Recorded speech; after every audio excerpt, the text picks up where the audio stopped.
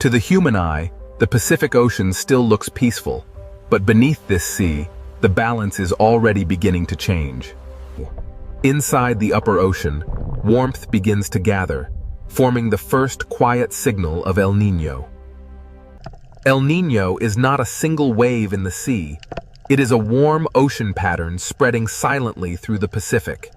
The Pacific Ocean is layered like a living system, and when the surface sea grows too warm, the deeper balance begins to weaken. This warmth does not crash through the sea. It expands quietly, changing the Pacific Ocean one layer at a time. In this 4K Pacific Ocean Sea, the smallest coral movements reveal how warmth begins to press against life. In the sea, behavior changes before disaster becomes visible, and the Pacific Ocean records every movement. Before storms shift across the planet, the first signal begins here, among the smallest life in the Pacific Ocean Sea. The Pacific Ocean Sea is warming from above, but the next question is what this warmth will do to the winds above the water. The Pacific Ocean Sea is no longer only storing heat, it is beginning to guide the air above the water. The warmer the Pacific Ocean Sea becomes, the more the sky above it begins to build new patterns. Even beneath the surface, the Pacific Ocean Sea reflects the change above it, as warmth connects water, sky, and life. In this 4K Pacific Ocean Sea, life begins to adjust before the full force of El Niño is seen. From this 4K Pacific Ocean Sea, the signal is no longer hidden underwater. It is now rising into the sky and moving outward. In this 4K Pacific Ocean Sea, life is still moving, but the rhythm of the water has already begun to slow. In this 4K Pacific Ocean Sea, warm water is no longer trapped where it once belonged. A clear sea can look peaceful, but in the Pacific Ocean, fewer nutrients can mean less life. The Pacific Ocean Sea releases heat into the air, and the air begins building new weather. When the sea changes, the sky does not remain still. The ocean engine has not stopped, but across this Pacific Ocean Sea, its rhythm has changed. Inside this 4K Pacific Ocean Sea, life follows currents that are no longer behaving as they once did. What begins below the 4K Pacific Ocean sea surface now reaches into the sky above it. The warm Pacific Ocean Sea has become a signal, and the atmosphere has begun to respond. This 4K Pacific Ocean Sea is now shaping the first chapter of global disruption. The weakened winds above have changed the water below, and the Pacific Ocean Sea now carries that stress through life itself. As this 4K Pacific Ocean Sea warms and spreads, the next impact will be felt by the life that depends on it. The trade winds have weakened, the warm sea has spread, and now the Pacific Ocean's living world must face the pressure. Now the warm Pacific Ocean Sea reaches the living world, and the first pressure is felt beneath the waves.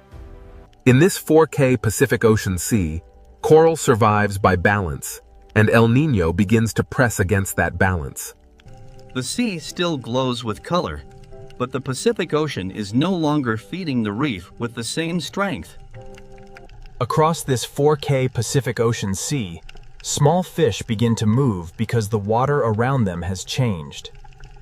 In the Pacific Ocean Sea, clear water can hide a dangerous truth when the smallest life begins to disappear. Before the larger animals suffer, the first change begins here, in the smallest drifting life of the 4K Pacific Ocean Sea. When warm Pacific Ocean seawater reduces the rising nutrients, the food chain begins to weaken from the bottom. In this 4K Pacific Ocean Sea, hunger does not arrive as a single moment. It spreads through movement. The Pacific Ocean Sea is one connected system, and a change at the surface reaches life below. Even near the reef floor, this 4K Pacific Ocean Sea carries the pressure of warming water.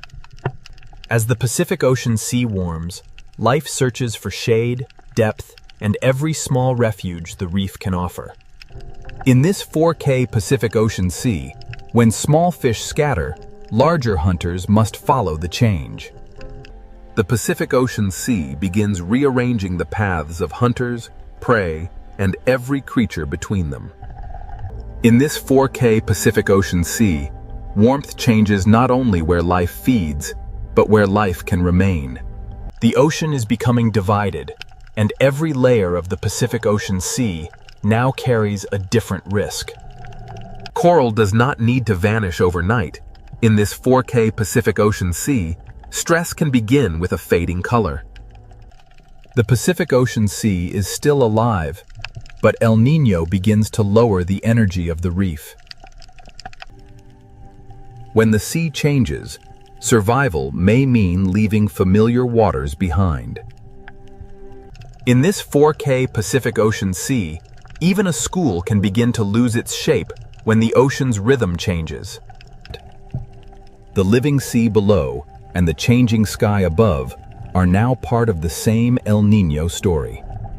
Across this 4K Pacific Ocean Sea, the absence of movement becomes as important as the movement itself. The Pacific Ocean Sea changes slowly, but every animal moving through it must respond immediately. In this 4K Pacific Ocean Sea, beauty remains, but abundance begins to thin. A reef inside the 4K Pacific Ocean Sea depends on movement, and when movement weakens, life waits. The open Pacific Ocean Sea can look endless, but during El Niño, it can also become strangely empty.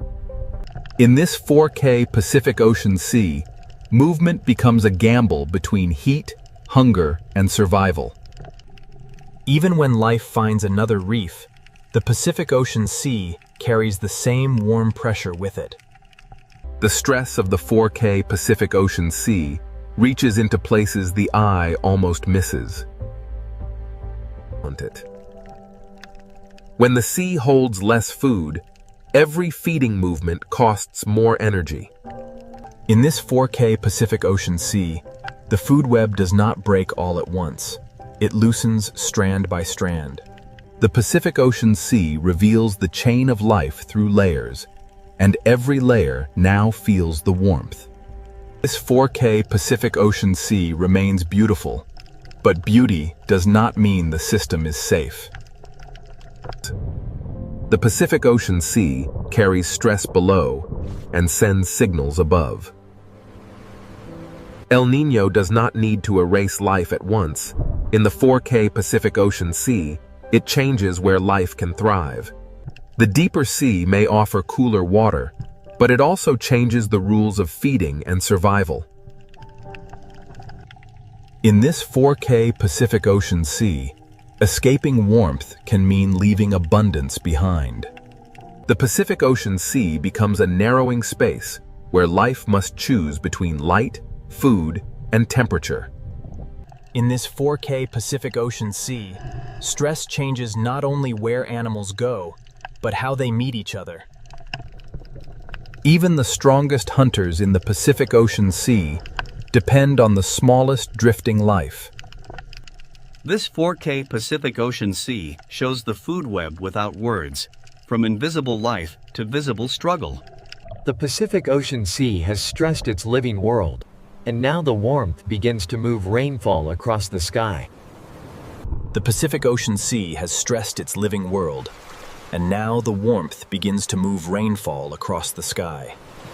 In this 4K Pacific Ocean Sea, life below and rain above are connected by the same warmth. The Pacific Ocean Sea is not silent because nothing is happening. It is silent because life is adjusting under pressure. As the living sea adapts, the next signal rises into the air, where rain will shift and drought will spread. From this 4K Pacific Ocean Sea, the pressure now moves beyond marine life and into the movement of clouds. The Pacific Ocean Sea has changed beneath the waves, and next, the rain begins to move, and distant lands will feel the ocean's heat. The warm Pacific Ocean Sea has stressed the life beneath it, and now the sky will carry that disruption outward. From this 4K Pacific Ocean Sea, rain begins to move away from its old rhythm. The Pacific Ocean Sea gives the sky heat and moisture, and the sky begins to build rain in new places. In this 4K Pacific Ocean Sea, one area receives heavy rain while another waits beneath a silent sky. The rain falls back into the sea, but the pattern that created it is already moving outward. El Niño does not make the whole ocean sky wet. It shifts where the Pacific Ocean Sea sends its moisture. Across this 4K Pacific Ocean Sea, warmth chooses where clouds rise and where clouds fail to form. Even beneath the 4K Pacific Ocean Sea surface, the movement of rain above becomes part of the ocean's story. The ocean now carries two signals at once: heavy rain over one sea region and dryness over another. The Pacific Ocean Sea becomes the path of a moving climate signal. In this 4K Pacific Ocean Sea, the shadows of clouds reveal where the atmosphere is being rearranged. The warmer Pacific Ocean Sea feeds stronger clouds, but it also pulls rainfall away from its usual places. Over this 4K Pacific Ocean Sea, rain is no longer evenly shared by the sky. A few miles across the sea can separate a flooded sky from an empty one. In the dry side of this 4K Pacific Ocean Sea, even the water column feels still and exposed. The living sea moves through the same boundaries that shape rain above it. Where the Pacific Ocean Sea gives warmth to the sky, rain can fall harder and longer. The 4K Pacific Ocean Sea becomes a reservoir of energy for clouds that grow beyond their normal limits. El Niño can make one sky overflow while another sky is left waiting. In this 4K Pacific Ocean Sea, drought begins not with dust, but with clouds that fail to form. The sea remains full of water, yet the sky above it can still become dry. Across the 4K Pacific Ocean Sea, one connected body of water can create very different skies. Even underwater, the Pacific Ocean Sea can reveal where rain gathers and where dryness remains. The 4K Pacific Ocean Sea does not separate climate from life. It carries both through every current. Rain moves across this Pacific Ocean Sea like a shifting line between abundance and absence. This 4K Pacific Ocean Sea shows the pattern without words. Rain moves, and dryness spreads behind it. The Pacific Ocean Sea is now a moving stage, where wet and dry patterns trade places. In this 4K Pacific Ocean Sea, the absence of rain becomes its own kind of warning. When the sky above the sea stays empty, the water below can grow warmer and quieter. The living world inside this 4K Pacific Ocean Sea must adjust to heat from above and hunger from below. The Pacific Ocean Sea carries one story below the waves and another above them, but both are driven by the same warmth. Where the 4K Pacific Ocean Sea feeds the clouds, rainfall can become heavier than the landscape beyond the ocean is ready to receive. The rain begins above the sea, but the consequences will not stay above the sea. The Pacific Ocean Sea remains the engine, even when the rain it creates moves far beyond the horizon. While one path carries rain away from the Pacific Ocean Sea, another path is left under a sky that gives nothing back. Drought is not only cracked ground. Over this 4K Pacific Ocean Sea, it begins as missing clouds. The dry sky above and the warm sea below become two pressures on the same living ocean. In this 4K Pacific Ocean Sea, dryness above the water can deepen the stress within the water. Across the Pacific Ocean Sea, El Niño draws a line between too much rain and not enough. This 4K Pacific Ocean Sea connects the extremes, turning warmth into imbalance. The ocean does not choose disaster, but when the Pacific Ocean Sea shifts, the atmosphere must follow. In this 4K Pacific Ocean Sea, warmth rises, rain falls, and the cycle grows stronger. From above, the clouds look powerful, but below them, the 4K Pacific Ocean Sea is still the source. The sea below has changed the rhythm, and the sky now plays unevenly above it. The Pacific Ocean Sea keeps its warmth after the rain moves on, preparing the next shift in weather. Every rainfall pattern above this 4K Pacific Ocean Sea leaves a trace beneath the surface. The ocean current carries heat, the sky carries rain, and El Niño connects them both. Now the shifting rain becomes only part of a larger disruption rising from the Pacific Ocean Sea. This 4K Pacific Ocean Sea is no longer only moving rain, it is feeding larger atmospheric consequences. Rain moves, drought spreads, and the Pacific Ocean Sea continues sending heat into a restless planet. The 4K Pacific Ocean Sea now holds the full chain: warm water, weak winds, stressed life, and moving rain. From this Pacific Ocean Sea, the rain has shifted and drought has spread. Next, the heat will rise into storms and global consequences. From this 4K Pacific Ocean Sea, the heat now rises into storms, temperature, and global consequences. The Pacific Ocean Sea has stored the heat, and now the sky begins to use it. In this 4K Pacific Ocean Sea, warmth becomes energy, and energy begins to build storms. The storm above the sea is not separate from the ocean below. It is born from the heat rising out of the Pacific. Even beneath this 4K Pacific Ocean Sea, the storm leaves its pressure in light, current, and movement. The living world inside the Pacific Ocean Sea moves deeper as heat and weather intensify above. The 4K Pacific Ocean Sea feeds the rain, and the rain returns to the sea with greater force. Across this Pacific Ocean Sea, the storm expands because the warmth beneath it does not fade. In this 4K Pacific Ocean Sea, extremes can exist side by side, connected by the same warm pattern. The Pacific Ocean Sea may calm between storms, but the heat remains, waiting beneath the surface. Inside this 4K Pacific Ocean Sea, beauty hides the accumulated heat that keeps the disturbance alive. The Pacific Ocean Sea is not only warmer at the surface, it is reorganized from the surface downward.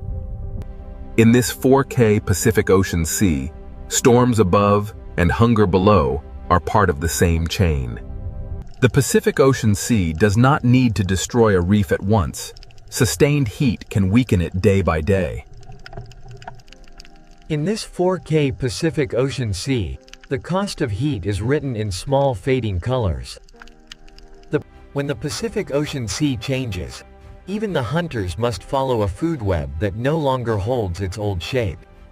This 4K Pacific Ocean Sea still looks endless, but endless water does not always mean endless life. The living sea below and the changing storm sky above are locked in one Pacific Ocean pattern. Above this 4K Pacific Ocean Sea, the atmosphere grows more restless as heat continues to rise. The Pacific Ocean Sea has moved from silence into force, and the consequences are expanding. In this 4K Pacific Ocean Sea, heat, rain, wind, and cloud now move as one disturbed system. The sea gives energy to the storm, and the storm gives motion back to the sea. Beneath this 4K Pacific Ocean sea storm, life continues, but every movement becomes more demanding. The Pacific Ocean Sea carries the storm downward, turning surface violence into underwater stress. Even away from the storm, this 4K Pacific Ocean Sea remains part of the same heat-driven pattern. The Pacific Ocean Sea does not only move storms, its warmth can lift the temperature of the planet. In this 4K Pacific Ocean Sea, heat rises quietly, but its reach can extend far beyond the water. For life inside the Pacific Ocean Sea, warmth changes where safety, food, and survival can be found. This 4K Pacific Ocean Sea is still living, but its living systems are working harder than before. As the Pacific Ocean Sea warms, movement becomes survival for creatures that once stayed close to home. In this 4K Pacific Ocean Sea, one pressure rarely travels alone. The Pacific Ocean Sea keeps feeding the sky, and the sky keeps answering with stronger signals. Across this 4K Pacific Ocean Sea, the consequences spread in waves of cloud, rain, heat, and wind. What began as shifted rain over the Pacific Ocean Sea now grows into larger atmospheric force. The 4K Pacific Ocean Sea carries the storm above into the behavior of life below. In the Pacific Ocean Sea, the consequences of El Niño are felt as heat, shadow, hunger, and caution.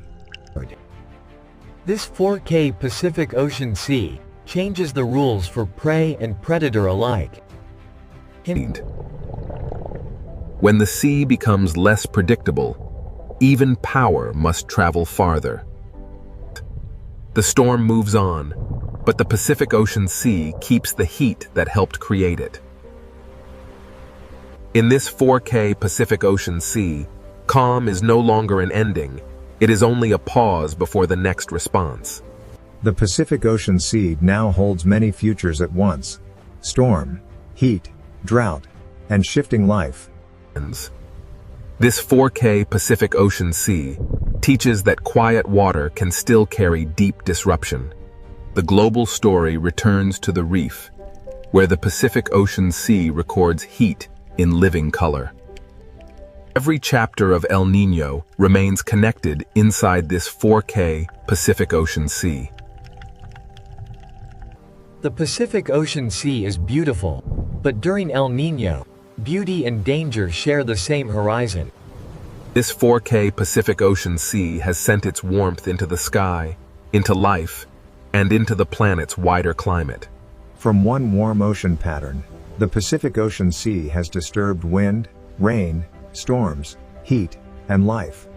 Beneath the 4K Pacific Ocean sea surface, the living world continues under the weight of a changed climate rhythm. After the force of storms and heat, the Pacific Ocean Sea becomes quieter, but the consequences remain. The Pacific Ocean Sea has shown its power, and now the question becomes what this connected planet can learn from it. The storms have risen, the heat has spread, and the Pacific Ocean Sea has revealed one truth. This 4K Pacific Ocean Sea shows that climate is not a single event, but a moving connection between water, wind, cloud, and life.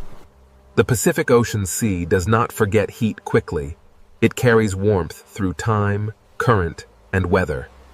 Beneath this 4K Pacific Ocean Sea, life continues, not untouched, but still moving through change. In the Pacific Ocean Sea, survival is not only resistance, it is adjustment, movement, and patience. This 4K Pacific Ocean Sea reminds us that life can endure, but endurance is not the same as safety.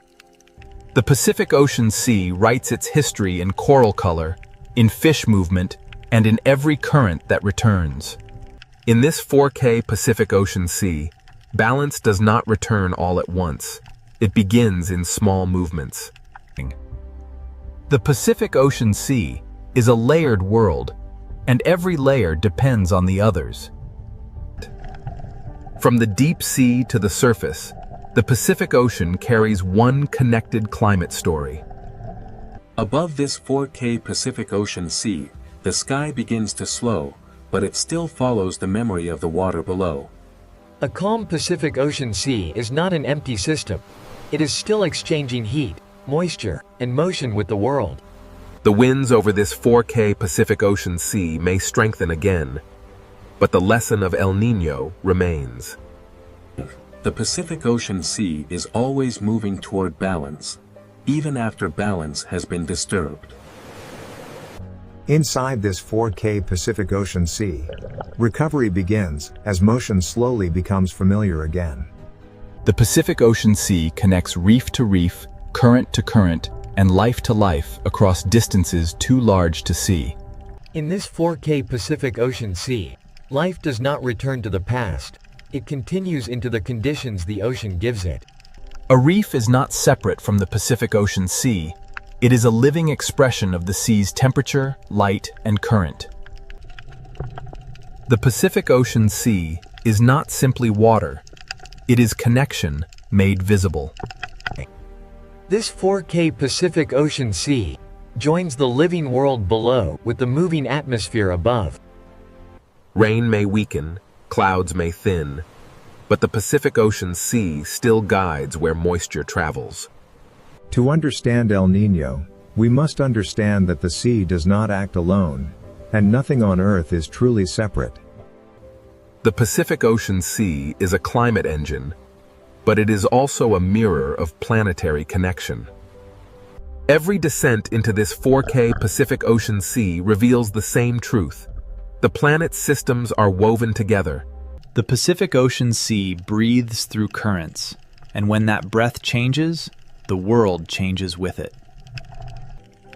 In this 4K Pacific Ocean Sea, the smallest life is connected to the largest climate pattern. The sea can recover in fragments, and those fragments matter. In this 4K Pacific Ocean Sea, adaptation is written in every turn of a fish school. The Pacific Ocean Sea is never only disaster, it is also persistence. From beneath the waves to the clouds above, this 4K Pacific Ocean Sea has carried the entire story. The same Pacific Ocean Sea we saw at the beginning now means something different. This 4K Pacific Ocean Sea is not distant from the planet. It is one of the planet's deepest voices. The ocean shapes the sky, and the sky returns to shape the ocean. Beneath this 4K Pacific Ocean Sea, every creature lives inside a climate system larger than itself. The Pacific Ocean Sea teaches us that fragility and strength can exist in the same living world. One reef is small, but the sea that surrounds it is part of a planetary network. To follow El Niño is to follow the Pacific Ocean Sea, from hidden warmth to global consequence. The Pacific Ocean Sea is vast enough to seem silent, yet powerful enough to change the rhythm of Earth. El Niño may rise and fade, but the connection it reveals never disappears. The Pacific Ocean Sea seeks balance again. But balance is always moving, never fixed. In this 4K Pacific Ocean Sea, life continues not because the ocean is easy, but because life has always followed change. Every living place inside the Pacific Ocean Sea depends on forces far beyond its own horizon. The sea below and the sky above are never separate. They are one moving system. A single warm pattern in the Pacific Ocean Sea can travel through wind, rain, storm, reef, and life. To watch this 4K Pacific Ocean Sea is to watch the planet breathing through water. The Pacific Ocean Sea has shown us that Earth is not a collection of separate places, but one connected system. The story began with warmth in the sea, and it ends with a deeper understanding of what that warmth can mean. Even when the Pacific Ocean Sea is calm, it is still shaping the future of wind, rain, and life. This 4K Pacific Ocean Sea is more than a place. It is one of Earth's greatest climate forces. El Niño reminds us that the ocean does not need to shout to be heard across the planet. Beneath the surface of the Red Sea, an ancient ocean world waits in silence. At first, the ocean appears peaceful, but the Red Sea has never been truly still. This is more than a reef. It is a living ocean fortress, built slowly by the ancient sea. In this sea, even the smallest life becomes part of a greater design. The ocean writes its history in sand, stone, and the silent movement of life. Where small fish gather in the open sea, unseen hunters are never far away. In the Red Sea, survival often depends on knowing when to vanish into the ocean shadows. Every creature in this ocean listens through movement, sensing danger before it appears. The Red Sea does not always reveal its predators. Sometimes, the ocean only reveals their silence. In the Red Sea, silence is not emptiness. It is the language of survival. Every reef in this ancient ocean is both shelter and trap. To rise into open water is to trade darkness for exposure. In this sea, the smallest movement can travel farther than sound. The ocean often reveals danger through those who fear it first. Before a hunter appears, the Red Sea often becomes strangely calm. Here, beauty is camouflage, and color can hide both fear and hunger. The ancient ocean is built from thousands of hiding places, and each one has a story. To follow the reef inward is to enter the older memory of the sea. And in the quiet heart of the Red Sea, the first silent hunters begin to wake. The Red Sea ocean does not rush its stories. It lets the darkness speak first. In this ancient sea, every shadow belongs to the reef, and every reef belongs to the hunt. Peace returns quickly in the ocean, but never completely. The Red Sea is a world of openings, shelters, edges, and unseen paths. Where the reef begins to fall, the rules of the sea begin to change. Even the sand of this ocean is alive with movement, warning, and escape. Some predators in the Red Sea do not chase. They become part of the ocean itself. In this ancient sea, the difference between stone and hunter can disappear. The ocean teaches every creature to read shape, shadow, and silence. And beyond the reef, the Red Sea ocean begins to reveal the shape of its hunters. The Red Sea ocean gives only glimpses, never answers too soon. Out here, away from the reef, the ocean becomes a place of distance, patience, and hidden movement. A school survives because many eyes become one mind inside the sea. When the ocean suddenly opens around them, the warning has already begun.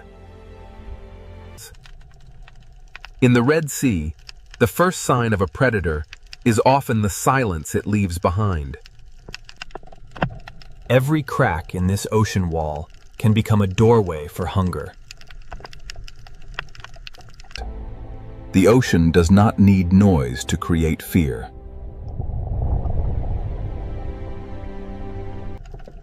Separation is the moment the ancient sea has always understood. For the hunted, the ocean is measured in inches, shadows, and seconds. And ahead, where the Red Sea bends into darkness, the hunters wait without a sound. The deeper the Red Sea ocean draws us in, the more its silence begins to feel alive. In this ancient sea, the hunter does not need to be seen to be felt. The Red Sea records every movement, even when the creature that made it has already vanished. Every arch, cave, and hollow in this ocean can become a waiting mouth. Here, survival belongs to those who can become invisible inside the sea. The Red Sea does not separate beauty from danger. It weaves them into the same silence. The hunted may escape one shadow, but the ocean is filled with many. This ancient ocean is not random.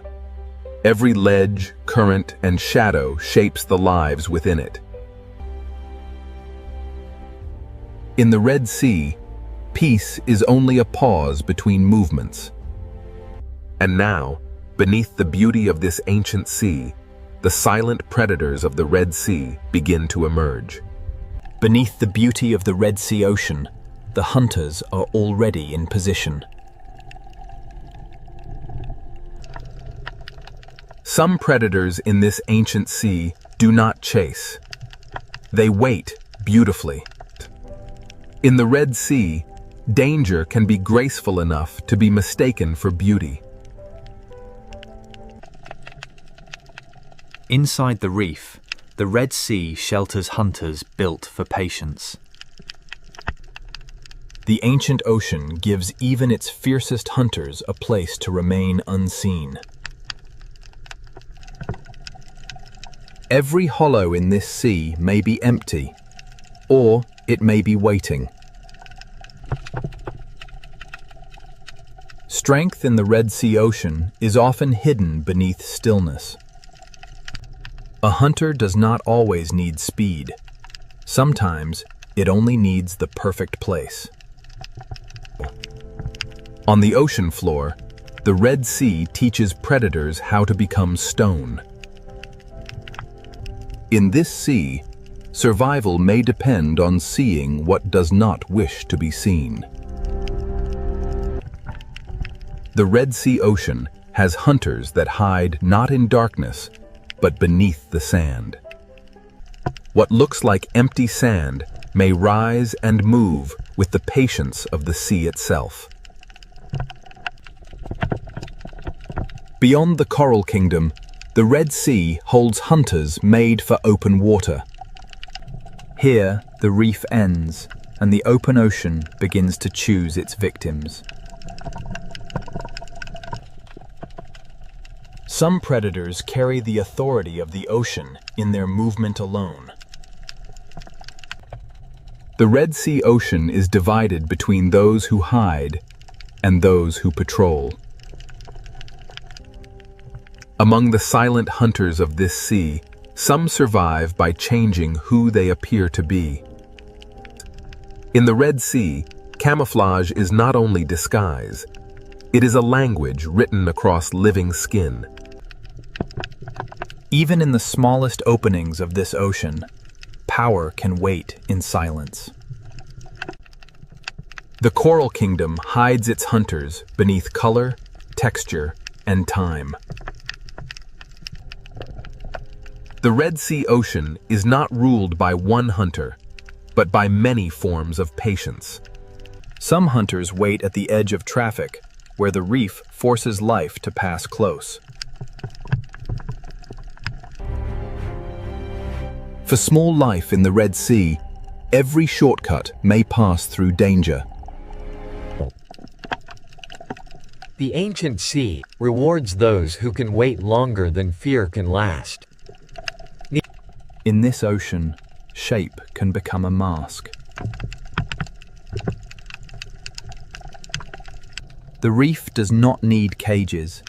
It builds its traps from current, shelter, and habit. The Red Sea hides power inside narrow spaces.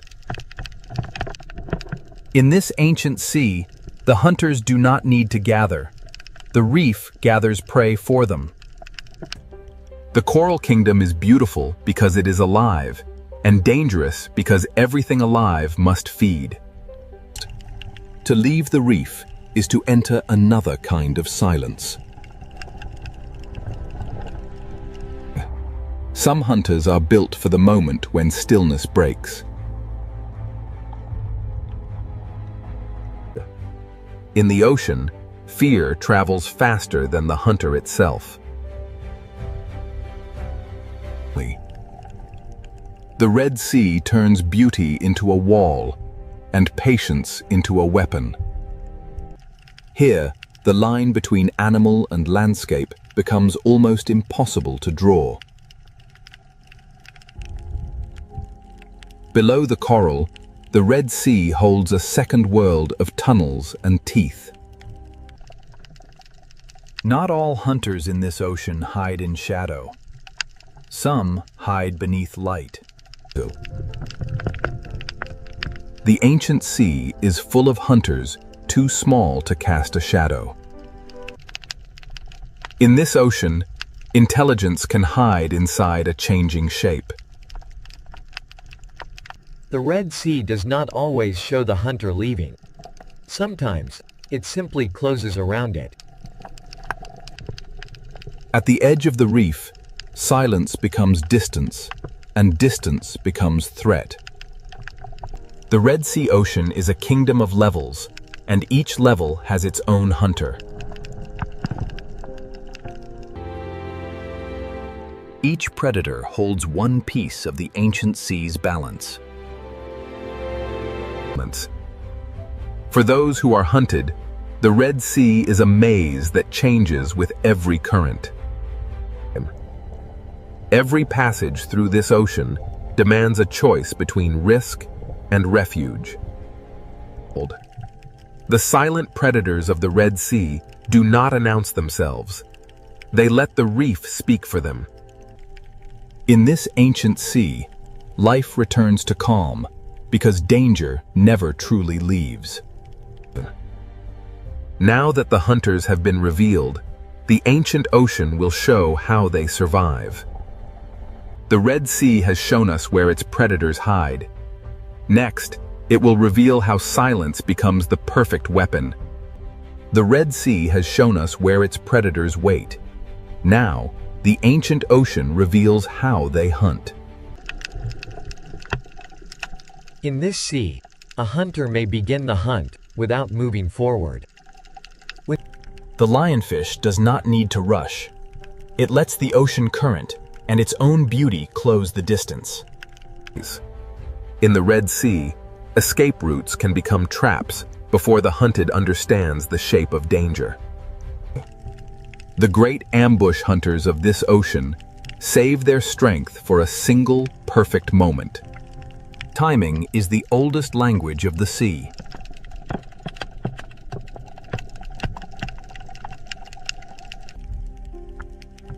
Some hunters in the Red Sea survive by becoming the place where they wait. In this ancient ocean, the most dangerous shape may be the one that seems to have no shape at all. The Red Sea turns ordinary pathways into hunting lines. The hunt begins long before movement. It begins with choosing where the sea will bring life next. In the coral kingdom, even a body shape can become camouflage. To vanish in the Red Sea, a predator does not always need darkness. Sometimes it only needs imitation. Few hunters in this ancient sea understand disguise as deeply as the octopus. Across its skin, the ocean writes a disguise that can change from one breath to the next. The Red Sea rewards hunters that can move without becoming a signal.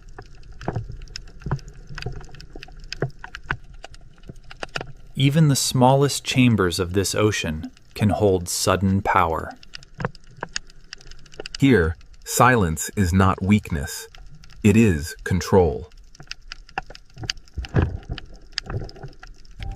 The reef is not only a home, it is a strategy built from stone, current, and instinct. A cave hunter turns darkness into territory. In this ocean, even fear must share the reef with delicate life. For prey, the Red Sea is not a landscape. It is a sequence of decisions. The seafloor watches upward, with eyes the reef has taught us to miss.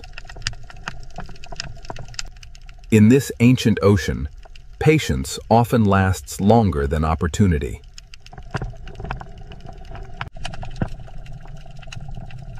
Open water hunters use distance the way reef hunters use shadow. A predator can control a place without touching anything inside it. When stillness breaks, the ocean becomes a storm of decisions. The hunt does not end when the hunter disappears. It remains in the memory of movement. The Red Sea hides danger by making it look old. When everything moves except one thing, the ocean asks us to look again. Ambush in the Red Sea is not always sudden.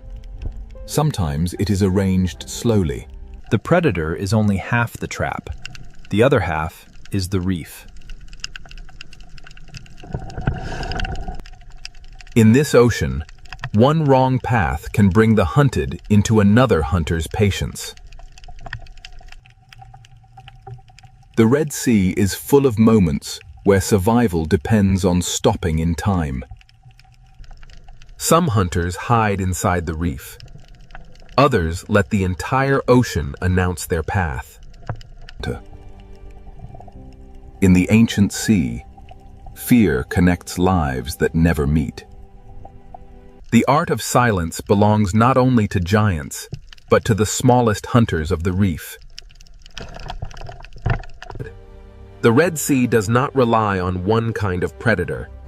It builds balance through many kinds of silence. Current brings food, and with food comes attention.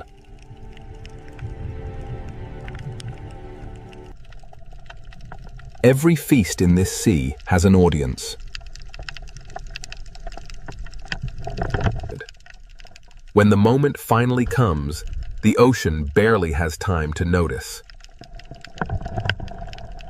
The Red Sea closes over every hunt, leaving only movement where fear had been.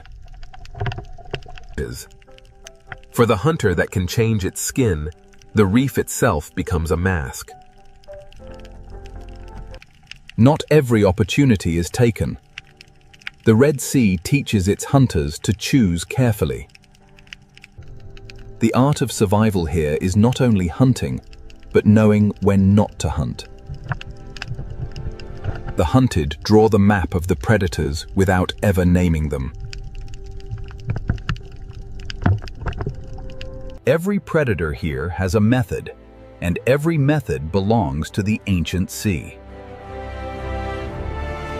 As light begins to weaken, the rules of silence become even stronger. Daylight exposes the hunters, but dusk begins to return them to shadow. The Dale's silent hunters have shown their craft, but the Red Sea has another world waiting after dark. As the ancient ocean darkens, patience begins to change into movement. In the Red Sea, silence has mastered the day.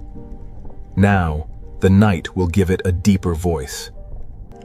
As daylight leaves the Red Sea ocean, silence deepens into something older.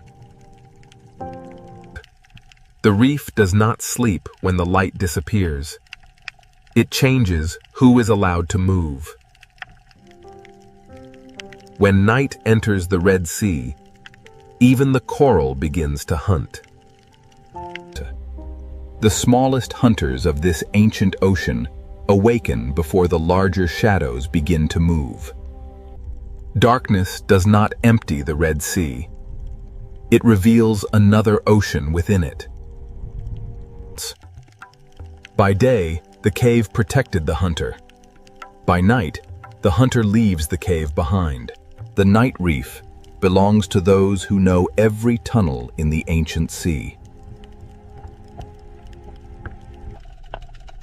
At night, the Red Sea shortens the space between danger and life. The lionfish becomes more haunting when the ocean loses its color. In the night sea, patience becomes harder to see and easier to obey. Beneath the night water, even the sand may be alive.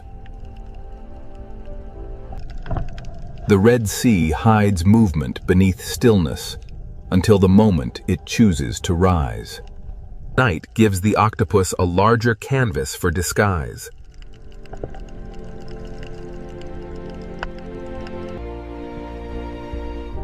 In this ancient sea, intelligence moves without footsteps. The best hunters of the night know that not every movement must become an attack. At night, the ocean hides the hunter until the hunted begins to move differently. The open sea grows wider in darkness, and the hunters of distance become harder to read. In daylight, distance can be measured. At night, distance becomes mystery. The night reef feeds in every direction, from the smallest tentacle to the largest shadow. Under darkness, the Red Sea becomes a universe of small hunters. Night does not silence the Red Sea. It changes the scale of its voices. A hunter built for tunnels becomes bolder when the sea itself turns dark. Below the coral, the Red Sea keeps secret roads for those who know how to follow darkness. Some hunters do not need to roam far. They let the night bring life toward them. At night, the reef becomes a map of angles, openings, and mistakes. The largest shadows of the Red Sea need only pass once to change the behavior of many. In the dark sea, a shadow can become a warning that lasts longer than the shadow itself. In the Red Sea night, living skin can become moving shadow. The night ocean belongs to those who can move without breaking the pattern. While some lives hide from the night, others begin their search. The night gives the lionfish a slower stage and darker wings. On the seafloor, the smallest journey can cross the path of intelligence. The ancient ocean teaches hunters that a missed chance can still be wisdom. Power in the night reef often waits behind the smallest door. The deeper we look into this sea, the more hunters the darkness reveals. The Red Sea at night is not the same ocean. It is the hidden half of the ancient world. In darkness, the sea often tells us what is near by showing what changes direction. At the edge of the night reef, the ancient sea becomes depth without end. Large hunters do not need to disturb the ocean. They move through it like memory. Every life here changes the life beside it. The night shows the Red Sea as a chain of hunger, movement, and balance. Nothing in this ancient ocean hunts alone.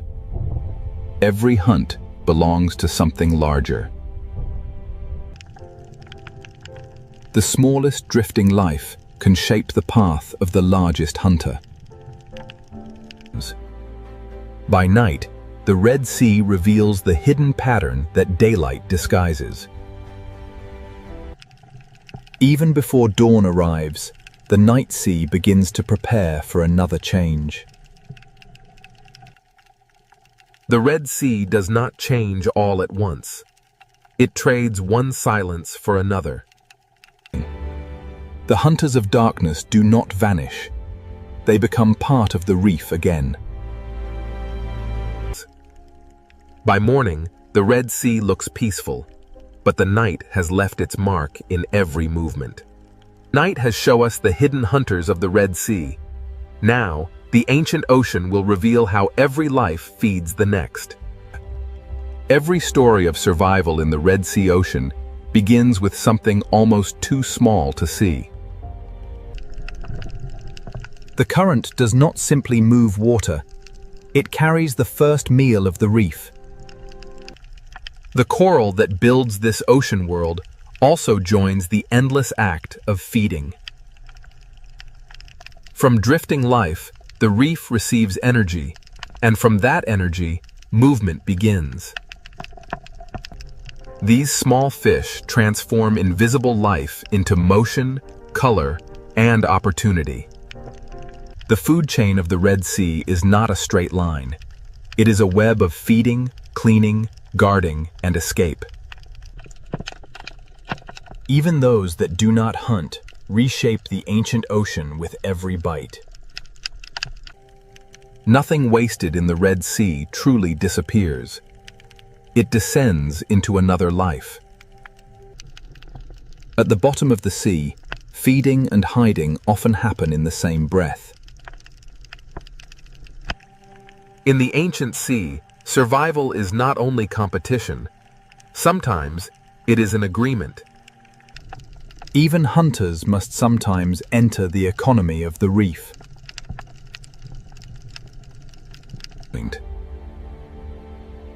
Where food gathers life, life gathers danger.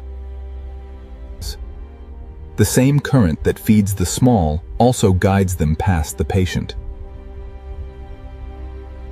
The Red Sea turns feeding routes into hunting routes.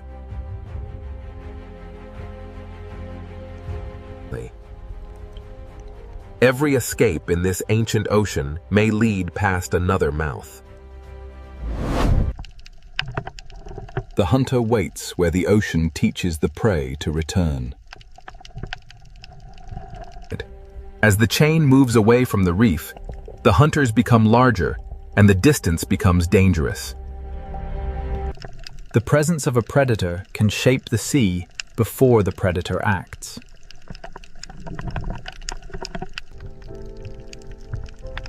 Hunger pulls life outward. Fear pulls it back. The chain does not end when food falls.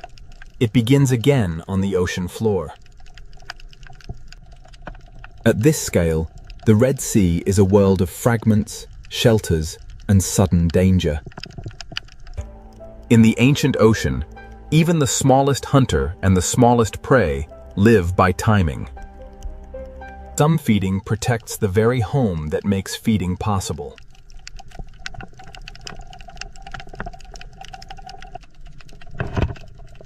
The reef feeds the grazers, and the grazers feed the watchers. The ancient sea builds roads for food, and predators learn those roads. The current is the invisible road of the food chain. From coral to cave, from sand to open water, the ancient sea connects every appetite. At the upper edge of the chain, power moves slowly through the ocean. A single shadow can reorganize an entire reef.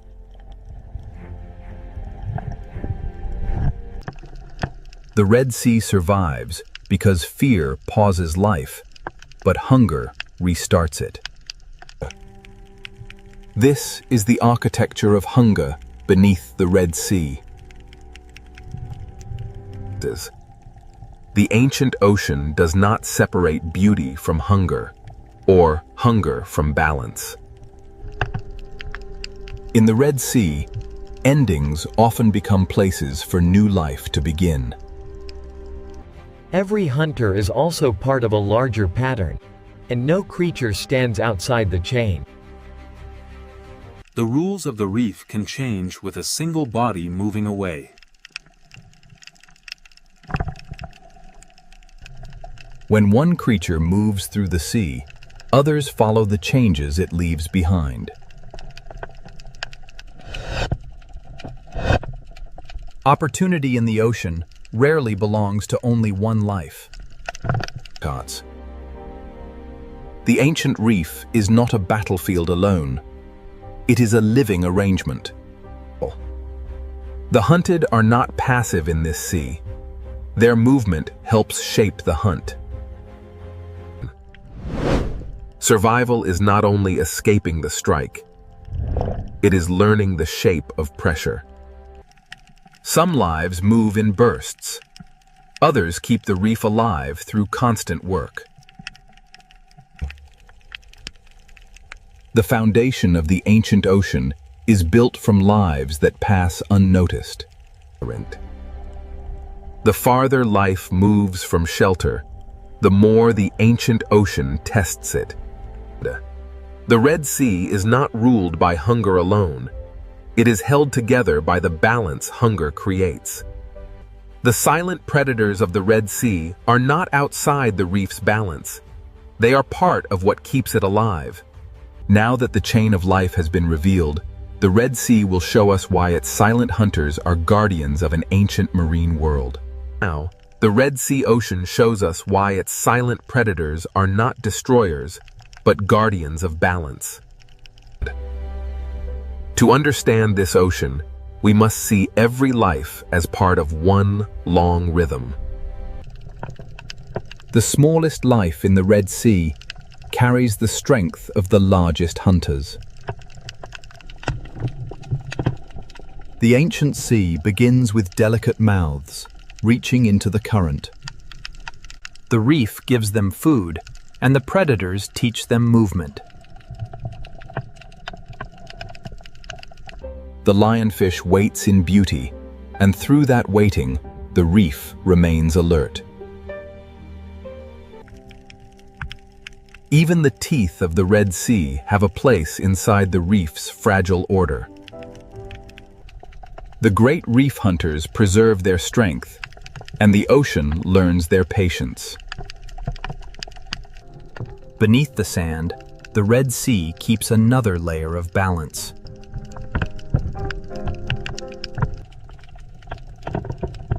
In this ancient sea, intelligence can be as important as strength.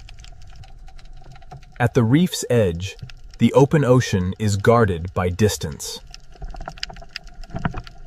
Fear in the Red Sea is not only danger, it is information.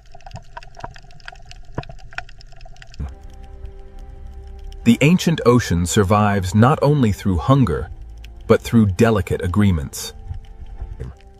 The future of the Red Sea begins inside small shelters surrounded by ancient risk. This coral kingdom has no walls, yet every creature knows its boundaries. The current carries food, warnings, memory, and life through the Red Sea. Nothing in this ocean moves alone.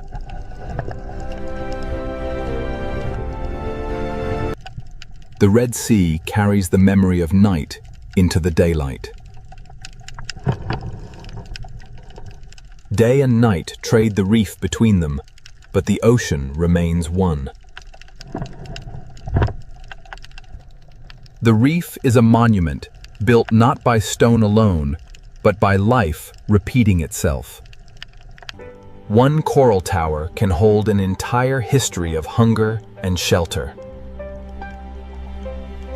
The hunted are also teachers of the sea.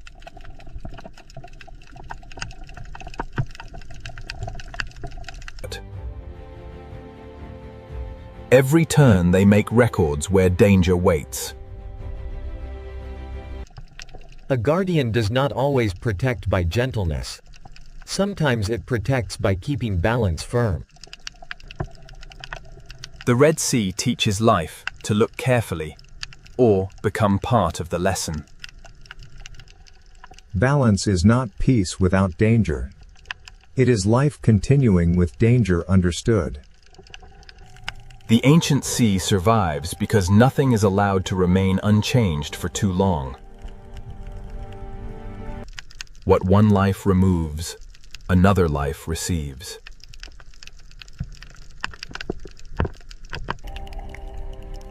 The ancient ocean survives not only through hunger, but through delicate agreements. The future of the Red Sea begins inside small shelters surrounded by ancient risk. This coral kingdom has no walls, yet every creature knows its boundaries. The current carries food, warnings, memory, and life through the Red Sea.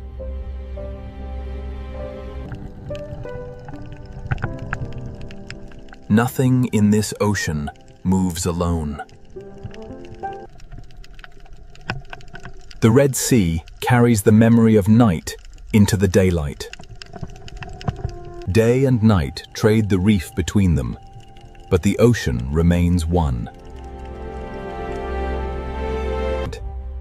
The reef is a monument built not by stone alone, but by life repeating itself. One coral tower can hold an entire history of hunger and shelter. The hunted are also teachers of the sea.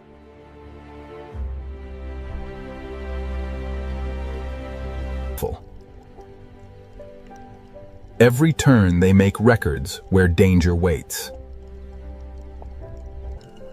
A guardian does not always protect by gentleness. Sometimes it protects by keeping balance firm. The Red Sea teaches life to look carefully or become part of the lesson. Balance is not peace without danger. It is life continuing with danger understood. The ancient sea survives because nothing is allowed to remain unchanged for too long. What one life removes, another life receives. The guardians of the reef are not only the large hunters, they are also the tiny workers beneath them. The Red Sea is built in layers of dependence. The greatest hunters are not outside the reef's story. They are among its oldest sentences. The Red Sea endures because life here never stops answering change. This current has carried us through beauty, fear, hunger, and renewal. The silent predators remain, not as interruptions, but as part of the music of the sea. In the Red Sea, even darkness has a role in keeping the reef alive. A school of fish is not only many lives, it is one answer to the ancient question of survival. Between shelter and open water, the Red Sea keeps its balance. The strength of this ocean begins in forms too delicate to command attention. To see the Red Sea clearly, we must see the small and the great together. After every night, every hunt, and every shadow, the reef returns to color.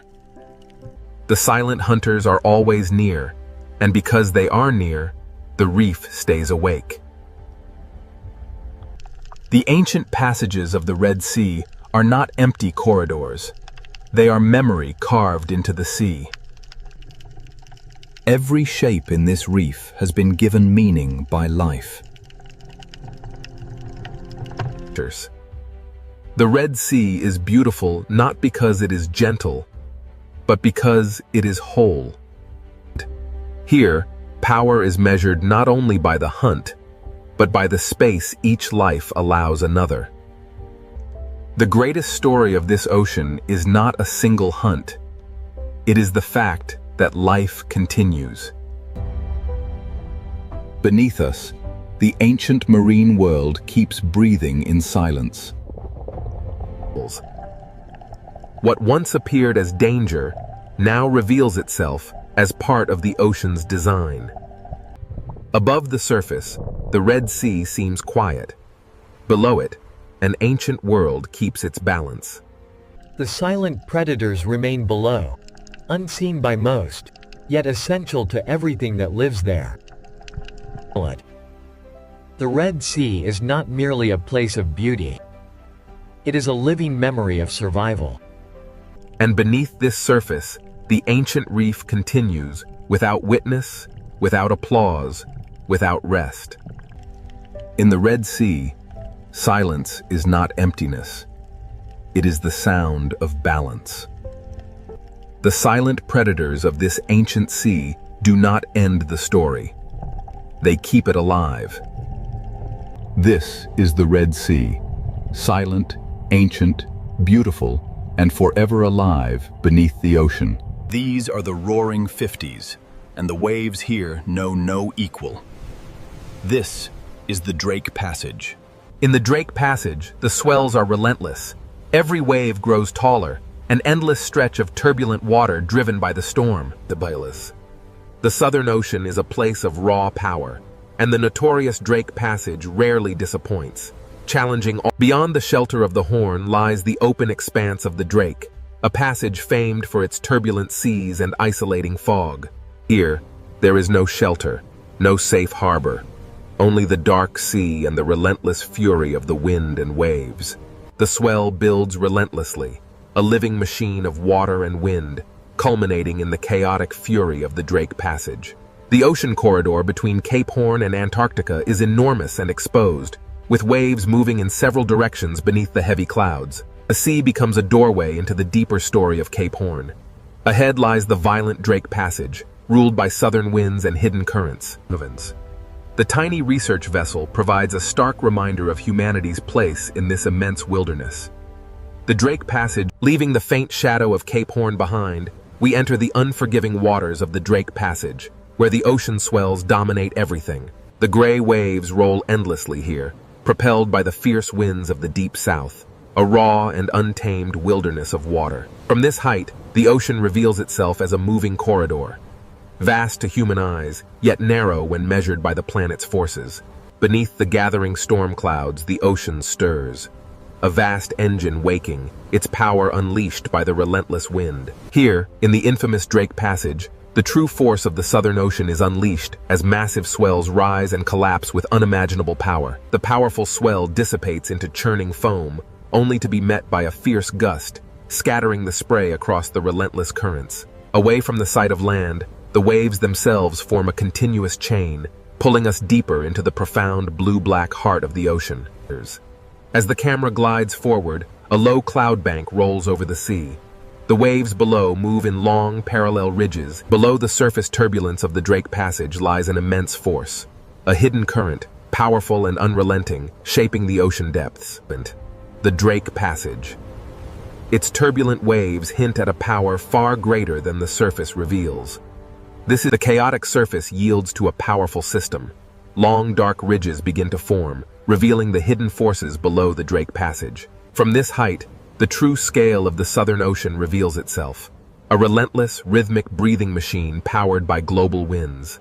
This is the Drake Passage, a violent gateway where two great oceans converge in a freezing chaos. The westerly winds assert their dominance, tearing at the surface of the frigid sea. The ocean responds with a raw, untamed power. An invisible force pulls at the water, stretching the sea itself across the infamous Drake Passage. Below the rolling waves, hidden currents exert their force, shaping the violence seen on the surface and pulling the ocean into its depths. Here, in the unforgiving waters of the Drake Passage, the sheer scale of the Southern Ocean becomes overwhelmingly clear. This is the Drake Passage, a volatile stretch of water where the visible storm gives way to the unseen forces below. Below the mist lies the true heart of the Southern Ocean, a vast and dangerous realm where wind meets current in an eternal struggle. Beneath these waves lies a pressure few vessels can withstand. This is the Southern Ocean, and it demands respect. This is the Drake Passage, where the Atlantic and Pacific converge, creating towering waves and chaotic currents far below the surface. The sea no longer looks random. Every ridge and trough is connected to the wind, distance, and invisible currents flowing through the Drake Passage. Beneath the violent surface, a deeper engine moves, folding the dark water into itself. A powerful gust tears across the surface, transforming the ocean into streaks of silver-white motion. But this is the Drake Passage, where the sea itself rises like a dark wall, unleashing the raw energy stored within its depths as it breaks into foam. As the chaos of the impact subsides, the true scale of the Antarctic waters is revealed, stretching endlessly towards the ice. Here, where the continents end and the true ocean begins, the Drake Passage guards the gateway to the deep unknown. The Drake Passage holds secrets beneath its turbulent waves. Deep below the surface, a massive current flows. As we journey deeper into the Drake Passage, the true force of the wind and the hidden currents beneath the waves begins to reveal itself.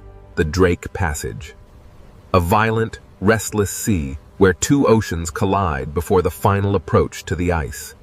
The Drake Passage, a place where every second changes the shape of the world.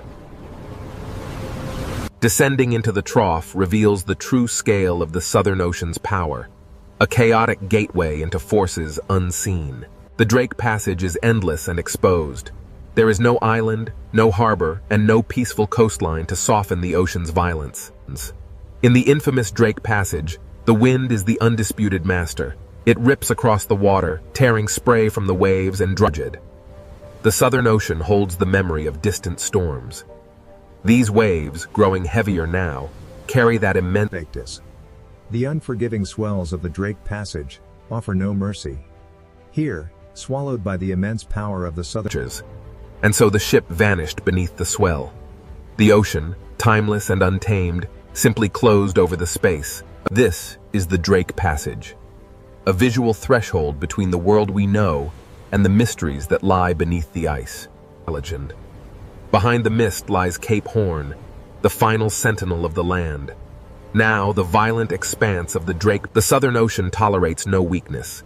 Here, the waves are the true masters, and the land merely a fragile witness to their power. Here, at the edge of Cape Horn, the Southern Ocean unleashes its full fury against the Black Rock, a violent prelude to the infamous Drake Passage. For countless millennia, the cliffs of Cape Horn have endured the ocean's endless assault, a testament to the raw, untamed power of the sea. This coastline offers no refuge.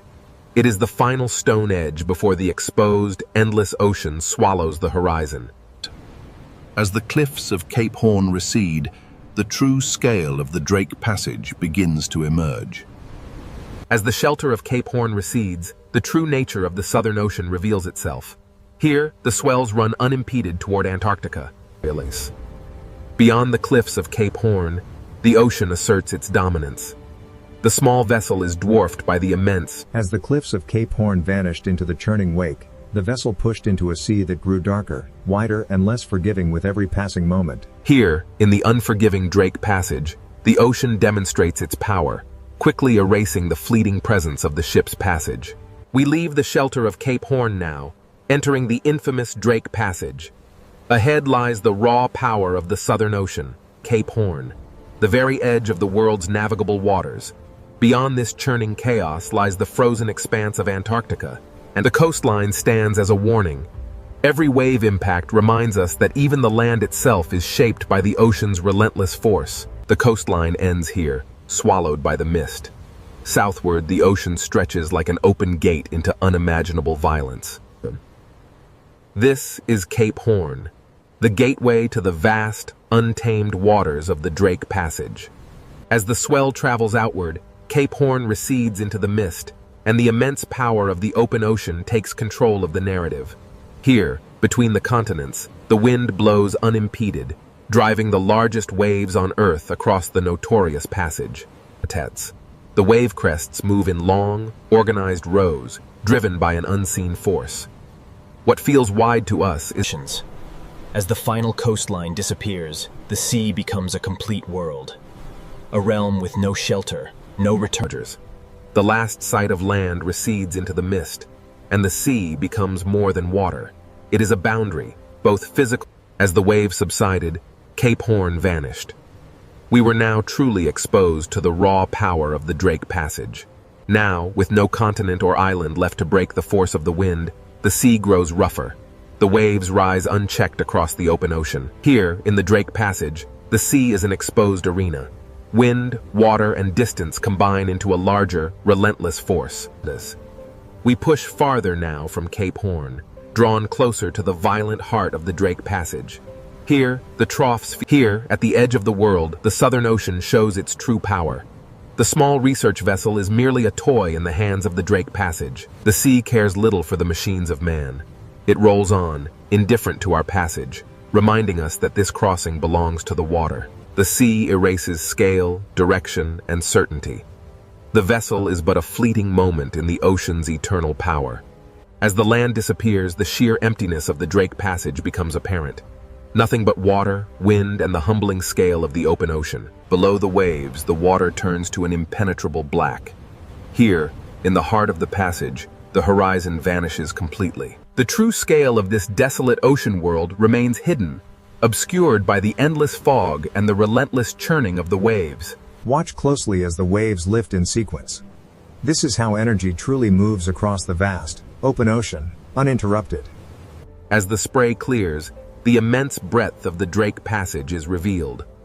A world swallowed by the sea. Standing here, you understand the true meaning of isolation. The sea is absolute, and we are merely guests in its domain. As the land disappears behind the mist, we turn south. Now, there is only the sea, and the realization that we are truly alone. As we move south, away from the land, the sea grows colder, rougher, and more commanding with every passing moment. We leave the steep ridges behind as the crossing moves from geography into the raw power of the weather-driven ocean. We leave the shelter of the continent now, entering the infamous Drake Passage. Here, the Southern Ocean winds. Here, at the edge of the world, the Southern Ocean unleashes its full power.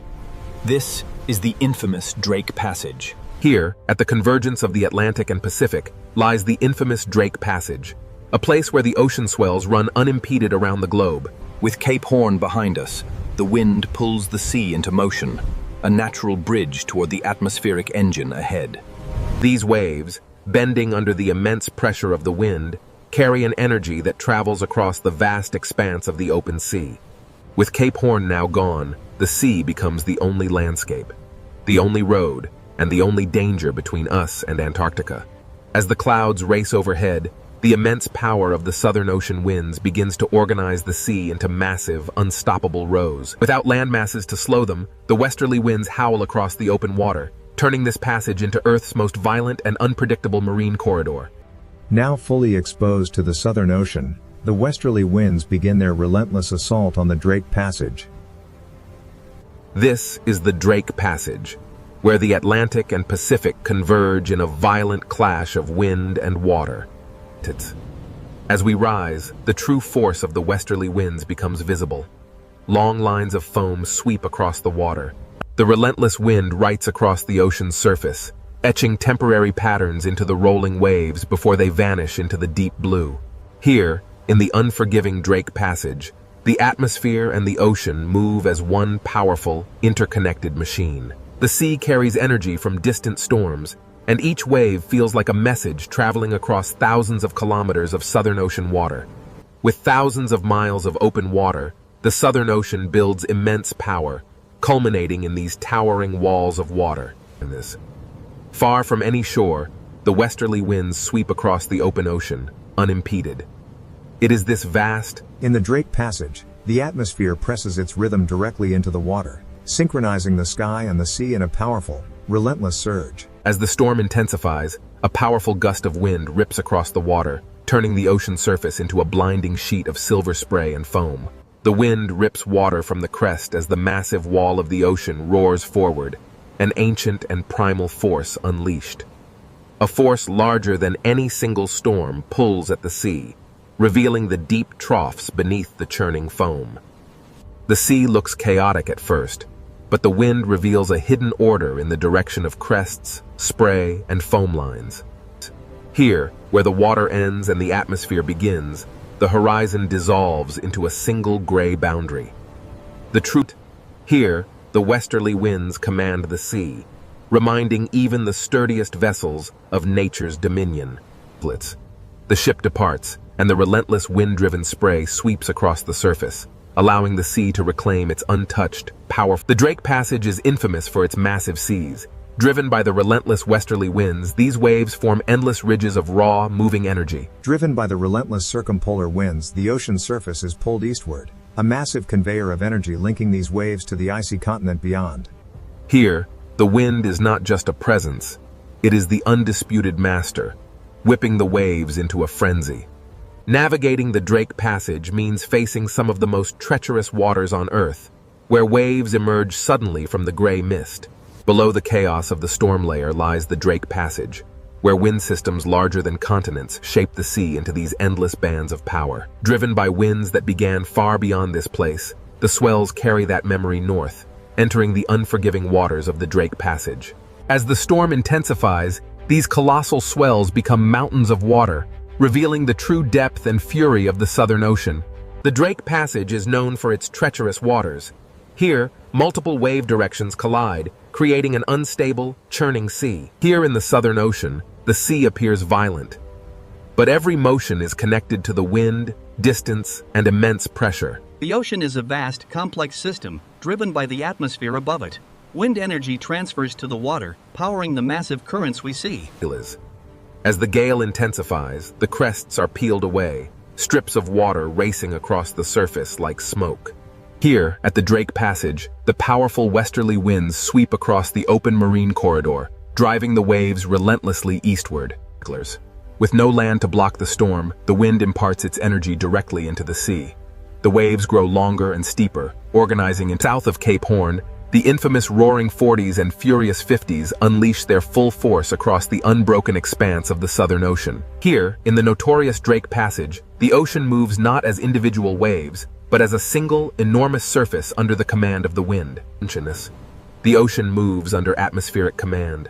Following the foam scars twisting over dark water, subtle spiral motions reveal... The sea below answers with ripples, swells, spray, and troughs, turning the Drake Passage into a visible conversation between air and water.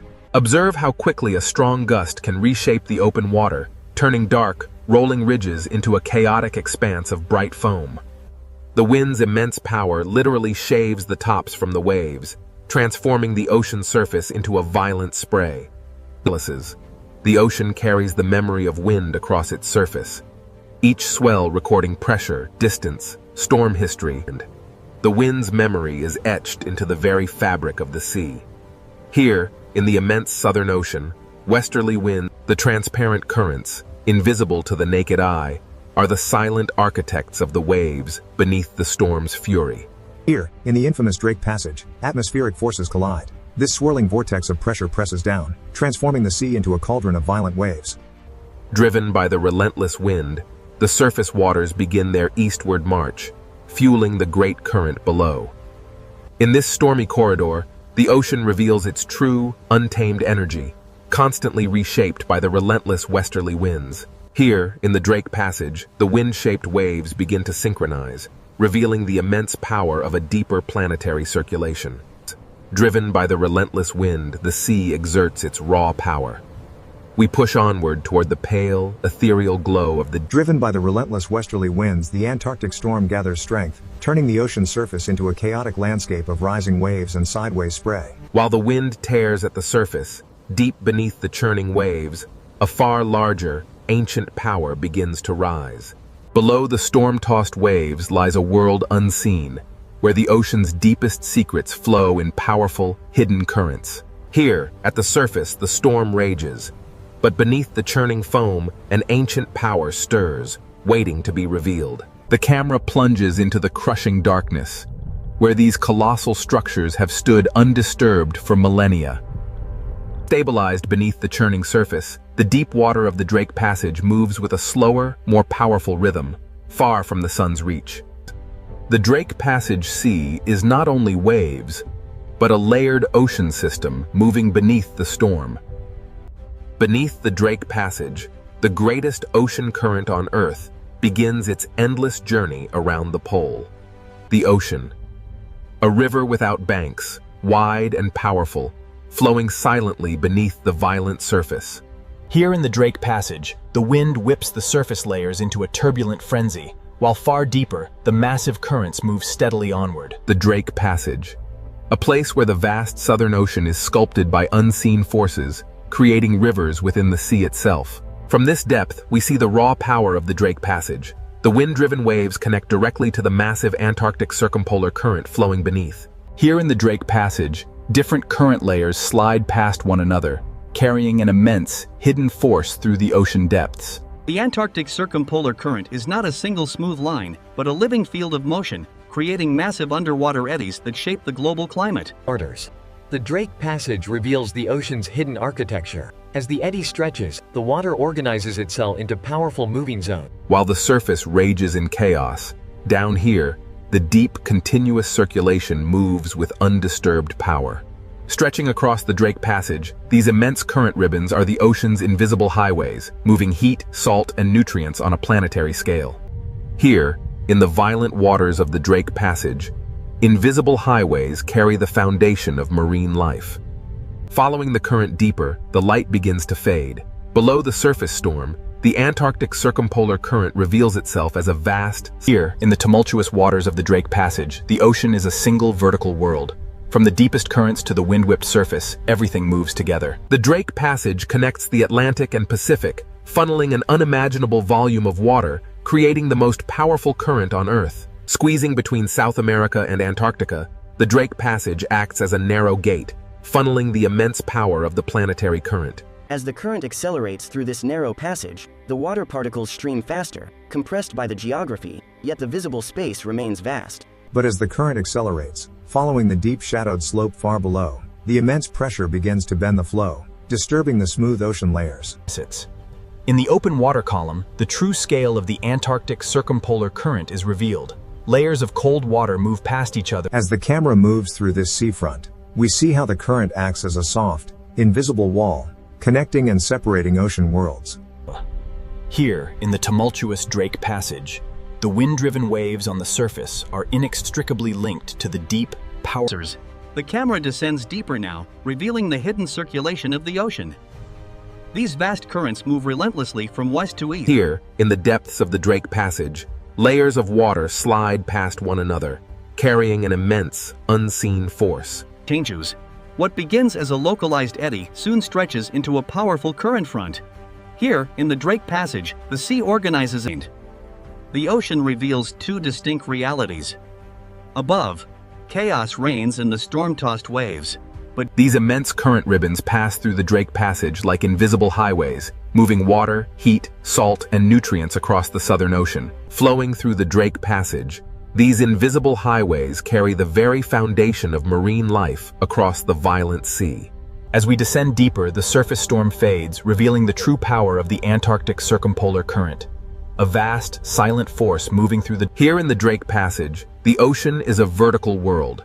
From the deep currents to the surface winds, everything moves together. Every second, a volume of water riven by the Drake Passage dwarfs all the rivers on Earth combined, a silent, powerful force shaping the globe. An immense volume of water is squeezed through this narrow gate, a planetary current accelerating through the Drake Passage with unimaginable force. This is the planetary current gate, a massive convergence of water. Plunging beneath the waves, the current accelerates through the passage, compressed by the geography of the deep. Driven by forces unseen, the current accelerates, bending as it encounters the abyssal slope far below, disturbing the tranquil layers of the deep ocean. Here, the powerful flow of the sea curves and folds, influenced by the shadowed architecture of the ocean floor, revealing the next chapter of this deep journey.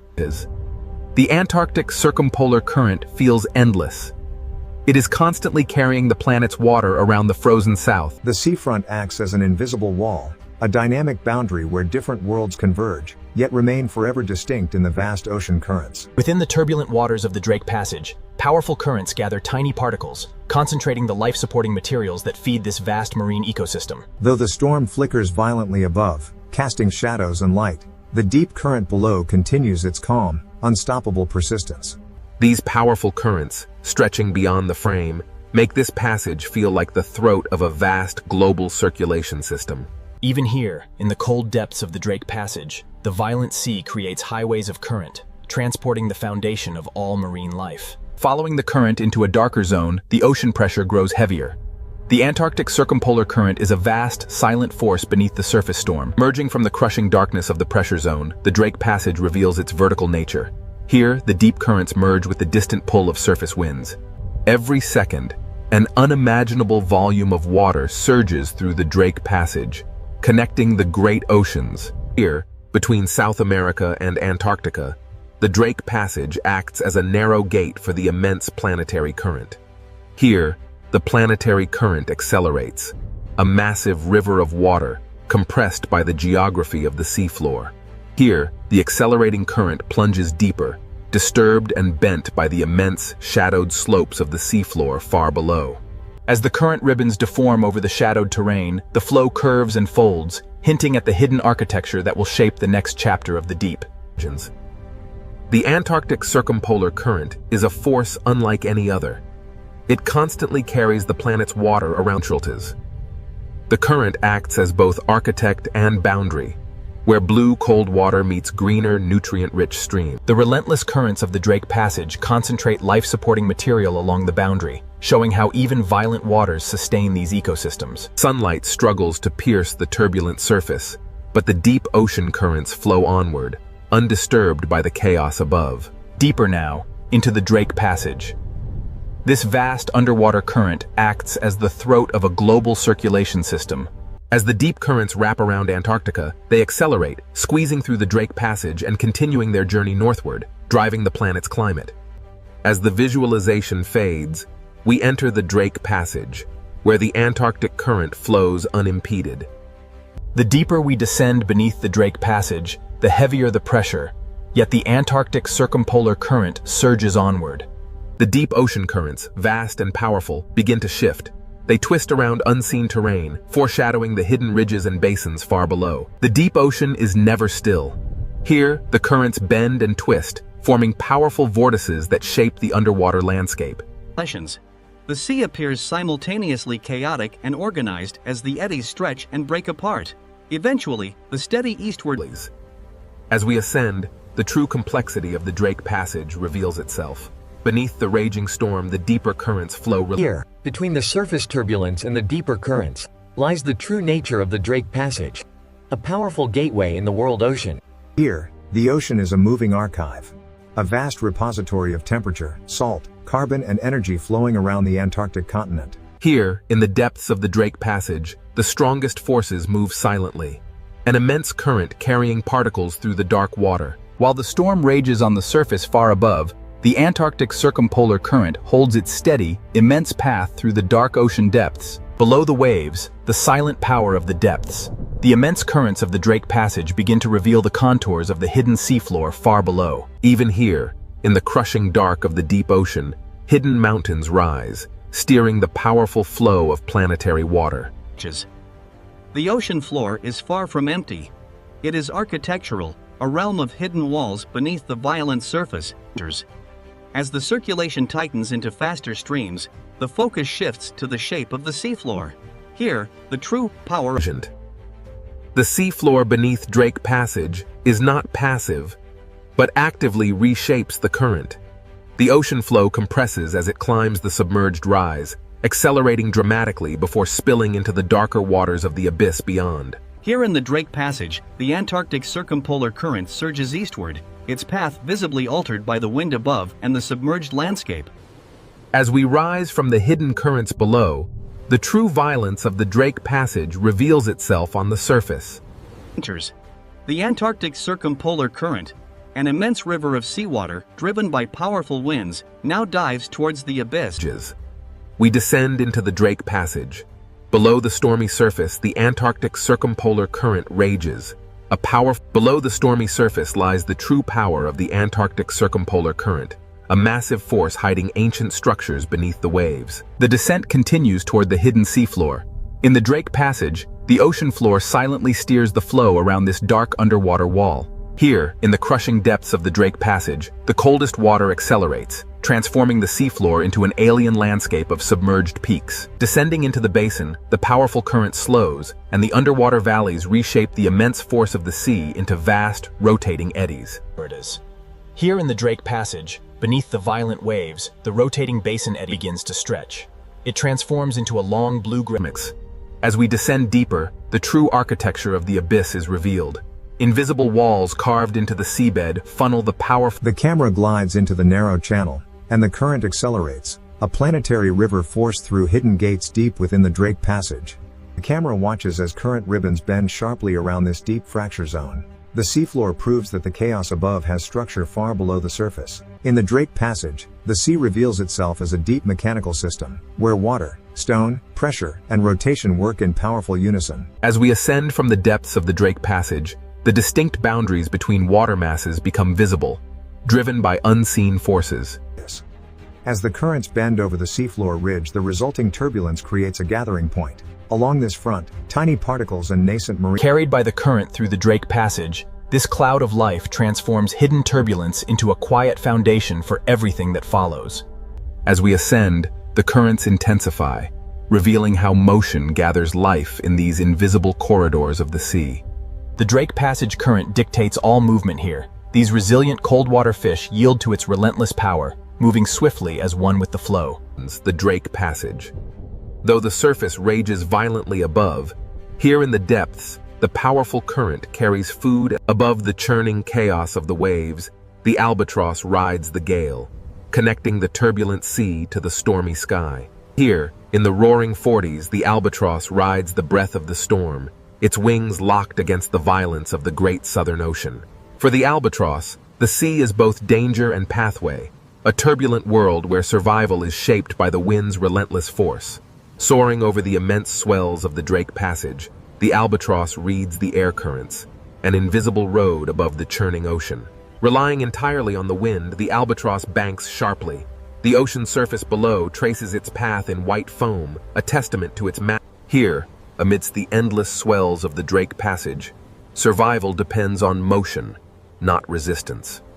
The albatross dips low, braving the spray of the cresting wave. For a moment, it is lost to the mist, only to emerge stronger than before. The Drake Passage shows no mercy, yet the albatross moves with an effortless grace perfectly adapted to this violent world. But the calm flight is merely a prelude. Ahead, the ocean's true power stirs, drawing life from the depths. The currents here connect the hunters above to the microscopic life beneath the waves, a vital food pathway. The sea current quietly carries the base of the food web beneath the surface, a stream of life sustaining the inhabitants of this cold, blue expanse.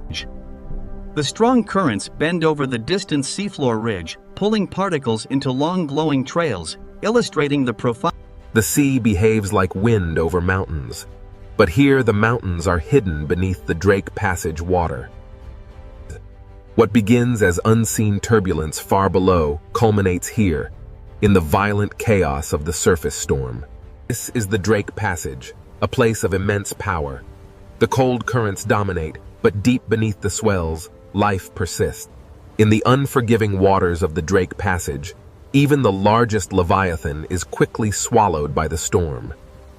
As the whale disappears into the depths, the surface turbulence slowly yields to the relentless forces of wind and current.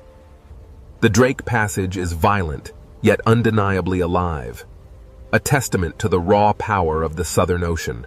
Where the currents collide, a hidden bounty is brought to the surface. These upwellings drive the ocean's most vibrant ecosystems. Beneath the storm front, the Drake Passage current begins its powerful flow. Stirring the sediment along the seafloor, it carries a plume. Deep within the blue abyss, powerful currents stir the seabed. This turbulence, seemingly chaotic, unlocks a cascade of biological. In the Drake Passage, powerful currents churn the depths, carrying nutrients from the seafloor to the surface, fueling a vast biological opportunity. Beneath the waves, immense forces are unleashed. These deep currents carry vital energy upward, towards the turbulent surface. Above the heavy swell, the camera emerges into the cold wind. Here, the albatross reads the invisible shape. In the heart of the Southern Ocean, the albatross harnesses the storm's energy, transforming this battlefield into a living environment, the Drake Passage. A place where life survives not by conquering the ocean, but by moving with its immense forces. The same powerful forces that shape the life within these waters will soon carry the immense icebergs of Antarctica north, altering everything in their path. Here, in the tumultuous waters of the Drake Passage, the powerful currents signal a dramatic shift towards the icy frontiers of the south. Types. But through the churning mist and violent swells, something emerges on the horizon, a shape unlike water or cloud. Signals. As the great ice sheets meet the warming ocean, they release ancient bubbles of air, trapped for millennia. The camera follows the faint freshwater ribbons as they mix into the darker seawater. Here, the ocean layers bend. From the silent depths, we rise through the mixing waters to witness the ocean's raw power as it sculpts the ancient ice. The Drake Passage, a crucible of storms, now carries these fragments of Antarctica out into the wider world, a journey fueled by the powerful Southern Ocean currents. Driven by the relentless power of the waves, these fragments begin their journey, evidence of the ocean's transformative force on the ancient ice. Here, at the edge of the world, massive icebergs begin their long, arduous journey north, battling the ferocious power of the Southern Ocean. Here, the raw power of the polar sea is unleashed, a dramatic display of nature's relentless force against the ancient ice. Turning seaward, the icebergs recede into the mist.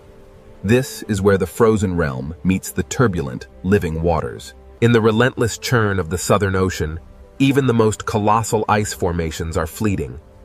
The water is eternal. Beyond the frozen gateway lies the Weddell Sea, an unbroken expanse, stretching toward the Antarctic Peninsula.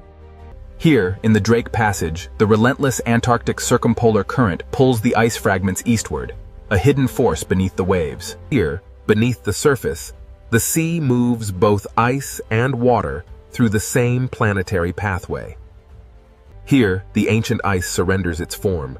The cold freshwater descends, a memory merging with the deep, shaping the currents of tomorrow. This is where temperature, salt, and ice converge. A visible climate space formed by the meeting of distinct ocean currents and freshwater plumes. Driven by powerful winds, the Antarctic circumpolar current relentlessly circles the frozen continent, accelerating as it is forced through the gauntlet of the Drake Passage. The abstract visualizations give way to the raw power of the ocean. Here, where warm and cold waters collide. The storm rages, yet life persists even here. And amidst the chaos, this small buoy measures the ocean's violent power. Monitoring the relentless movement of the Drake Passage, this silent sentinel measures the vital statistics: temperature, salinity, current, and pressure. While the surface rages, the true symphony of the deep remains hidden. Here, science listens passively to the ocean's uncontrolled voice as the instrument recedes, the true observatory reveals itself. The Drake Passage carries secrets through its layers. The data reveals a stark reality. Deep currents are accelerating, linking the silent depths to the increasing violence of the sea. Here, beneath the waves, we witness the raw power of the Drake Passage, a crucible where atmosphere, ocean, and ice collide. As the atmosphere meets the ocean and the ice, the relentless waves continue to carve its base, slowly reshaping this fragment of the frozen continent. A powerful yet subtle shift. The meltwater drips from the ancient blue ice, joining the vast global circulation. As the wind strengthens, the sea becomes a violent force. Waves crash against the ice, a stark reminder of the raw. From this sweeping view, the immense power of the ocean currents becomes clear. relentlessly moving ice, heat, and vital elements through the Drake Passage. Every visible wave belongs to a larger circulation pattern moving far beyond the Drake Passage. Down here, beneath the churn of the surface, the ocean currents move silently, carrying with them the clearest signals of our changing climate. The Drake Passage, where the immense physical power of the ocean converges with life, signaling profound planetary change. Rising from the depths, we witness the relentless power of the current. The ocean carries this fragment of ancient ice. Even the ice, once part of a towering glacier, now drifts aimlessly in the vast, cold expanse. The albatross navigates the Drake Passage, a crucible where wind, ice, and sea converge in this untamed ocean. This is the Drake Passage, a place where the immense power of the ocean dwarfs even the largest mountains of ice, reminding us of nature's overwhelming scale. As the storm finally relents, the ocean begins its slow, rhythmic breathing once more. Here, in the Drake Passage, the Earth's motion is laid bare. The storm may soften, but the camera descends toward the restless sea. Here, the ocean remains ancient and unfinished, a corridor for the relentless currents of wind. The journey south reveals the immense power of the Antarctic, a vast reservoir of ice and cold water influencing every ocean on Earth. Turning north from the Antarctic glow, we enter the Drake Passage, a place defined by the immense scale of the pure ocean and the raw power of the wind. The journey north reveals the true scale of the oceanic realm, where every force, from the deep currents to the high winds, the Southern Ocean is a place of raw power, beautiful in its terror, indifferent to those who cross its path. Here, the waves roll endlessly into the mist, carrying the memory of the wind, the hidden currents, and the cold breath of Antarctica. Here, in the dark sea, the last iceberg drifts slowly, the memory of Antarctica carried on it. This is the Drake Passage, a place where the true power of the ocean is felt. No map between Cape Horn and the frozen continent, the Drake Passage reveals its true power, an untamable force where sky and sea merge. The Drake Passage, a fitting end to our journey, reminding us that this world remains wild, powerful, and utterly beyond our control. From above, the Pacific Ocean looks peaceful, endless, and almost motionless. But beneath this beautiful ocean surface, the planet is not still. The ocean hides a world of pressure, heat, stone, and movement. What seems like silence is only the surface of a much larger story. We now descend into the Pacific Ocean, where the hidden power begins. Above us, the ocean is bright. Below us, the earth begins to reveal itself. The deeper we go, the more the ocean changes from beauty into mystery. The Pacific Ocean is not only a body of water, it is a cover over a moving world. Below this ocean, entire plates of rock move slowly through time. They move too slowly for the eye to see, yet strongly enough to shape the planet. This ocean floor is not an empty place. It is a map written in stone. Every crack beneath the ocean tells us that Earth's crust is under pressure. Here, beneath the Pacific Ocean, pressure builds where no sunlight reaches. The surface above may be calm, but this hidden ocean floor is constantly changing. If the ocean water vanished, the Pacific would not look smooth at all. It would reveal mountains, trenches, fracture zones, and scars carved into the ocean floor. Some of these ocean trenches are deeper than mountains are tall. These are not empty holes in the ocean. They are places where Earth's crust bends downward. At the edges of the Pacific Ocean, one plate can be forced beneath another. This slow descent is the beginning of the Ring of Fire. The Ring of Fire is not a perfect circle of flames. It is a horseshoe of geological pressure around the Pacific Ocean. Around this ocean, tectonic plates meet, collide, slide, sink, and fracture. This hidden boundary crosses the edges of continents, island arcs, and deep ocean basins. Volcanoes rise here because the ocean floor is being recycled into the planet. Some volcanoes reach the sky as islands.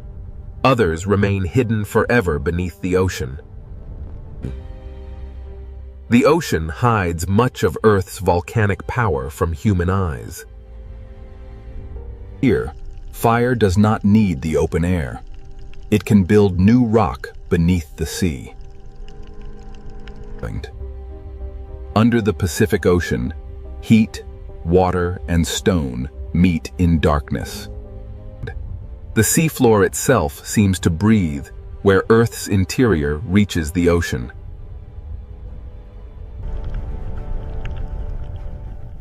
These hidden vents show that the ocean floor is not dead rock. Even in darkness, the ocean can turn heat into life. The same force that creates life here can also store enormous danger. Along these boundaries, the ocean floor can become locked in place.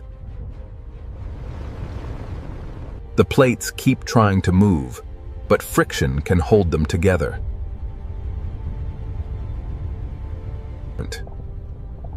Stress can gather beneath the ocean for decades, or even centuries. The quiet years are not proof that nothing is happening.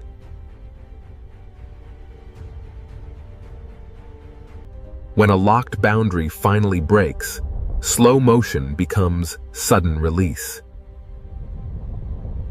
This is how the hidden ocean floor can become the source of a powerful earthquake. If the movement is strong and shallow beneath the ocean, the water above can be displaced. A tsunami does not begin as a wall of water. It begins when the seafloor moves. In deep ocean water, this energy may pass almost unseen. The Pacific Ocean can look peaceful while a force is already crossing it. This is the danger of the hidden ocean floor. What happens below can travel far beyond the source. The Ring of Fire connects trenches, volcanoes, earthquakes, and ocean waves into one vast system. And it is not a single doomsday switch. It is a long chain of active tectonic edges. The scale is difficult to imagine because the ocean hides almost everything.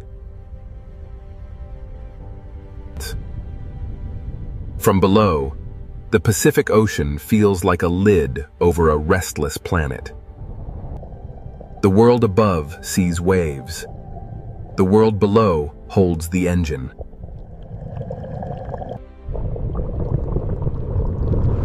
Now we understand why the calm ocean surface can be misleading.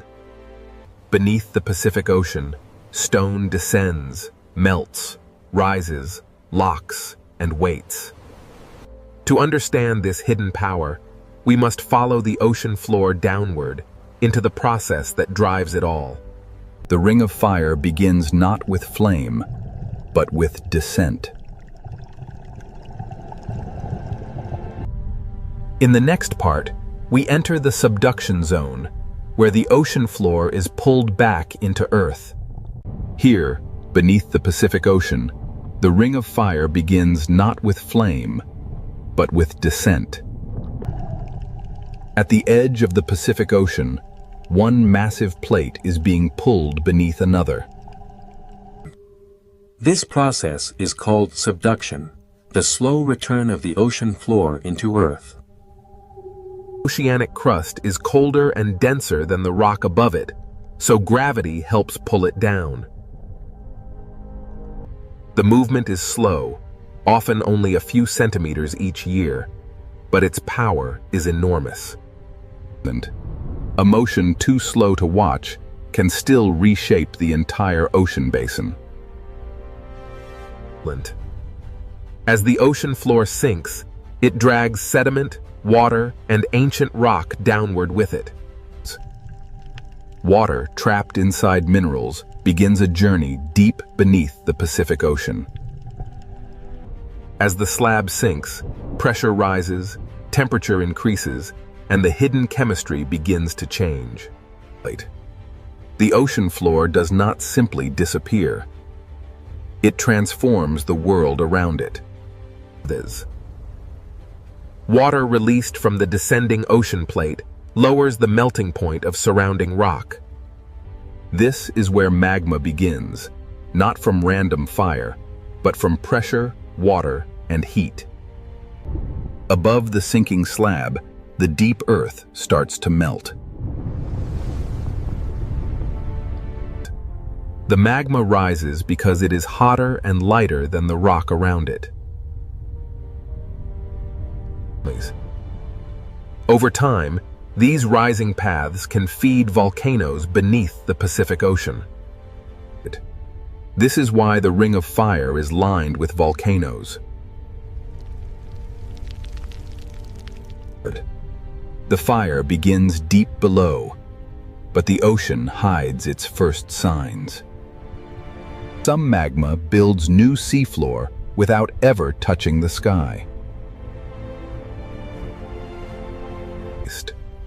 When lava meets cold ocean water, it cools quickly and hardens into new stone.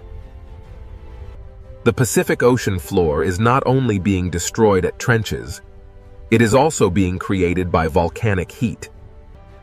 Subduction destroys old crust, but it also gives birth to volcanic arcs and new terrain. This hidden engine creates seamounts, volcanic islands, and entire underwater mountain chains. A seamount may look still, but its origin is written in the movement of plates. Where heat escapes into the ocean, the seafloor begins to breathe.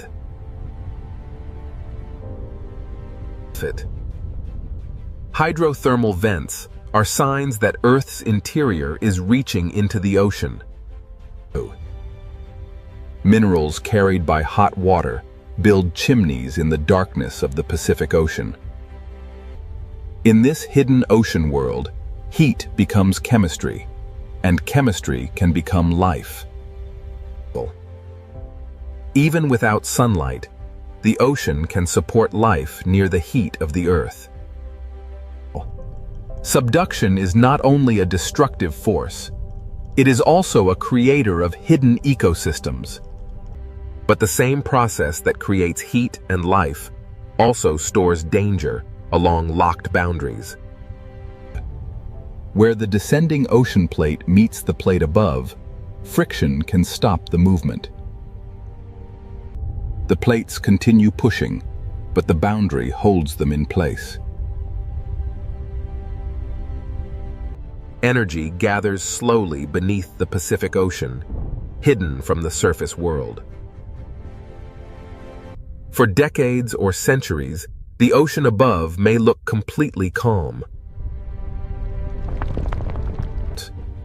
The quiet years are part of the earthquake cycle, not proof that nothing is happening. Every locked section is a place where slow motion can become sudden release. When the boundary finally breaks, stored energy can move the ocean floor in seconds. This is the link between subduction and the largest earthquakes on Earth. The same boundary that creates magma can also lock enough energy to shake entire regions. The subduction connects the deepest trench, the hidden magma, the volcano, and the earthquake. It is not fire first. It is motion first. The fire comes later. And when that fire reaches the ocean floor, a new hidden volcanic world begins. Many of the Pacific Ocean's most active volcanoes never touch the sky. They erupt in darkness, under pressure, surrounded by cold seawater. This is where subduction reveals its most dramatic face beneath the ocean. The sinking ocean plate below has awakened fire above.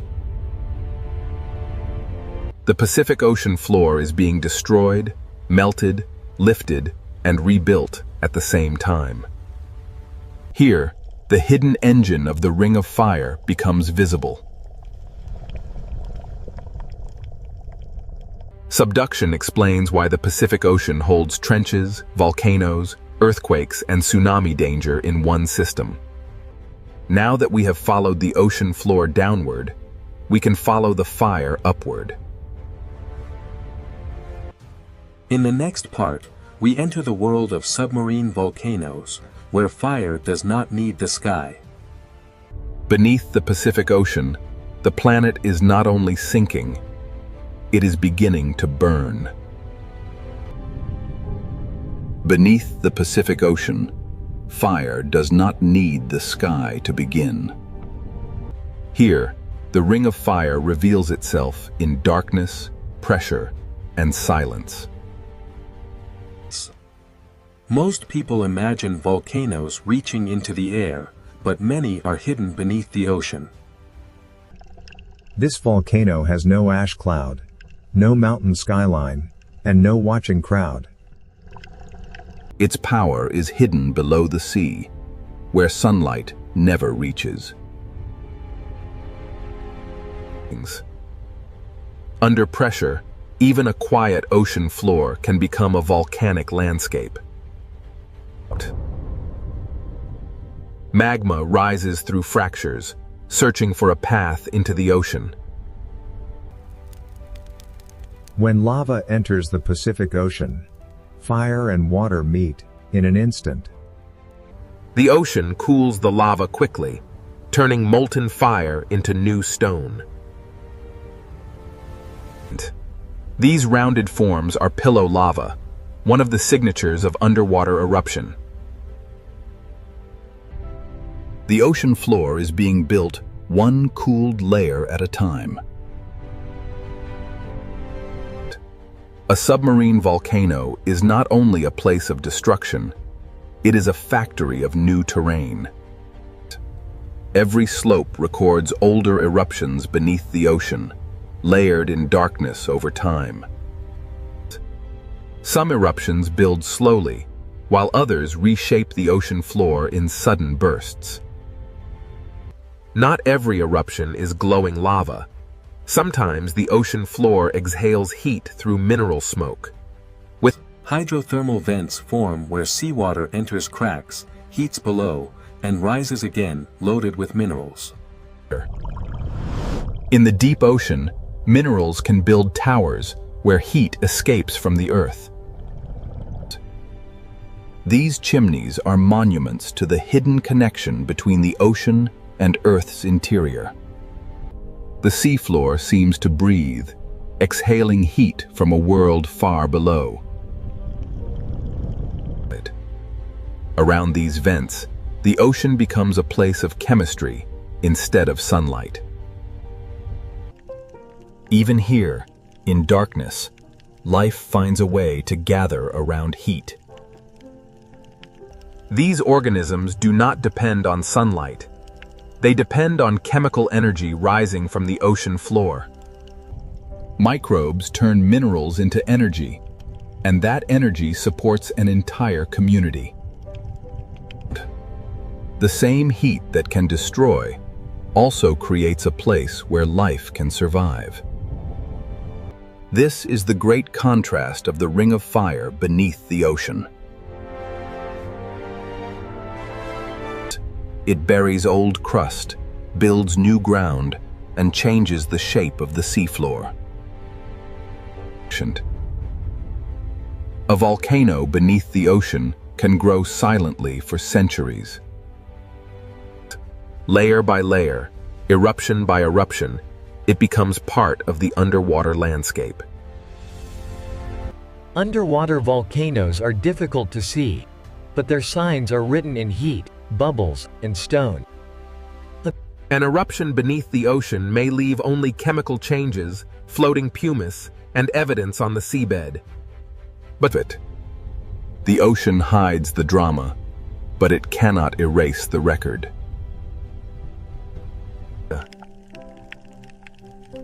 After the heat passes, the ocean floor keeps the memory of eruption. New rock is born hot, then sealed quickly by the cold Pacific Ocean. Here, time is layered across the ocean floor. Submarine volcanoes can build, collapse, fracture, and rebuild beneath the waves. Even underwater, volcanic slopes are shaped by instability and pressure. Gas, heat, and pressure rise through cracks long after an eruption begins to fade. The volcano becomes a living machine of rock, water, heat, and chemistry. This hidden world proves that destruction and creation are not separate beneath the ocean. Life gathers at the edge of heat, where the deep ocean should seem impossible.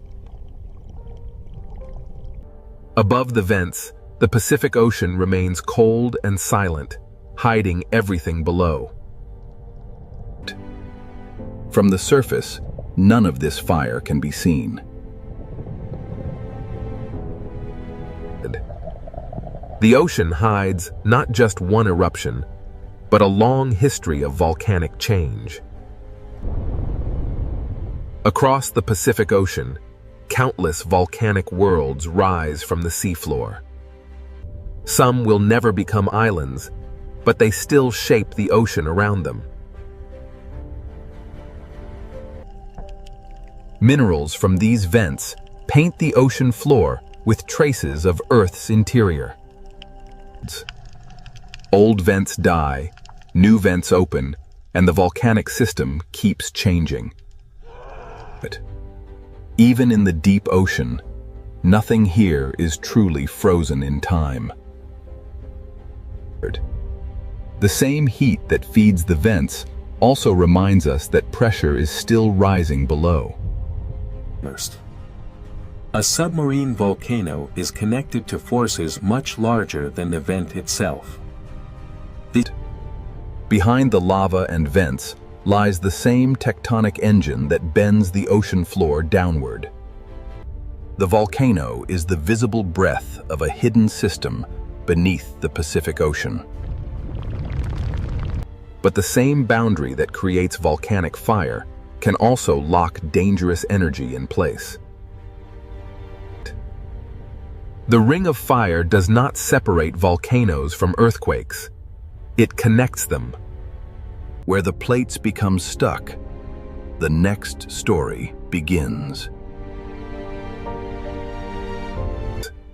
The hidden fire builds new worlds, but the locked boundary stores the power to shake them. In the next part, we enter the locked boundary, where a megathrust earthquake can begin. Here beneath the Pacific Ocean, the hidden fire gives way to a different kind of power. This is where the ocean floor can become locked by friction. The plates continue trying to move, but the boundary resists. The movement does not stop. It becomes stored energy. Over decades or centuries, the upper plate can bend like a spring. The ocean above may look calm, while stress gathers below. A megathrust fault can extend for hundreds of kilometers beneath the ocean. Its scale is difficult to imagine because the ocean hides almost everything. The same system that builds volcanoes can also store earthquake energy. Nothing dramatic may happen at the surface for a long time. The quiet years are part of the earthquake, not proof that the ocean floor is still. Stress leaves small signs before the great release. Gas, pressure, and motion reveal that something deep below is changing. The boundary is locked, but the force behind it keeps pushing. This is the silent tension of the Pacific Ocean. Like a compressed spring, the ocean floor holds energy until the locked section can no longer resist. Then, in seconds, the locked boundary begins to fail. The release starts in one place and races through the boundary. A vast section of Earth's crust can move in moments. This sudden movement is the heart of a megathrust earthquake. The shaking begins below the ocean, where no city lights can see it. The rupture can travel across an enormous fault surface.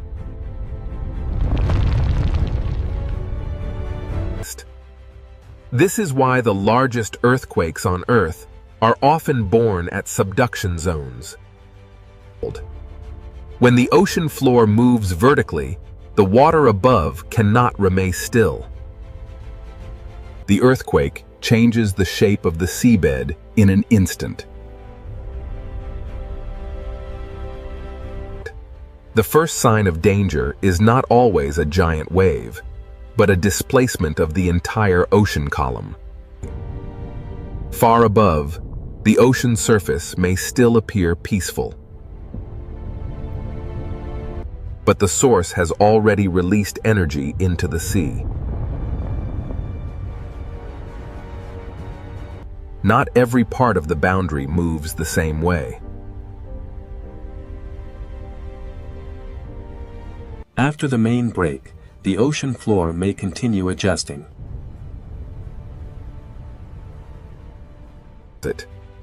Each adjustment reminds us that an earthquake is not a single simple moment. The surface can hide the scale of what has happened below. The earthquake leaves behind a landscape of broken rock, lifted sediment, and changed pressure. A fault scar on the ocean floor is the visible wound of hidden energy release. If enough seafloor moves upward or downward, the ocean itself begins to respond. This is the moment when an earthquake can become something more than shaking. The entire column of ocean water can be disturbed from seafloor to surface. A movement in darkness can send energy toward distant coastlines. In deep water, this energy may travel almost unseen. The rupture may last only moments, but the consequences can travel across the ocean. Subduction, friction, rupture, and displacement are linked in one hidden chain. Even after one section breaks, other parts of the ocean boundary may continue to store energy. This is why the Ring of Fire must be understood as a long-term system, not a single event. The Earth is not angry. It is releasing stress stored in stone. From above, the Pacific Ocean may still look unchanged. But beneath that calm ocean surface, the seafloor has already moved. The danger of a megathrust earthquake is not only the shaking. When the ocean floor shifts vertically, the sea above it can be lifted. This is how the hidden earthquake can become a tsunami.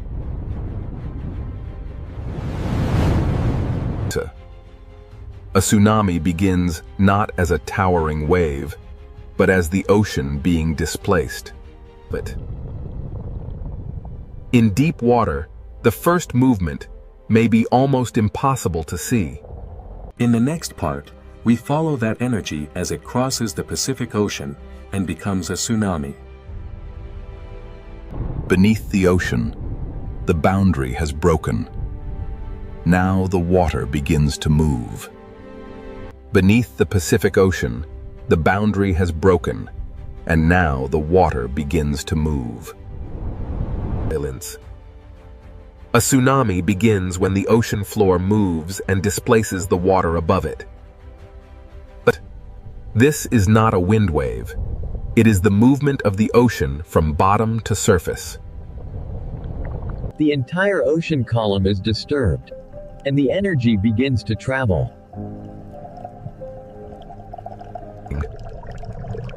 In the deep Pacific Ocean, the first sign of a tsunami may be almost invisible. The source may be hidden beneath the sea, but the energy does not stay there. A tsunami can cross enormous distances while the ocean surface still looks calm.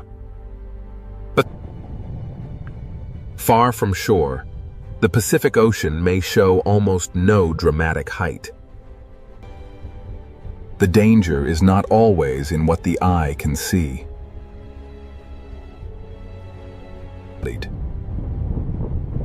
The wave is long, fast, and filled with energy. Across the Pacific Ocean, the energy moves over landscapes hidden far below the surface. Even underwater mountains feel only a passing motion as the energy continues outward. In deep water, the tsunami is not yet the image people fear. It is not a wall from nowhere. It is energy moving through water. Rock moved first, water followed, and now the ocean carries the message. From above, the Pacific Ocean can still look peaceful while the force is already traveling. This is why tsunamis are so dangerous. The ocean can hide them until they approach shallow water. As the wave nears of shallower ocean, the story begins to change. The ocean becomes shallower, and the long wave begins to slow. The seafloor starts to slow the wave from below.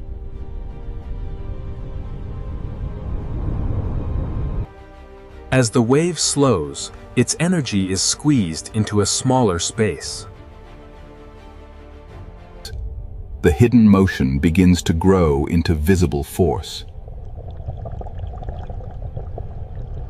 Near shore, the ocean floor feels the change first. The energy that was almost invisible in deep water now begins to rise. The ocean surface changes because the whole water mass is being forced upward. What was low and fast in deep water becomes higher and more dangerous near shore. A tsunami near shallow water is not just a wave. It is a moving mass of ocean. Sometimes the first warning is a strange retreat of the sea. When the ocean pulls away suddenly, it can be a sign that a stronger surge is coming. The ocean does not always announce danger with height. Sometimes it begins with motion. Then the sea returns with the energy gathered across the basin. The force is not only above the surface, it moves through the full depth of the water. This is why even a modest-looking tsunami can carry enormous power. Near shore, the Pacific Ocean can transform from calm surface into a relentless moving force. The source may be far away, but the result can arrive with little time to react. Below the surface, the tsunami is a current as much as a wave. The shape of the ocean floor can focus and strengthen the moving water. Every coastline receives the energy differently because every seafloor is shaped differently. A tsunami is physics. Rock moves, water is displaced, and energy spreads. The chain begins at the ocean floor and ends wherever the energy reaches shallow water. To understand a tsunami, we must connect the quiet surface to the hidden seafloor. The ocean remembers the movement long after the first rupture has passed. One movement in darkness can send waves across thousands of kilometers of ocean. This is why the Pacific Ocean demands understanding, not panic. Fear alone does not save lives. Understanding the mechanism does. Science cannot stop the ocean floor from moving, but it can listen. Warnings begin with measurement, observation, and respect for the ocean. The more we understand the deep ocean, the better we can live with an active planet. The Pacific Ocean is dangerous because it is alive with movement, but it is also readable. After the surge, the ocean may look peaceful again. But beneath that calm blue surface, the same geological system continues to work. The tsunami is not separate from the volcano, the trench, or the earthquake. It is one chain of motion beneath the Pacific Ocean.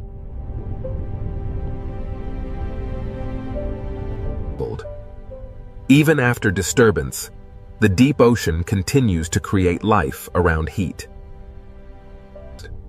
The same hidden forces that can threaten coastlines also build new worlds beneath the sea.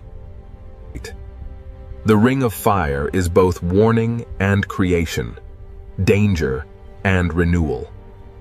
Here, life survives not by conquering the ocean, but by moving with its relentless forces. The same forces that sculpt these waves will soon carry the influence of Antarctica north, bringing with them the deep, cold breath of the ice. We are now entering the Drake Passage, the gateway to the frozen continent. Here, the ocean currents collide with the first signs of ice. Moving beyond the ice, the ocean reveals its power. And there, on the edge of the world, a shape unlike any cloud or wave beckons.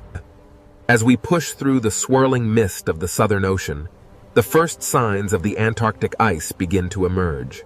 Plunging beneath the surface reveals the true architects of this world. Immense ribbons of current flow across the seabed, moving mountains of ice unseen. Rising from the depths, the ocean reveals its true power. The living wind of the Drake Passage gives way to the silent majesty of Antarctic ice. Here, the Drake Passage reveals itself as a living system. We move now towards the story of the ice. Emerging from the mist of the violent Southern Ocean, the first giants appear. Blue and white sentinels, beginning their long voyage north. Emerging through the mist, the great glacier stands silent, a wall of frozen history, while the dark waves crash below. Against these walls of blue ice, the waves of the Southern Ocean spend their fury, a timeless battle between water and frost. Antarctica holds its secrets in the ice, a vast, frozen memory, contrasted by the restless sea. Adrift in the formidable swells of the Drake Passage, this solitary iceberg begins its final voyage, a silent messenger from the deep south.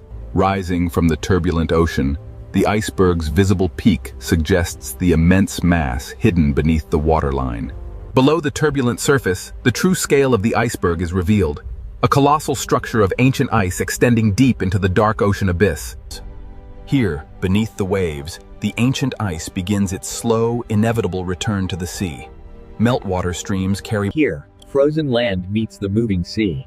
This quiet exchange of meltwater fundamentally alters the ocean's chemistry and currents. Rising from the depths, we witness the sheer magnitude of the iceberg. Here, wind and wave collide with millennia of compressed ice. The Drake Passage possesses a raw power unmatched anywhere on Earth, constantly reshaping the Antarctic coastline. The ocean slowly breaks, moves, and transforms the frozen landscape, demonstrating an unstoppable force. Wonders. Here, at the edge of the Antarctic, the Drake Passage lives up to its fearsome reputation. A place of raw power. Between these towering monoliths, the ocean's fury is trapped, a violent contrast to the stillness of the ice. Leaving the icy embrace of the bergs, the open ocean beckons. Here, the world of ice merges with the dark, The Drake Passage is a place of immense power.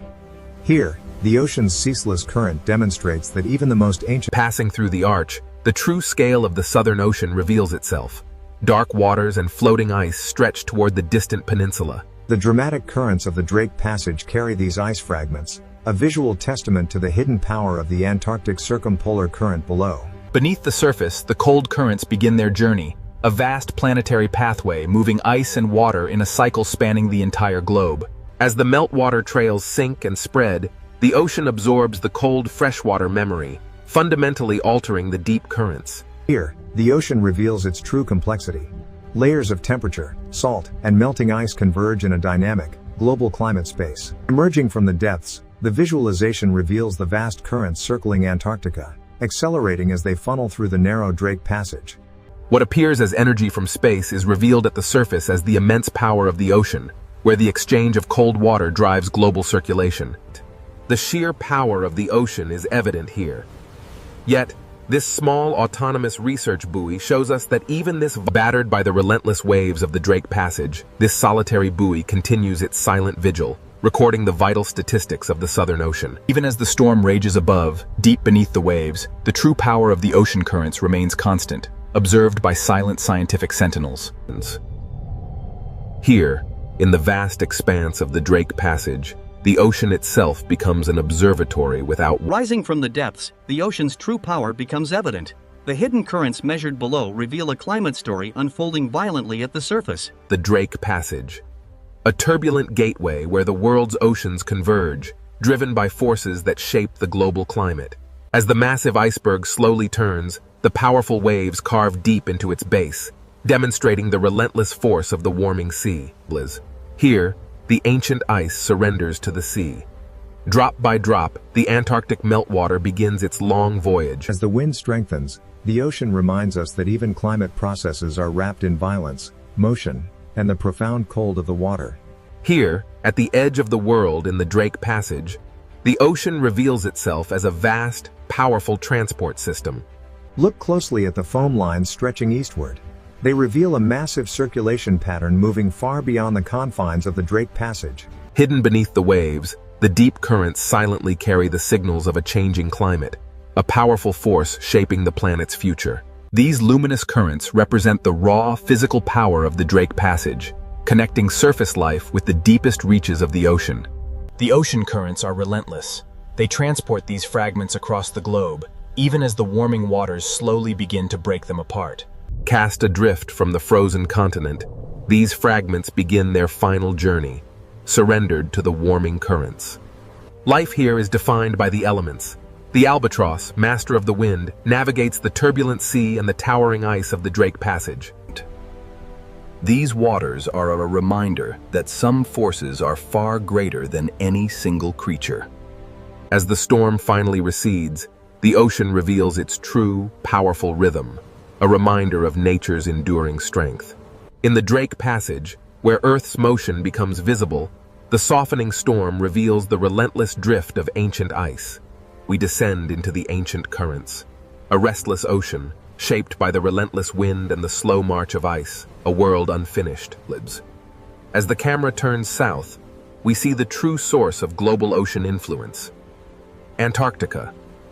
As the last signs of the continent vanish behind us, we face the raw power of the open ocean. Pure wind, pure water, planetary scale. Here, the ancient forces of geography, wind and current converge, shaping the very face of the planet.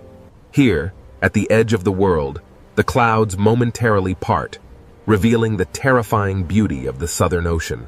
Each wave carries the memory of wind, hidden current, deep seafloor, drifting ice, and the cold breath of Antarctica. As the last iceberg yields to the dark sea, the ocean continues its timeless journey, carrying the memory of Antarctica. Here, in the vastness of the Drake Passage, no map, no ship, no instrument, and no human voice can truly tame this waterway. The immense power of the Southern Ocean is revealed as storm clouds and drifting ice merge with the dark sea of the Drake Passage. As this six-part journey concludes, the Drake Passage reminds us that the ocean is still alive, still violent, and still beyond human control. Between desert and deep ocean, the Red Sea hides a world far more alive than its surface suggests. From above, this ocean looks narrow, but below the surface, it opens into a vertical kingdom. The desert disappears, the heat fades, and the ocean begins to reveal its hidden world.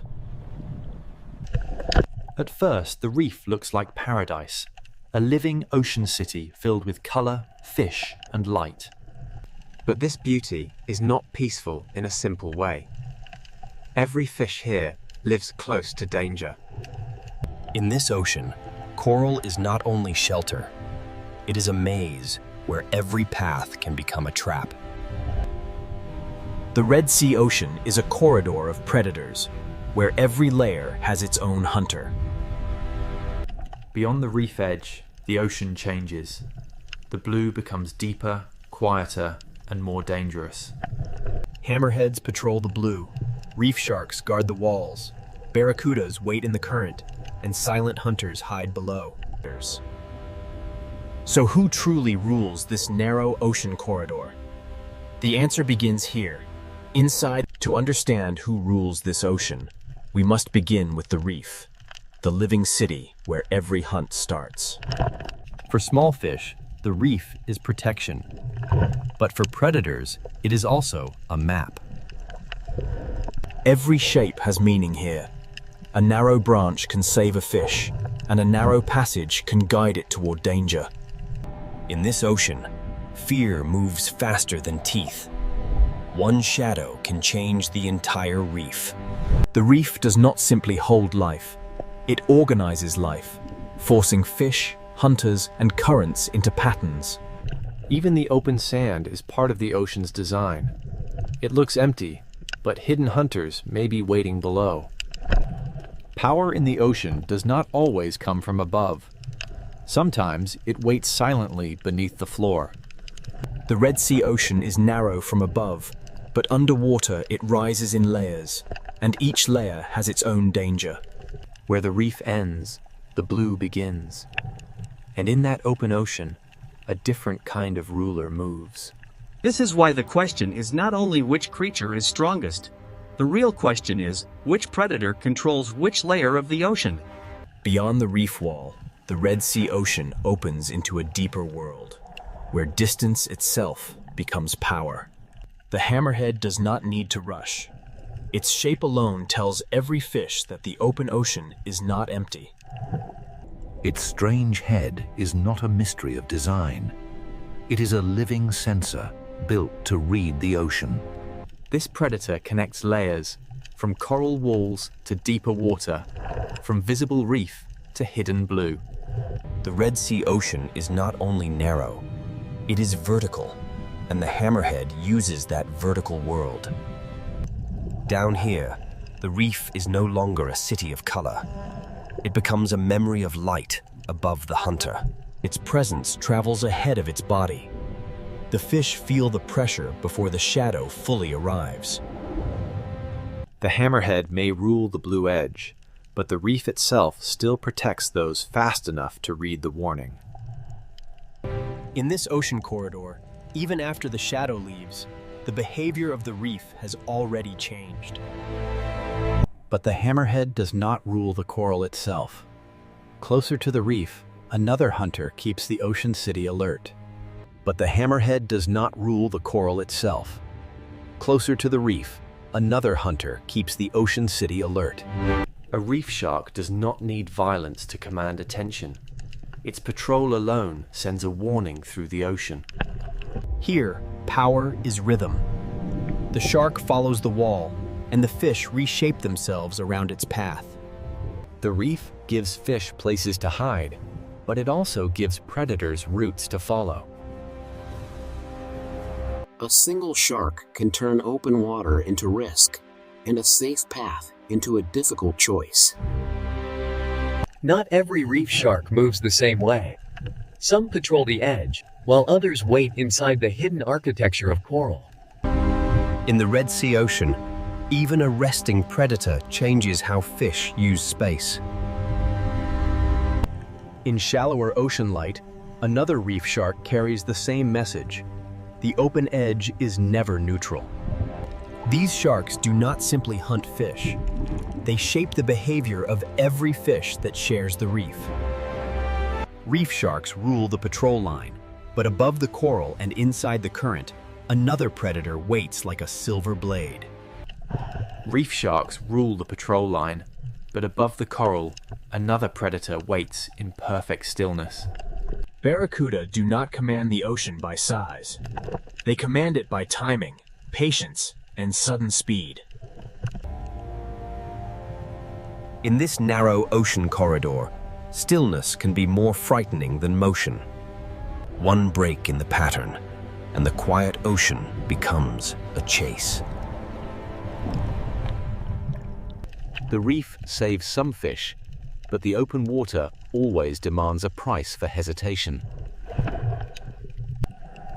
But not every hunter in the Red Sea Ocean needs speed. Some rule by waiting inside the reef itself. The grouper does not need the whole ocean. It only needs one cave, one ledge, and one careless fish. Below the reef, the ocean hides another kind of power, silent, flat, and almost impossible to see. The ray does not patrol the wall or chase through the current. It reads the ocean floor like a secret map. So who truly rules this narrow ocean corridor? The answer is not one creature. The Red Sea Ocean does not begin with predators alone. It begins with the reef that makes predators possible. The Red Sea Ocean does not begin with predators alone. It begins with the reef that makes predators possible. A reef is a city built by living animals, filled with streets, rooms, tunnels, and hidden doors. Every narrow path can protect a fish, but every narrow path can also guide it toward danger. In this ocean, danger often arrives first as pressure, not as teeth. The reef creates choices, and in a predator's ocean, every choice has a cost. Grazing fish feed in the open, but they never forget the shelter behind them. Small fish survive by reading space, current, shadow, and distance to coral. A school can disappear into coral in a heartbeat, leaving the ocean above it silent. The reef protects life by hiding it, releasing it, and hiding it again. But the same shelter that protects prey can also conceal a hunter. Predators learn these paths because the reef teaches fish where they must pass. A gap that lasts only a second can become the most dangerous place in the ocean. Safety is never permanent here. It is borrowed from the shape of the reef.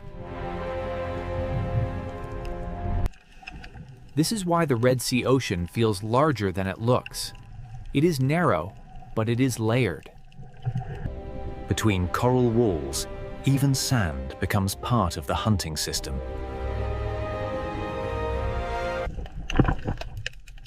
What looks empty from above may be crowded with hidden life below.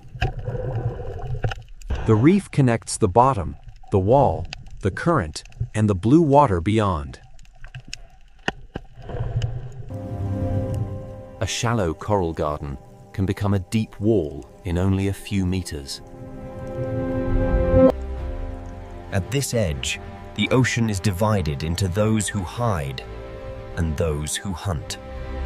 Current turns the reef into motion, and motion reveals where fish must go. To feed in the current, fish must risk exposure. To survive, they must measure every meter.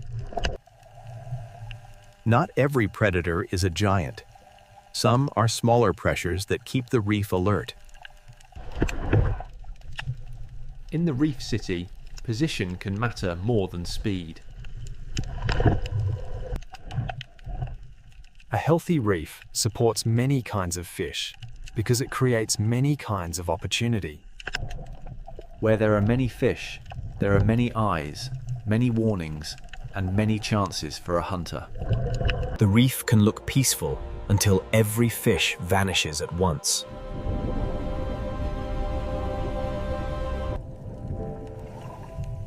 Survival here is a rhythm of leaving, hiding, and returning. The architecture of coral decides how the ocean moves. At the slope, the reef becomes a border between the crowded city and the unknown blue. The closer fish stay to structure, the more choices they have when danger arrives. The blue beyond the wall is not empty space. It is another hunting ground. This is the first lesson of the Red Sea Ocean. Predators are not separate from the reef. They are products of it.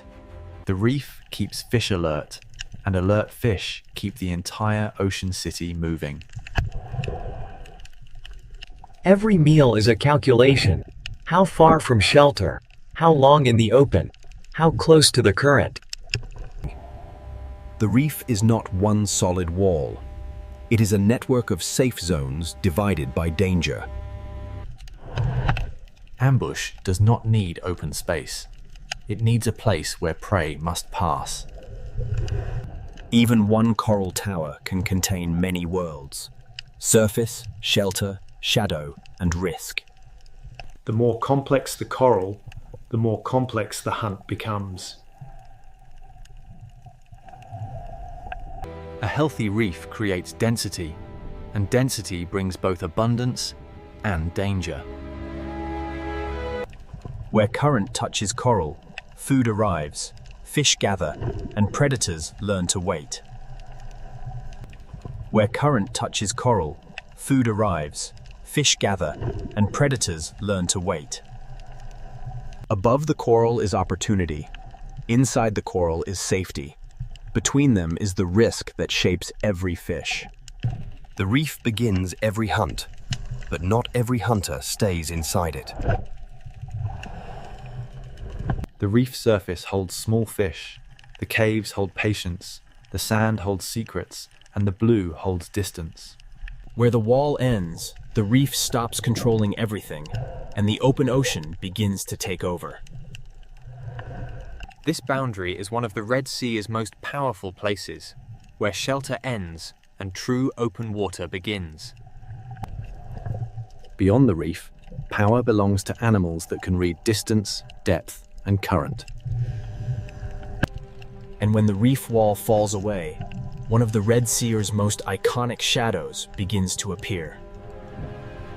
The reef has shown us where every hunt begins. Now the ocean will show us what moves beyond its walls. Beyond the reef, the Red Sea Ocean belongs to distance, depth, and shadows. The hammerhead is not a reef hunter. It is a reader of open ocean space. Its strange shape is not weakness. It is a tool built to sense the hidden signals of the ocean. Here, the coral city fades, and the ocean becomes a map of current, depth, and motion. The Red Sea is narrow from the sky, but underwater it falls into a vertical world. A predator that can move through depth has access to a larger world than a reef-bound hunter. This is the hammerhead's power. Not only strength, but access to many layers of the ocean. It follows invisible roads where current carries scent, movement, and the possibility of prey. The hammerhead does not need to enter the reef to make the reef feel watched.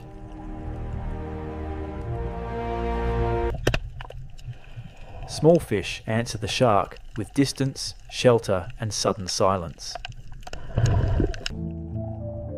This is not the rule of constant attack. This is the rule of presence. Its body is built to search, to sense, and to move across ocean space with patience. Farther from coral, the ocean becomes less visible, but not less alive. Out here, the hunter belongs to the space between what can be seen and what can only be sensed. When it returns toward the reef, the ocean reacts before the shadow reaches the wall. The hammerhead rules the open edge, but coral still gives smaller fish a chance. From inside the reef, the blue ocean is not empty beauty. It is exposure. A single passing shadow can freeze a reef more completely than a sudden strike. When the hammerhead leaves, the fish move again, but the memory of the open blue remains. When the hammerhead leaves, the fish move again, but the memory of the open blue remains. But the hammerhead does not rule the coral itself.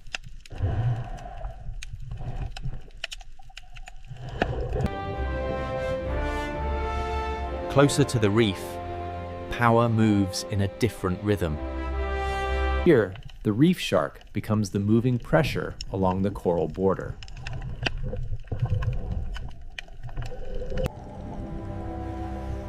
It does not need to be the largest predator to change the order of the reef.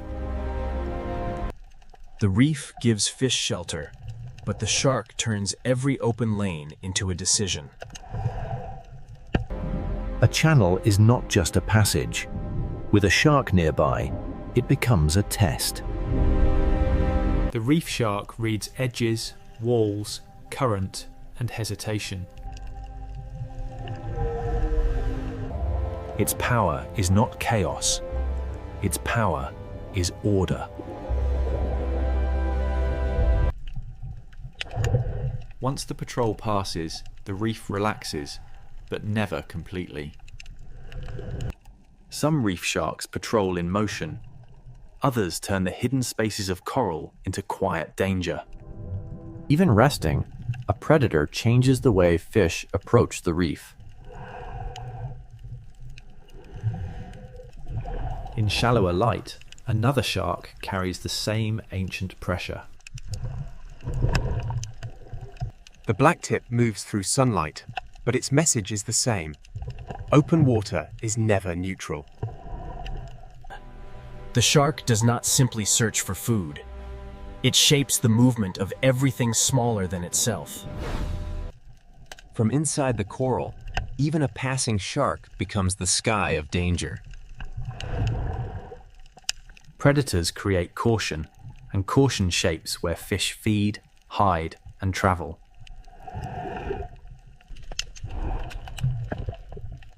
This is why reef sharks matter, even when they do not strike. Walls, channels, slopes, and currents give sharks edges to follow. The reef learns the rhythm of patrol, and every fish inside it learns to answer. Current brings information, and a shark knows how to read it.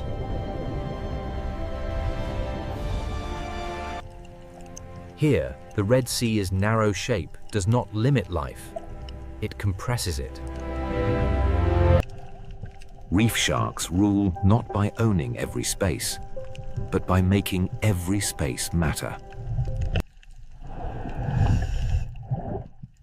But the patrol line is not the only zone of power. Above the coral, in the open lanes of the ocean current, another hunter waits for one perfect moment. The hammerhead rules the blue edge. The reef shark patrols the wall. But speed is about to change the rhythm of the ocean. Part of the Red Sea is ruled by depth, part by patrol, and now the current belongs to the silver blades. In the current above the reef, the Red Sea ocean changes rhythm again.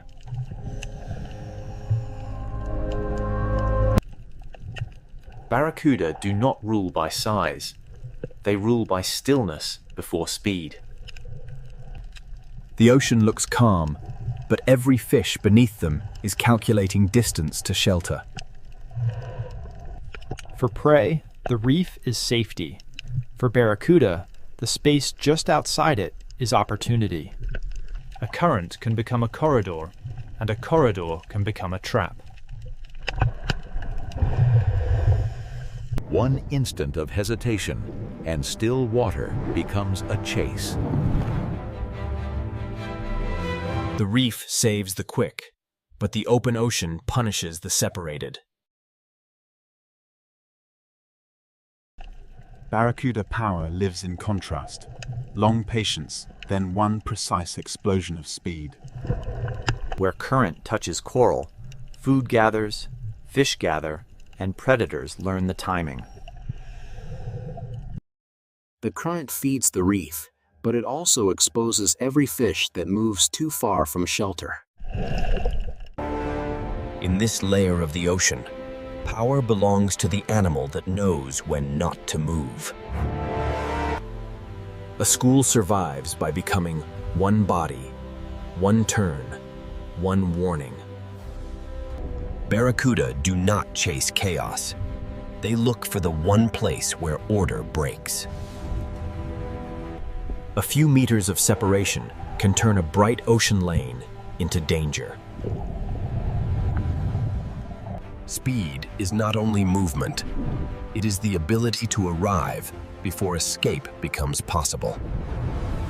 After every burst, the ocean returns to stillness, but every fish remembers the cost of drifting apart.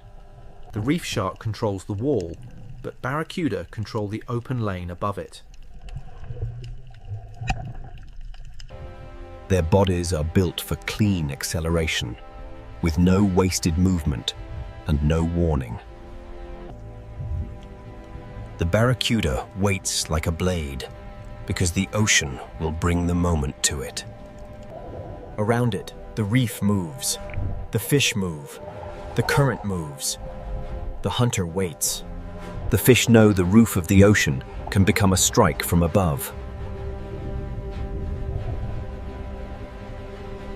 In the Red Sea, the same current that brings food also brings risk.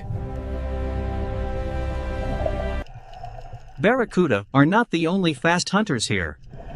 The current attracts many predators built for sudden pursuit.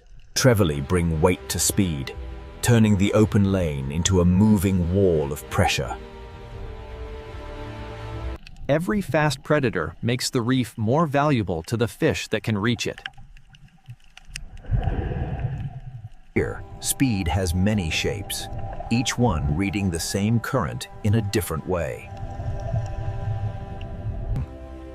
The open lane rewards hunters that can cross distance before prey can organize.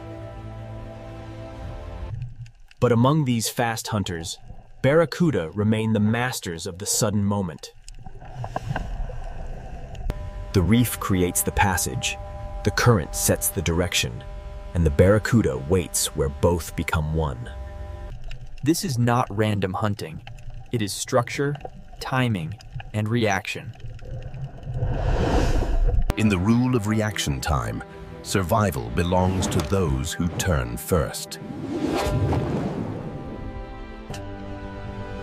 Speed rules the open lane, but coral still rules the final refuge.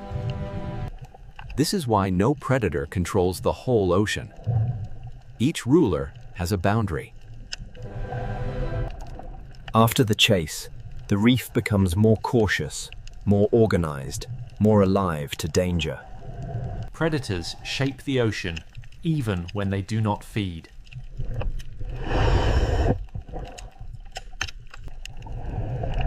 The map is not drawn in sand or stone. It is drawn in movement. For the viewer, they are beautiful. For the reef fish, they are the shape of the open water's danger. The Red Sea Ocean gives them a perfect stage. Clear water, strong current, and fish forced close to structure. But the reef has predators that do not need open water or sudden acceleration. Below the silver hunters, the reef holds a slower kind of power. Here, dominance is not measured in speed, but in position.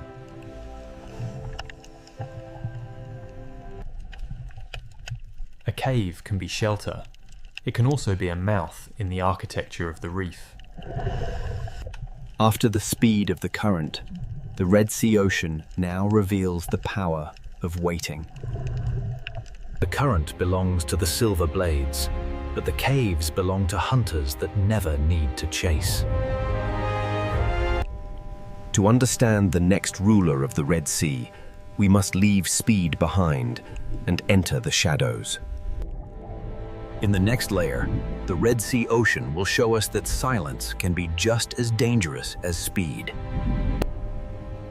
Here, the Red Sea Ocean leaves speed behind and enters the kingdom of patience. The grouper does not need open ocean speed. It controls one place completely. Its greatest weapon is not only its body, it is position. The reef builds the stage, and the grouper chooses the best place on it. A predator does not need to strike to control the movement of fish. This is ownership through stillness, a small kingdom ruled by waiting. In the reef, the most dangerous distance can be the last few inches. A ledge is not just rock. It is a boundary between visibility and surprise. The Red Sea Reef is full of doors, but not every door leads to safety. The grouper's world is not wide like the hammerheads, but inside this structure, its control is complete. And in smaller cracks of the same ocean city, another hidden hunter waits. The moray does not need a wide territory. It turns a crack in the reef into danger. In this layer of the ocean, visibility belongs to prey, but concealment belongs to the hunter. The reef does not only create shelter for fish, it creates invisibility for predators. Every fish that passes this crack must decide how close is too close. Inside the reef, the ocean becomes a maze of safe routes and forbidden openings. Some predators dominate by making fish avoid spaces they cannot see into. The reef gives life many exits, but every exit opens into another risk. Grouper and moray share the same lesson. In the reef, structure can be stronger than speed. But not all hidden power waits inside the coral.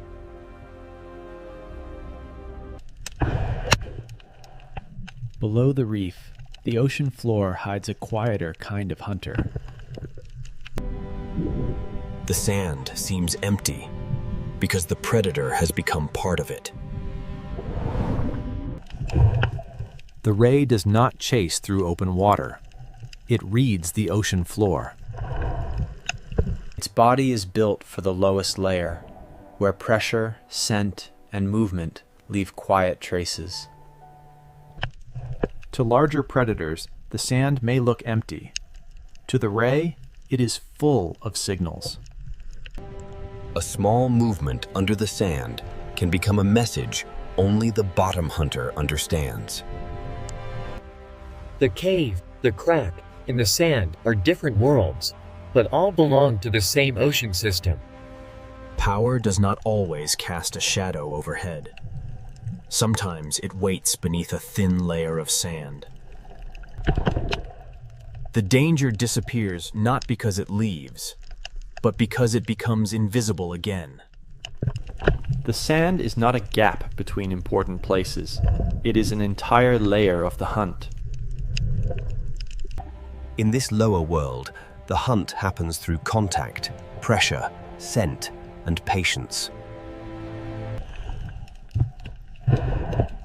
Each hidden predator controls a different part of the reef's lower architecture. The grouper holds the cave, the moray holds the crack, and the ray reads the sand. For a small fish, one journey across the reef can pass through several kingdoms of danger. This is not chaos. It is a layered order built by coral, sand, and patience. The Red Sea is not ruled from one throne. It is divided into many small territories. Some rulers move across great distance. Others make one small place dangerous every day. But none of these hunters owns the whole ocean. Each rules only the layer it understands best. Now the answer becomes clearer. The Red Sea is not a kingdom of one predator, but a system of many layers. The hammerhead owns the blue edge, the reef shark patrols the wall, the barracuda controls the current, and the hidden hunters rule the structure below. Above all of them, the reef itself writes the rules. It creates shelter, ambush points, current breaks, sand borders, and the density of life that makes predators possible. To ask who rules the Red Sea is really to ask who controls which layer. The final answer is not hidden in one bite, one cave, or one shadow. It is hidden in the balance between them. In the final layer, the Red Sea Ocean will reveal that dominance is not a crown. It is balance. After all these layers, the answer begins to emerge. The Red Sea is not ruled by one creature. It is ruled in layers. It owns the open edge, but it does not own the reef itself. The reef shark rules the patrol line, making the coral edge a place of constant calculation. Its power is not only what it eats, but how every fish moves when it appears. Above the coral, the barracuda rules the moment when stillness becomes speed. In the open lane, reaction time can become the difference between survival and disappearance. Inside the reef, the grouper rules by patience and position. It does not need to cross the ocean. It makes one cave dangerous every day. The moray rules the cracks, where invisibility becomes control.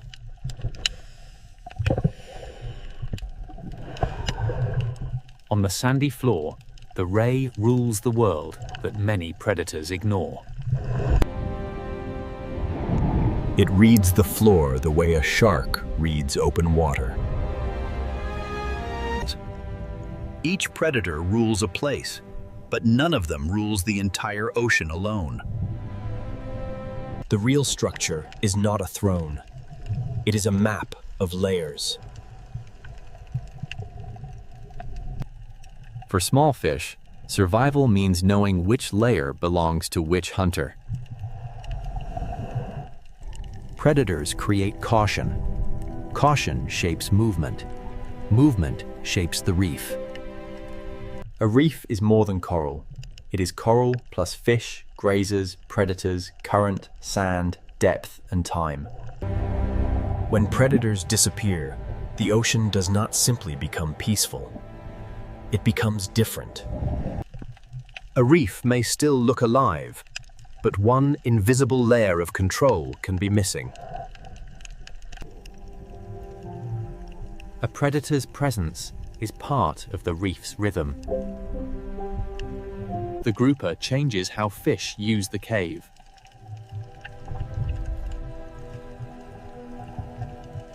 The barracuda changes how fish hold together.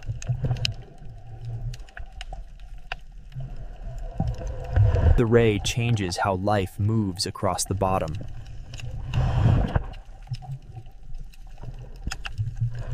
Each predator is a warning, a boundary, and a force in the movement of the reef. Balance does not mean peace without danger. Balance means every role still exists. The Red Sea is narrow, but vertically it becomes an entire world. Its narrow shape does not limit life. It compresses life into intensity. Coral, current, sand, caves, and depth all sit close enough for predators to share the same corridor. A fish does not experience the ocean as scenery. It experiences the ocean as choices. Even in calm water, the reef remembers danger. A hammerhead may own the blue edge. A reef shark may patrol the wall. A barracuda may control the open lane. A grouper may hold the cave. A moray may guard the crack. A ray may read the sand.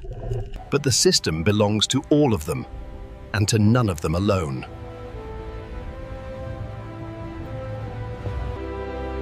Above all predators, the reef itself rules the rules.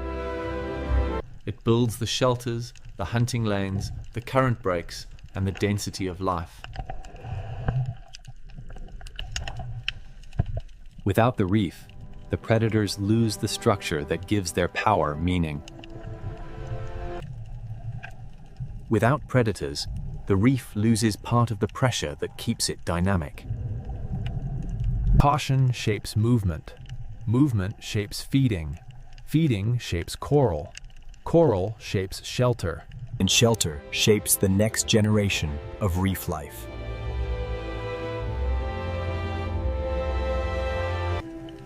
This is the Red Sea's real power. Not one monster, but a living network.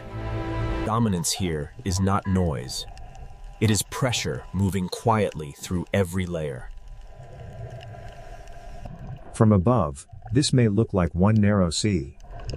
Beneath the surface, it is many worlds stacked together. Every fish, every coral branch, every shadow, and every current carries part of the answer. The question was never only who is strongest. The question was who belongs to which layer. The answer is not one king.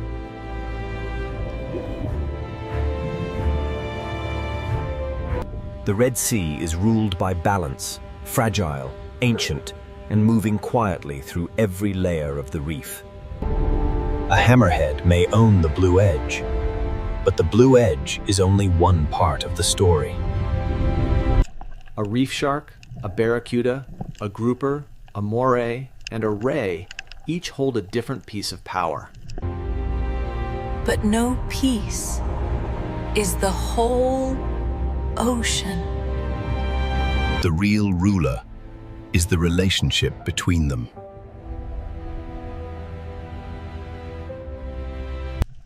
In a world so narrow, steep, and alive, dominance is not a crown. It is balance.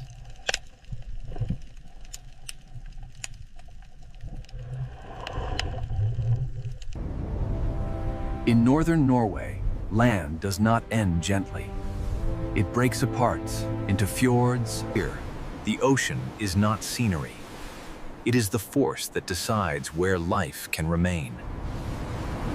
The coast is shaped by wind, ice, and ocean, and every edge feels exposed to the next storm.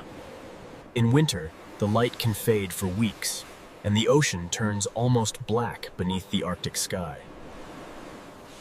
Small fishing villages cling to the ocean's edge, as if one more storm could pull the world into the dark water below. These houses do not stand apart from the ocean. They survive by staying close to it, and by respecting its power. The ocean gives fish movement, memory, and danger. It feeds the coast, then tests it without warning. This is not the soft coastline of a warm sea. It is a place of cold currents, rough weather, and sudden life.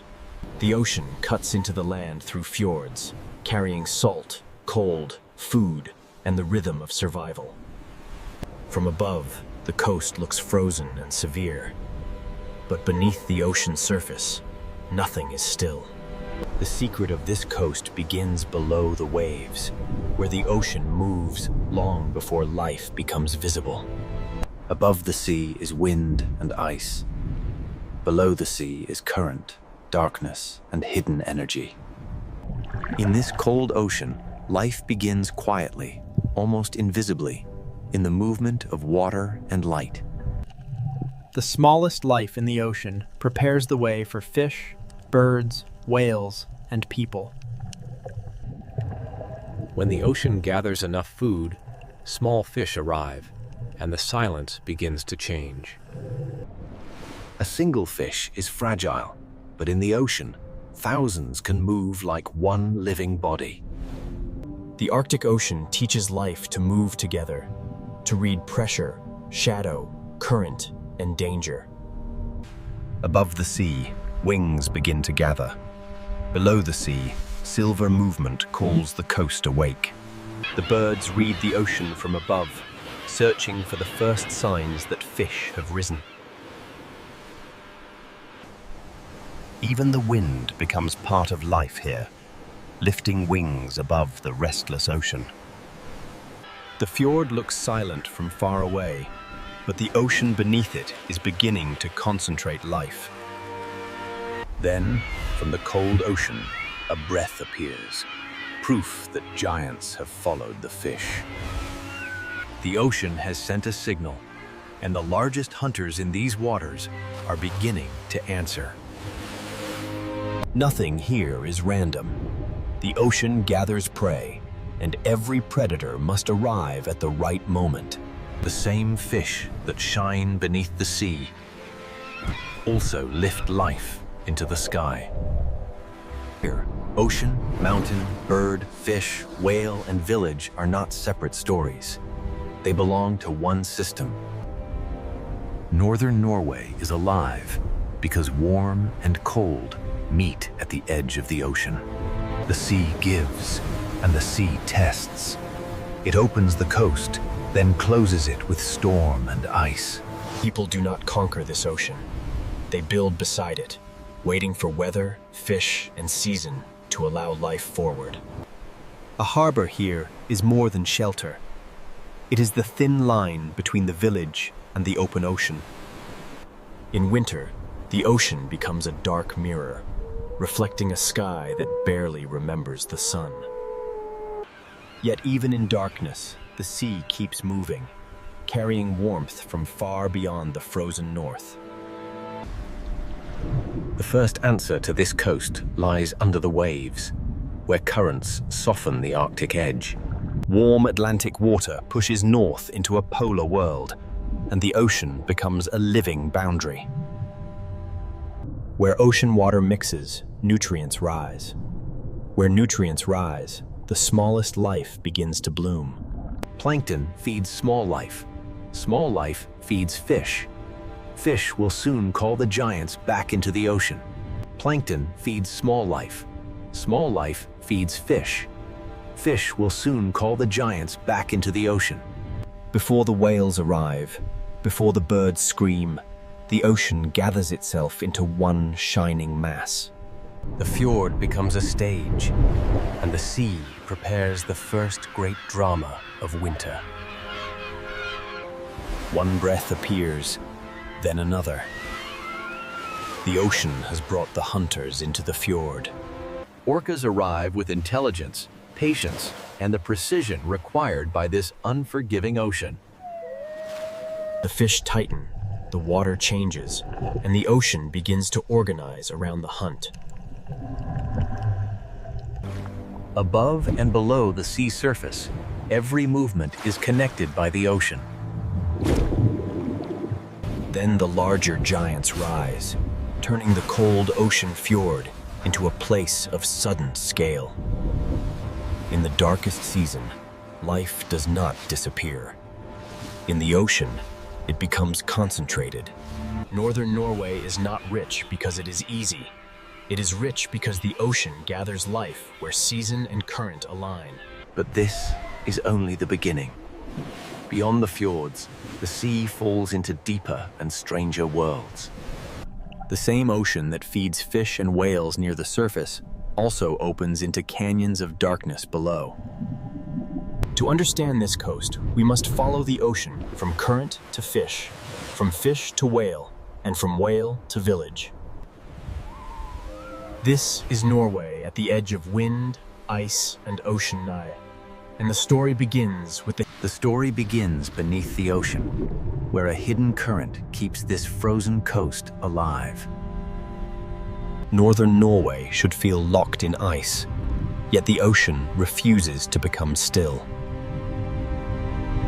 Far to the south, Atlantic water begins a long journey north, carrying heat into a polar world. This current does not make the Arctic warm, but it softens the edge enough for life to gather. Above the sea, winter is severe. Below the ocean surface, hidden warmth travels through the dark. the coast survives because the ocean is not one single body of water, but many forces meeting. Where Atlantic warmth meets Arctic cold, the ocean becomes dynamic, restless, and rich. Where Atlantic warmth meets Arctic cold, the ocean becomes dynamic, restless, and rich. When light returns after the long darkness, microscopic life begins to bloom. A bloom this small can change everything, because the entire visible drama begins with the invisible. Plankton feeds smaller animals, and those smaller animals become the first bridge toward fish. Small fish follow the bloom, and the cold ocean begins to concentrate energy.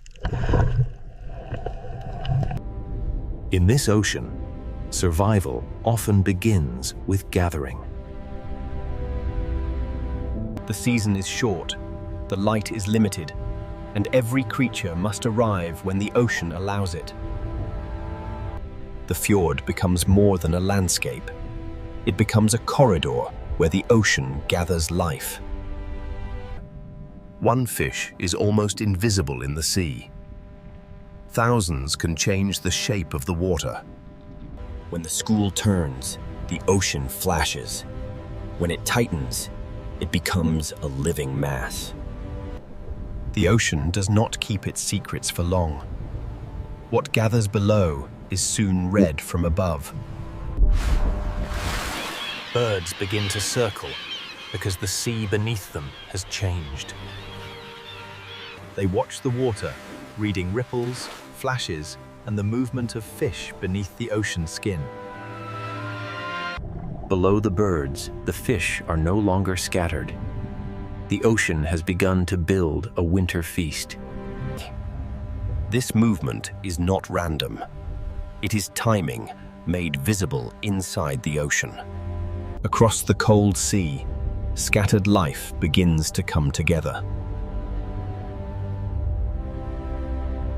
In winter, abundance in the Arctic does not spread gently. It gathers in dense, fragile places.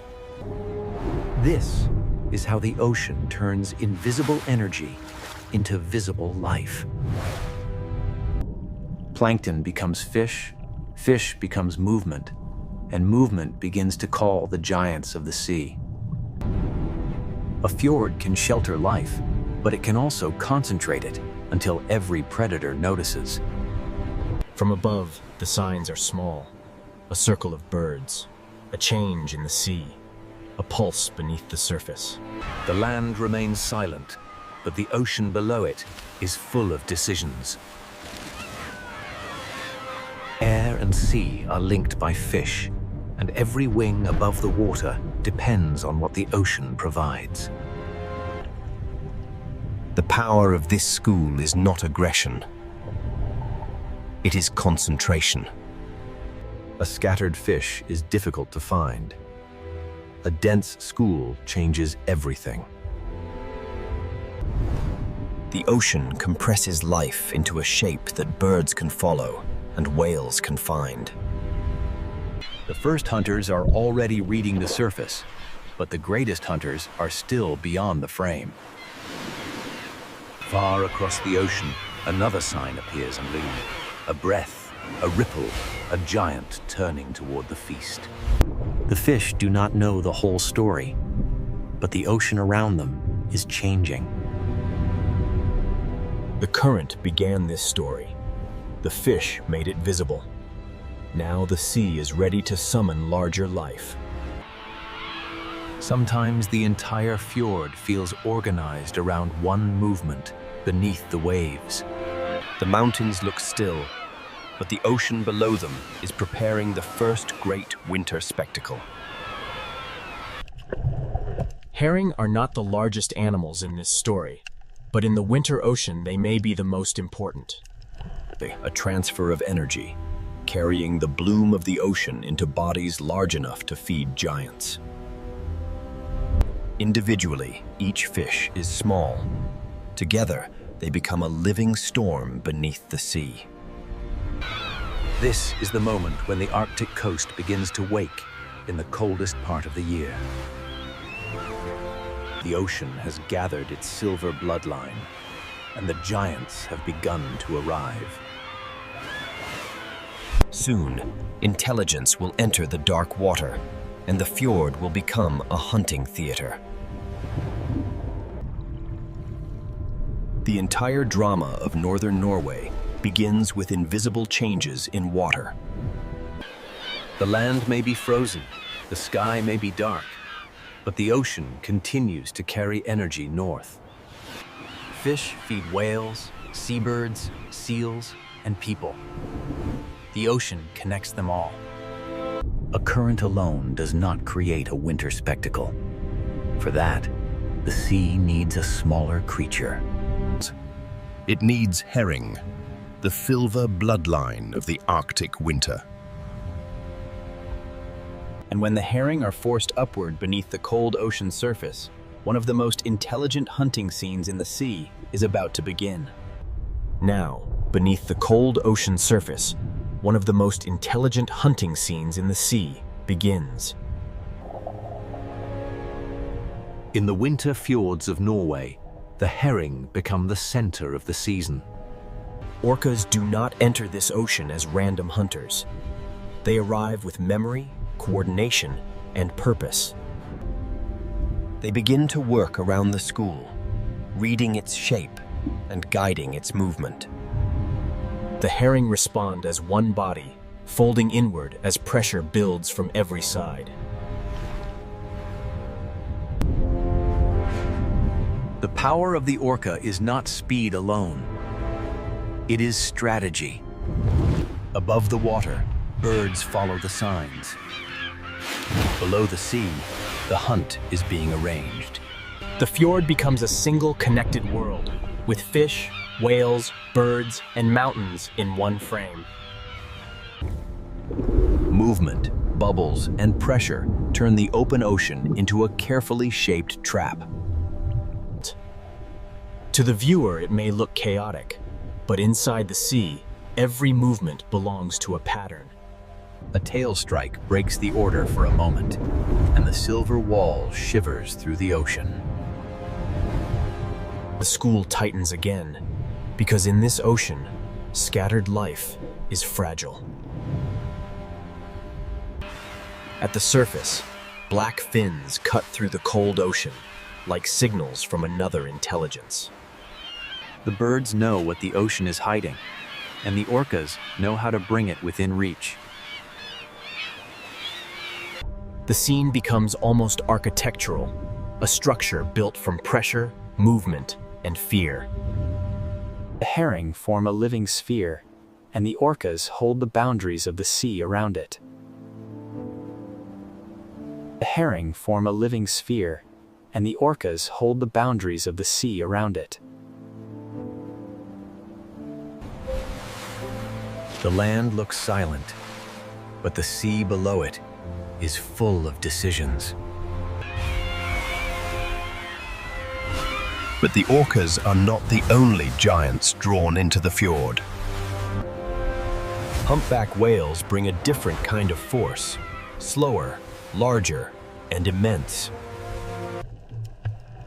Where the orca shapes the school with precision, the humpback rises with scale. At first, there is only a shadow moving upward through the ocean. Then the surface changes, and the fjord seems to hold its breath.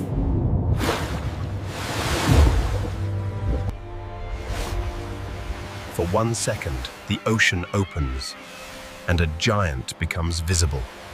Water drains away, the whale sinks again, and the surface closes over the feast. The school breaks, then gathers again, because the ocean keeps forcing life back into motion.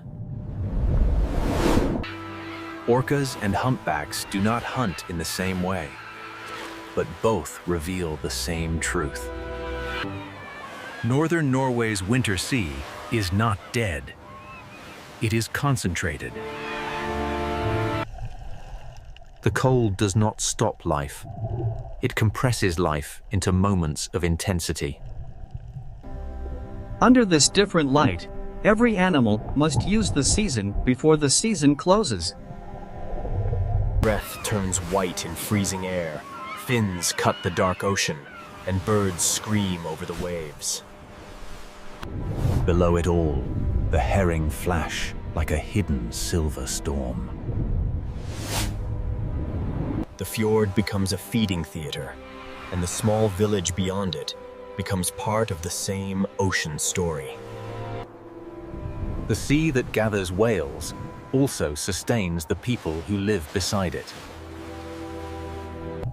After each surge of motion, the ocean settles, but the current keeps the story moving.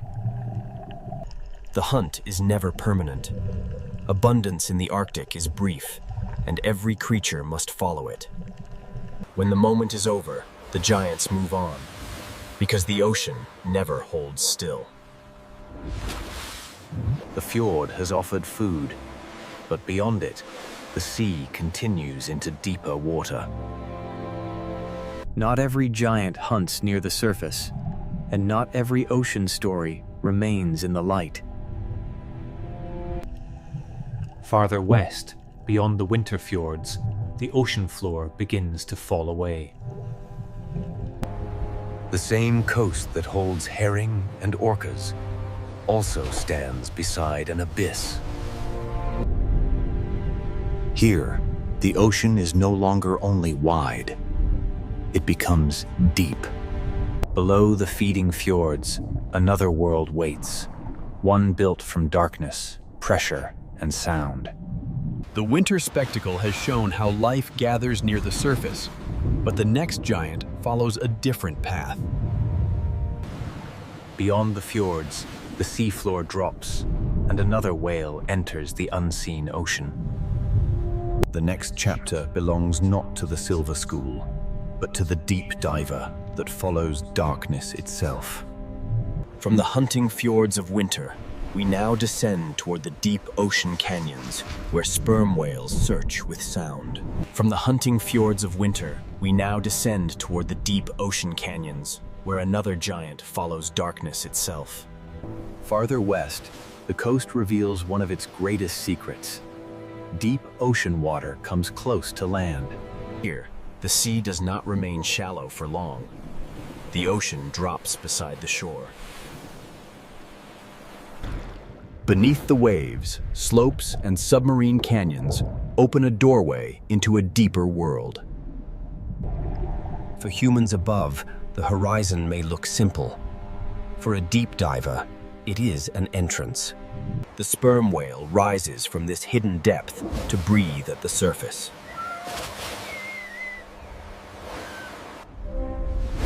This is not a hunter of the shallow herring fjord. It is a giant built for vertical journeys. Before the dive, the whale waits and breathes, gathering oxygen for a world without light. Its body seems almost still, but every breath prepares the descent. Then the back arches, and the surface moment becomes a doorway. The raised tail is like a door closing between the world of air and the world of depth. Below the surface, the whale leaves the human world almost completely. The water turns from blue to deeper blue, then toward black.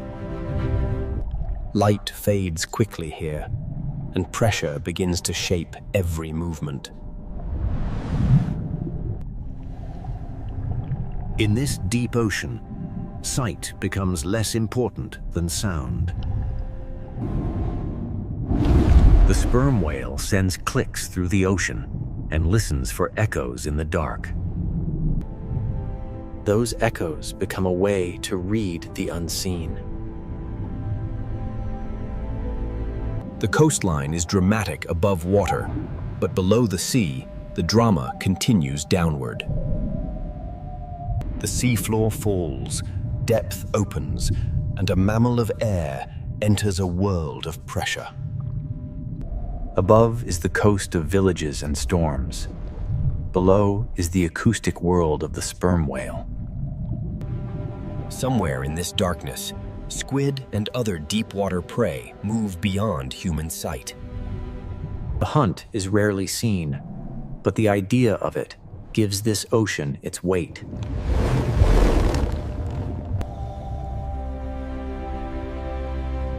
In this layer, the sea does not reveal everything. The sperm whale carries one of the ocean's most powerful natural sonar systems. Each click searches the darkness, returning fragments of shape, distance, and direction. This is not the fast silver chaos of the herring fjord. It is slower. In northern Norway, the village and the abyss can be neighbors. On the surface are boats, weather, birds, and light. Beneath are canyons, pressure, and sound. The human world floats above, while the whale moves through a depth human senses cannot survive. After the descent, the whale must return to air. The journey is vertical, from breath to darkness and back again. Every dive reminds us that this coast is not only horizontal, but layered. The whale rises toward a world of wind, cliffs, islands, and winter ocean. Then the breath returns, and the hidden world briefly touches the surface. For a moment, the deep diver becomes visible again, and the ocean closes its secret behind it. Vesterålen matters because it shows how close deep ocean systems can come to the human coast. A village may stand beneath snowy peaks, while a whale searches the abyss nearby. The shore and the deep are not separate worlds here. In places like this, they are neighbors. Life exists along the coast, but it also hangs above a layered ocean. At the surface are breath storms and light. Below are slopes, squid, pressure, and sound. The deep whale does not need the fjord theater. It belongs to a darker stage. But life here does not only rise from the ocean depths. It also clings to stone, where the ocean sends food upward into wings. Along the northern coast, cold cliffs become vertical cities beside the sea. Along the northern coast, cold cliffs become vertical cities beside the sea. From the abyss of sperm whales, we turn to the crowded cliffs where the sea becomes flight. From the abyss of sperm whales, we turn to the crowded cliffs where the sea becomes flight. Along the northern coast, stone cliffs become cities because the ocean below can feed them. At first, the cliff looks like cold stone. Then the ocean reveals it as a vertical city. Every ledge is a place of balance, where life clings between rock, wind, and ocean. The sea feeds them below, but the cliff gives them a place to return. A puffin-carrying fish is carrying the energy of the ocean onto land. Each small fish began in the sea, but now it becomes part of a life built high above the waves. The birds dive into the ocean, take from the sea, and bring that life back to stone. A seabird colony is not only a spectacle, it is evidence that the ocean nearby is productive. Some birds dive, some glide, some wait on ledges, but all of them depend on the sea. On these cliffs, survival is measured in inches of stone and miles of ocean. The cliff is built from rock, but its life is built from fish. When they leave the cliff, they enter the ocean's weather. When they leave the cliff, they enter the ocean's weather. When fish shift, birds must search farther, and the ocean becomes harder to read. A cliff can roar with life, but a quieter ledge can also tell a story from the sea. When birds vanish from a place like this, it is not only a loss of sound, it is a signal from the ocean. Seabirds make absence visible because they return from the sea to land. If food becomes harder to find, the cliff feels it long before the viewer understands why. The bird reads the surface, the fish reads the current, the cliff records the result. Yet the cliffs remain alive because the ocean still sends food into the air. Every returning bird is a small proof that the sea can still provide. The journey from water to wing is repeated thousands of times across the coast. Below these cliffs, humans have also learned to read the ocean. In northern Norway, the sea is not only scenery, it is food, danger, memory, and identity. Small villages sit between mountains and ocean, shaped by the narrow chances the sea allows. A calm harbor can feel safe, but beyond it, the ocean can change without warning. The work of the village begins with weather, timing, and respect for the sea. Fish leave the ocean, but the cold air and wind become part of the process. Here, the climate itself helps preserve what the sea has given.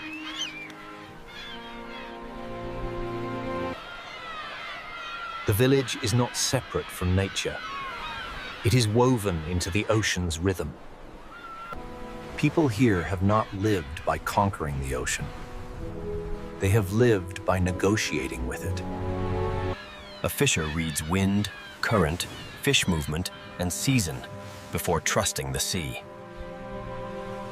The coastline may look beautiful from far away, but the ocean does not forgive carelessness.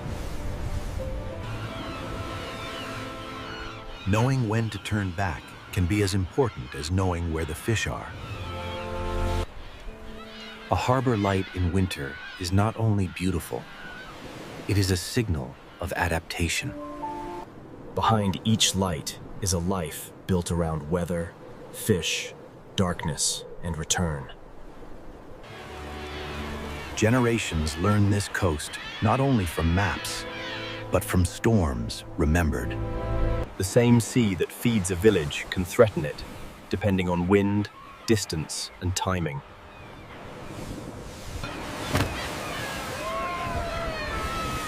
The ocean gives and tests in the same breath. Birds, fishes, whales, and villages all read the same water in different ways. Beneath the harbour, the food web continues, quiet and essential. The village survives because the ocean remains alive, beyond what the eye can see. To live here is to know when to leave, when to wait, and when to return. The return to harbor is part of the rhythm, as important as the journey out. This human layer keeps the coast from becoming only a wilderness postcard. The birds return to ledges, the boats return to harbor, and both returns depend on the sea. Northern Norway is a coastal system where ocean productivity climbs into wings and settles into villages. Everything here depends on reading the ocean accurately. The whale reads fish. The bird reads the surface. The fisher reads the wind. But this relationship is changing because the Northern Ocean is changing its rhythm. Fish may shift, seasons may move, and old knowledge must adapt to a sea that no longer behaves exactly as before. For the birds, for the whales, and for the people, survival depends on the ocean's pattern. And now, across the far north, ice is retreating, seasons are shifting, and the Arctic Sea... Across the far north, ice is retreating, seasons are shifting, and the Arctic Sea is beginning to change its rhythm. Less ice does not simply mean more open ocean. It changes the boundary between Arctic cold and Atlantic warmth. Warmer, saltier water can move farther north, reshaping where life can gather. The change is not always dramatic in a single frame, but the ocean remembers every small shift. This is not a simple disaster scene. It is a rhythm slipping out of its old timing. This is not a simple disaster scene. It is a rhythm slipping out of its old timing. For fish, temperature can influence movement, growth, spawning, and where the next meal will be found. If the fish move, everything that follows them must also move. For seabirds, the question becomes how far they must fly before the ocean offers food. A quieter cliff is not only a quieter cliff. It may be a message from the sea. A quieter cliff is not only a quieter cliff. It may be a message from the sea. When the food web shifts beneath the surface, the change rises into the air. For whales, the location of prey decides where the journey must go. If herring gather differently, the giants must search differently. For fishing communities, these changes are not abstract. They arrive as questions at the harbor. Where will the fish be? When will they come? Will the old calendar still work? Knowledge built over generations must now listen to an ocean that is changing its behavior.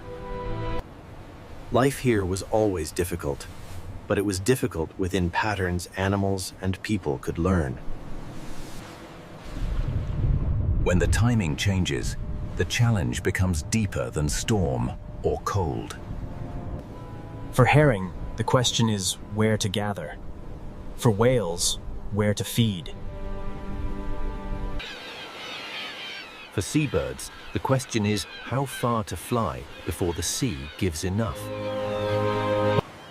For the coast itself, the question is how to remain a living edge as the Arctic becomes less predictable. The retreat of ice does not erase life at once. It changes the stage on which life must act. When the stage moves, every actor must adjust. Warm currents, cold seas, herring, whales, seabirds, fishing villages, and retreating ice all belong to one story. Northern Norway is not the edge of life. It is one of its most delicate centers. Northern Norway is not the edge of life. It is one of its most delicate centers. Everything depends on reading the edge correctly, Astokli, the edge between land and sea. The edge between Atlantic warmth and Arctic cold still shapes the life above it. The edge between winter darkness and returning light decides when the ocean can bloom. The edge between abundance and hunger may begin with light no wider than a season. Whales do not come because people hope to see them. They come when the ocean gathers food. Orcas follow herring. Humpbacks arrive when the season offers enough prey. Sperm whales use deep ocean waters where sound can find what sight cannot. Sperm whales use deep ocean waters where sound can find what sight cannot. Humans are part of this system too, reading weather, current, fish movement, and season. A family drying fish in cold air is using the climate as part of the process. A harbor light in winter is not only beautiful, it is a sign that life has adapted. A harbor light in winter is not only beautiful, it is a sign that life has adapted. Edges are where forces meet. Warm water and cold water, mountains and fjords, birds and cliffs, whales and herring. Life here becomes precise because it must. A whale must be where the fish are. A bird must find food before the season turns. A fisher must choose the right day to leave harbor because the ocean remembers every mistake. This precision is not weakness. It is wisdom. The animals do not fight the Arctic Ocean as if it were an enemy. They use what it gives. Wind becomes flight. Cold water becomes a feeding ground. Darkness becomes a season of whale breath and herring movement. Fjords become shelter. Canyons become hunting routes. The people here do the same. They build low against the wind and place villages near protected water. They follow fish, respect weather, and understand that the sea is never only a view. It is a force with memory, and that is why this coast stays with people who see it. Northern Norway is not only beautiful, it is honest. It does not pretend nature is gentle. It shows that life can continue in severe places. To live at the edge is not to be far from life. It is to live where life must become most aware. A school of herring can call whales back into dark fjords. A cliff can hold thousands of wings above a winter ocean. A warm Atlantic current can keep the northern coast open when the land around it is frozen. A small village can survive for generations, not by overpowering the sea, but by learning its rhythm. Here, every form of life is reading something.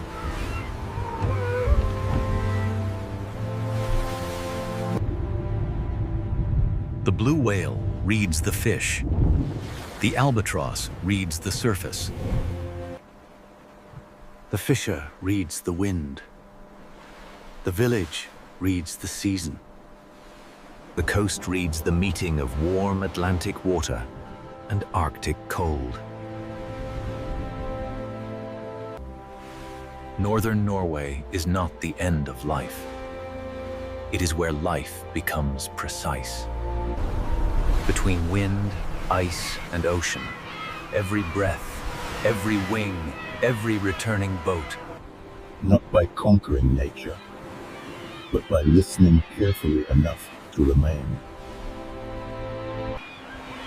This is Norway. Life at the edge of wind, ice, and ocean. From above, Greenland looks silent, but along the edge of the Arctic Ocean, life is already waiting. This is not an empty white world. It is a world where life hides, where ice and ocean meet. The fjords are ocean roads carved into stone, carrying cold water deep into the frozen land. Every dark opening in the ocean ice can become a doorway, a warning, or a lifeline. In Greenland, the frozen surface is never just scenery. It is the stage where survival begins. The silence holds signs, tracks, scent, wind, hunger, and memory. A hole in the ice may look small, but beneath it lies an entire ocean world. For the seal, this is not simply water. It is the border between breath and darkness. Below the ice, the ocean is quiet, but it is not still. Greenland's story begins in this thin boundary between frozen air and living sea. The polar bear looks powerful, but even power depends on the ocean ice beneath its feet. It reads the sea ice through scent, sound, pressure, and patience. Every step costs energy, and in this frozen ocean world, energy is never wasted. The strongest hunter here is still only one life, moving across a fragile frozen floor. Where the ocean opens, the food chain begins to gather. Birds follow the cracks because the ocean below carries food upward. From far away, these cliffs look lifeless, but the sea has already begun to fill them with motion.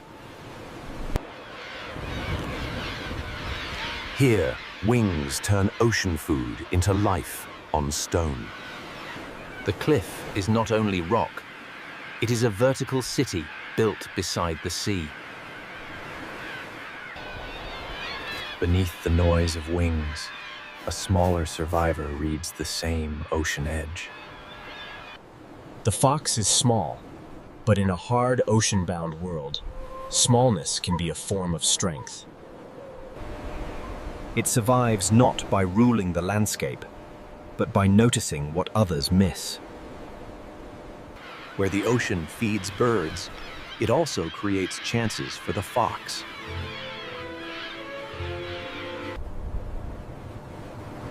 Life here is spread thin, but every edge has a purpose.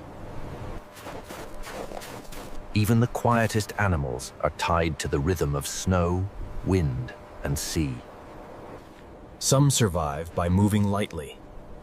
Others survive by standing together against the ocean wind. In Greenland, warmth is stored in bodies, in herds, and in every careful choice. Land and ocean are never separate here. The sea shapes the weather, the food, and the movement of life. The fjords carry the ocean into the frozen land, and with it comes the possibility of life. Below these icebergs, the ocean continues downward into a colder and darker world. The frozen surface hides an ocean system where small lives support giants. In this cold ocean, even the smallest forms of life can decide what survives above the ice. Fish turn invisible ocean energy into movement, flesh, and survival. The seal carries this ocean energy upward toward the frozen world above. A single layer of ice separates two worlds, but every life on both sides is connected. Glaciers bring the frozen interior to the sea, and the ocean answers with movement. To the animals of Greenland, ice is shelter, distance, danger, and direction. Far beyond the cliffs, giants follow the same cold ocean rhythm. A whale changes the fjord in a single breath, revealing that this frozen land is also an ocean world. Some animals walk on ice, some breathe through it, and others move beneath it like living mountains. Each life seems separate, but the ocean connects them all. In Greenland, survival gathers where elements meet: ice and water, cliff and sea, hunger and patience. Nothing here is careless. Every mark in the snow belongs to a decision. The same frozen surface can be a roof, a road, a nursery, and a hunting ground. The ocean feeds the birds feed the cliffs, and the cliffs feed another kind of survival. This opening chapter is only the surface. Beneath it lies a deeper system of timing, hunger, and adaptation. To understand Greenland wildlife, we must follow the edge where the ocean shapes every life. The first rule of this frozen world is simple. Ice decides where life can move. When the ocean opens, the story begins to move from silence into survival. And so we begin with the fragile foundation beneath every track, every dive, every flight, and every breath. To understand life in Greenland, we must begin with the surface that decides almost everything: sea ice. This ice is not a blank white floor. It is a living boundary between air and ocean. Where the ocean presses against the frozen surface, the ice bends, breaks, rises, and becomes a map. An open lead can become a feeding route, a breathing place, or a dangerous gap between lives. Below the frozen roof, the ocean begins its quiet work. When light returns, even the smallest life beneath the ice can start an entire chain. The beginning of survival here is almost invisible, carried by light, nutrients, and timing. Fish gather where the ocean gives them food, and their movement begins to draw larger lives. Every small body in this cold ocean becomes part of a larger survival equation. The seal lives between two worlds, feeding in the ocean and breathing through the ice. To the seal, a dark circle in the ice is not a detail. It is a doorway back to air. The same ice that traps the ocean below also gives life a place to breathe. For one animal, the hole is safety. For another, it is a place to wait. The bear does not rule the ice by force alone. It survives by reading the ocean's frozen skin. Sea ice is a road, a roof, a hunting ground, a resting place, and a border between worlds. Where the ice is strong, it can become a platform for rest. Where snow gathers over ice, shelter can form, but only if the season remains stable. To human eyes, the ice may look permanent, but the ocean beneath is always moving it. A frozen surface can rise, tilt, crack, and drift with every movement of the sea. The frozen interior reaches the ocean through glaciers, and the ocean reshapes it into drifting ice. Here, every texture tells a different story of cold, pressure, current, and time. The ice opens, closes, thickens, thins, and changes the rules for everything living here. When the ocean opens, birds read the signal from above. A crack in the ice can connect sky, ocean, and hunger in a single dive. Below the opening, the ocean gathers movement that cannot be seen from the frozen surface. The sea feeds the birds, and the birds carry the ocean's energy toward the cliffs. Even the cliffs depend on what happens out here on the frozen sea. The ocean does not stop at the shore. Its influence climbs into every track and every ledge. The living Greenland is not found in the empty interior. It gathers around the ocean edge. When light returns to the frozen world, the ocean beneath begins to answer. Light, ice, and ocean must meet at the right time for life to rise. Every animal reads this map differently, but the map is written by the sea. A sound in the ice can mean movement, danger, access, or change. Strength and weakness can exist only a few steps apart. From below, the ice is a ceiling of shadows, openings, and risk. The food web begins quietly, in colors and movements too small to dominate the eye. Plankton feeds fish. Fish feeds seals and birds, and the ice holds each layer close together. The seal is a bridge between the small ocean lives below and the hunters above. The bear uses sea ice as a road to reach the places where the ocean must breathe. Nothing here survives alone. The ice connects every breath, dive, flight, and step.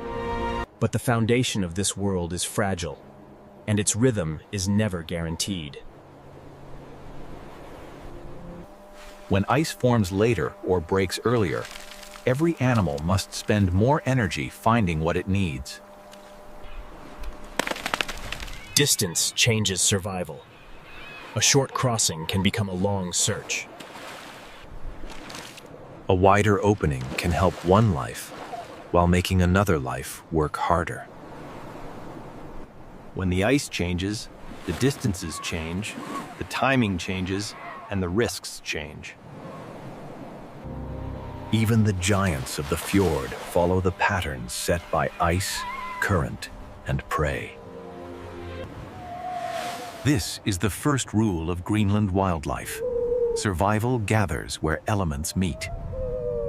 And across this frozen stage, one relationship will define the next chapter. Above the ice waits the bear. Beneath the ice moves the seal. Above the ice waits the bear. Beneath the ice moves the seal. Between them lies the polar bear is powerful. But here, power begins with patience. The polar bear is powerful.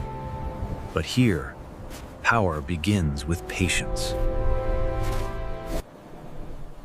A scent carried from the ocean can guide the bear farther than sight alone.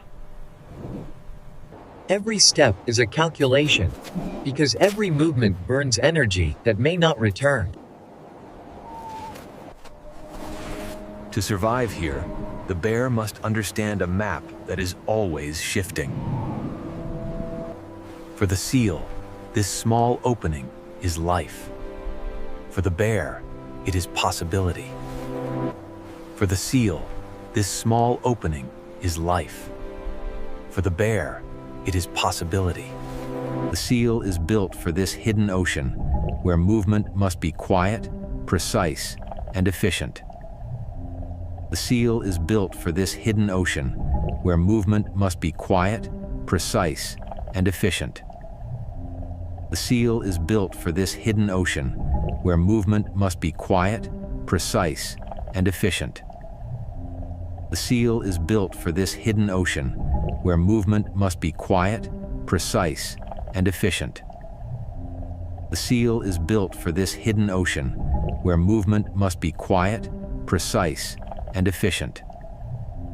The seal is built for this hidden ocean, where movement must be quiet, precise, and efficient.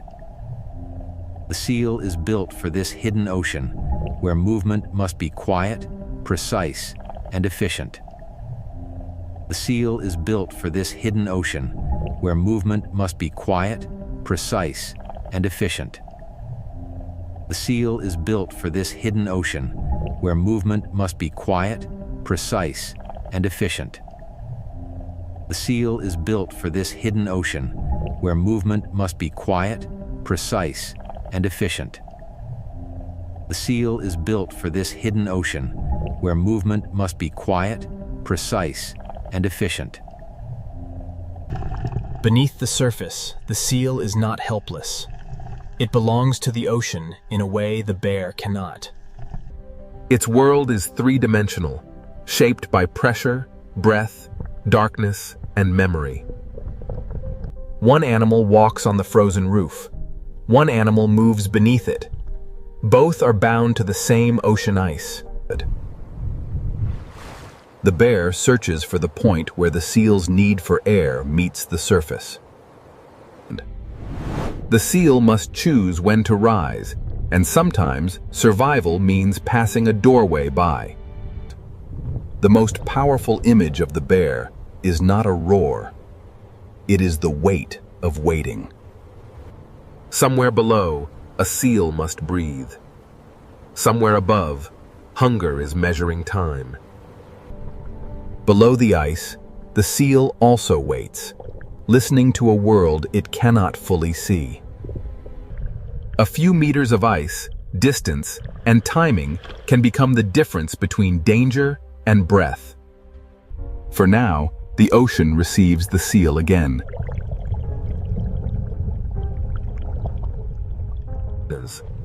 When the scent changes, the bear must decide whether to wait, move, or spend more energy. A failed wait is not dramatic, but in the Arctic, it still has a cost. The bear's hunting ground is also a moving platform, shaped by temperature, wind, and sea. When the ice changes, the distance between predator and prey changes with it. The seal's survival depends on food below air above, and ice stable enough to connect them. Fish become seal energy, and seal energy becomes part of the world above. The food web is not a diagram here. It is a path through water, ice, and wind. Rest is not weakness. In a place where every calorie matters, rest is strategy. The ocean below is always active, even when the surface appears still. The seal moves where the bear cannot walk, but it must always return to the surface for air. A crack in the ice can help the seal breathe and force the bear to travel farther. In Greenland, the shortest path is often impossible. The ice decides the journey. For the seal, open water can mean freedom, but also exposure. Neither animal controls this place. Both negotiate with the ice. The bear is a hunter, but it is also a listener in a frozen ocean landscape. The seal is prey, but it is also a specialist of water, pressure, ice, and breath. Without sea ice, the bear can still walk, swim, and search, but its most efficient world begins to vanish. The seal also depends on ice, but in a different way, as sealing, shelter, and access to air. Both lives need ice, but not the same kind, not in the same way, and not at the same moment. Greenland's ice records movement, but only for a little while before the wind rewrites it. Storm, cold, hunger, and timing press on both animals at once. The bear's hunting ground is also a moving platform, shaped by temperature, wind, and sea. When the ice changes, the distance between predator and prey changes with it. The seal's survival depends on food below, air above, and ice stable enough to connect them. Fish becomes seal energy, and seal energy becomes part of the world above. The food web is not a diagram here. It is a path through water, ice, and wind. Rest is not weakness. In a place where every calorie matters, rest is strategy. The ocean below is always active, even when the surface appears still. The seal moves where the bear cannot walk, but it must always return to the surface for air. Here, survival becomes smaller, quieter, and no less exact. The Arctic fox is small enough to vanish, but clever enough to read every edge of this frozen world.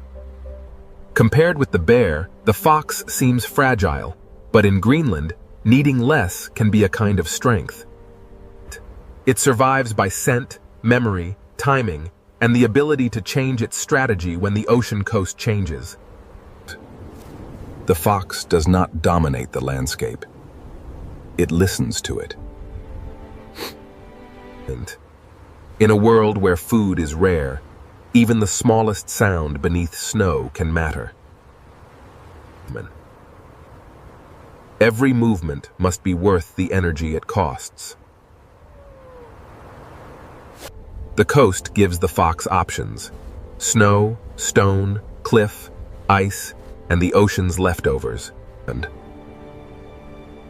in Greenland, flexibility can be as valuable as strength. When the season changes, the fox changes with it. Its camouflage belongs to the season, not to one color. Summer does not make Greenland easy. It only opens a short window of possibility.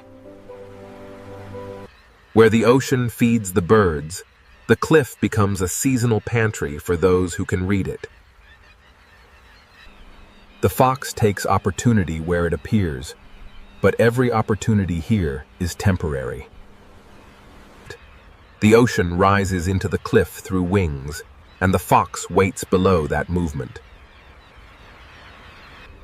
On this coast, balance is not only physical, it is the balance between hunger and risk. When food appears briefly, memory becomes a future meal. The fox survives by turning a scattered coastline into a map of chances. But the fox is not the only small life shaped by snow and sea. The Arctic hare survives by becoming part of the whiteness itself. Stillness can be protection when the landscape offers nowhere to hide. Every burst of movement must be measured, because speed also spends energy. Even in a frozen world, life searches for the smallest hidden food. The coast records many lives at once, but only until wind erases the page. Farther from the cliff, another kind of survivor follows the sparse food of the tundra. For these animals, survival is written close to the ground. The food is not abundant. It must be uncovered one small patch at a time. Their path is shaped by wind, snow depth, and the thin food left by a short season. And then the tundra reveals animals built not for speed, but for endurance. Musk oxen carry warmth like a living shelter against the ocean wind. Their coats are not decoration. They are insulation, armor against cold, and the memory of survival. Like the hare and caribou, they live from what little the frozen ground allows. In a place this exposed, the group itself becomes part of survival. The sea does not feed every animal directly, but it shapes the weather every animal must endure. Many strategies cross the same frozen coast, each one answering the same question in a different way. Survival here is not one kind of greatness. It is many precise answers to cold, hunger, and time. The fox may be one of Greenland's most precise survivors, because it is never tied to only one chance. It searches the boundary where the ocean leaves small gifts and the tundra hides small meals. Opportunity is brief here, and the fox must know when to move on.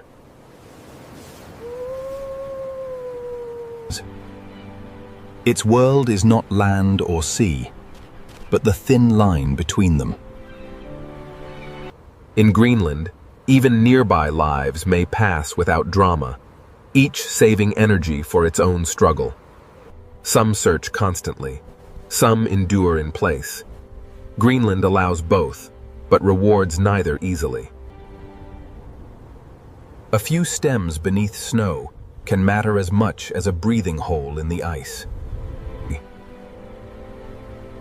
Every track belongs to an animal, spending itself carefully. The fox shows that survival is not always loud, large, or obvious.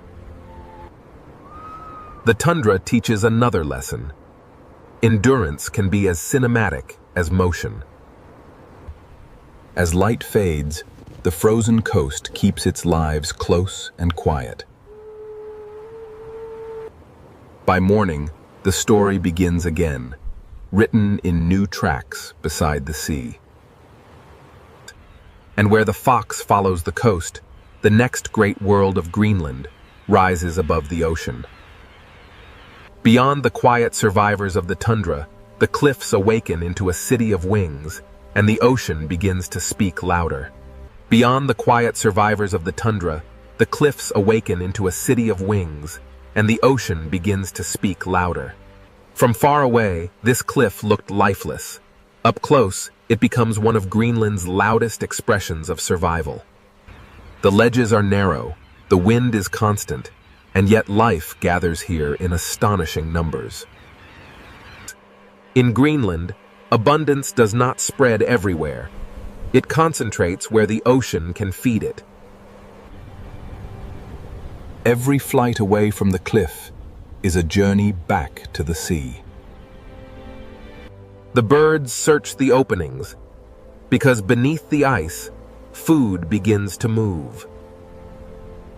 A single dive connects sky, cliff, ice, and ocean. Below the surface, the ocean gathers the energy that will return to the cliff. The sea gives, and the wings carry that gift back to stone. The cliff is not separate from the ocean. It is fed by every return. Each landing is precise, because space is scarce and the sea below is unforgiving. This is a city without walls, built from wind, rock, wings, and ocean food. For the fox, the cliff is not noise. It is a seasonal map of opportunity. The smallest hunter survives by reading what falls, what changes, and what disappears. The ocean is being delivered upward, wing by wing. Different birds use the same coast in different ways, but all are tied to what the ocean provides. Small wings can carry enormous meaning in a place where nutrients are rare. Around great colonies, the sea even changes the land, feeding soil that would otherwise remain poor. The cliff speaks for the ocean, and the ocean answers through wings. Beyond the cliffs, the coast opens again, and the scale of life begins to change. On the ice, walruses turn a drifting platform into a place of rest. Their bodies are built for cold water, but the ice still gives them a place to pause.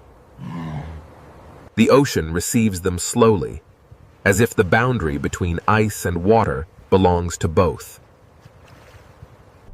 Below the flow, another Greenland world opens, heavier, darker, and shaped by depth.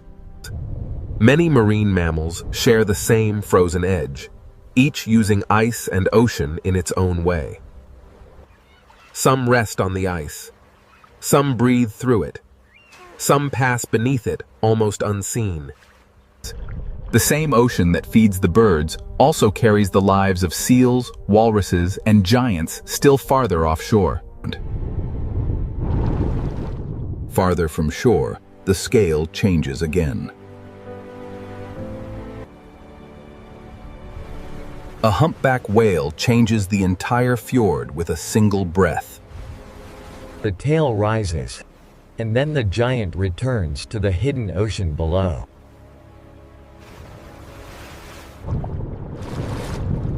Below the icebergs, Greenland becomes a three-dimensional ocean world. Fin whales bring speed and scale to waters shaped by current, prey, and season. These giants do not move randomly. They follow the ocean's invisible patterns. Where plankton and fish gather, the largest bodies on Earth may follow. The bowhead whale belongs deeply to the Arctic imagination, slow, massive, and built for icy seas. Its body carries endurance across seasons, currents, and frozen waters. In the dark below the ice, size becomes almost silent. Then the ocean changes tone, and white shapes move through the fjord like living echoes. Belugas move through sound as much as water, using voices to keep contact in a world of ice and shadow. In cold and limited visibility, sound becomes a map. Some Greenland lives are visible only for moments, and others remain almost mythical. Narwhals bring mystery not because they are fantasy, but because their real lives are so difficult to witness. A single tusk above the water can feel unreal, but it belongs to a life shaped by ice, depth, and sound. Beneath the surface, they travel through a world where sound, pressure, and inherited roots matter more than sight. Greenland's ocean is not empty space. It is a layered world of roots, signals, and hidden feeding grounds. Some animals stand on ice, some rest on it, some breathe through it, and some travel beneath it. Together, they reveal Greenland not as an isolated island, but as part of a living Arctic Ocean network. The animals follow food, openings in ice, depth, temperature, current, and memory. What begins as tiny movement in the ocean can rise into birds, seals, walruses, and whales. But this ocean map is not fixed, and the rhythm that guides these lives is changing. When ice shifts, every route must be read again.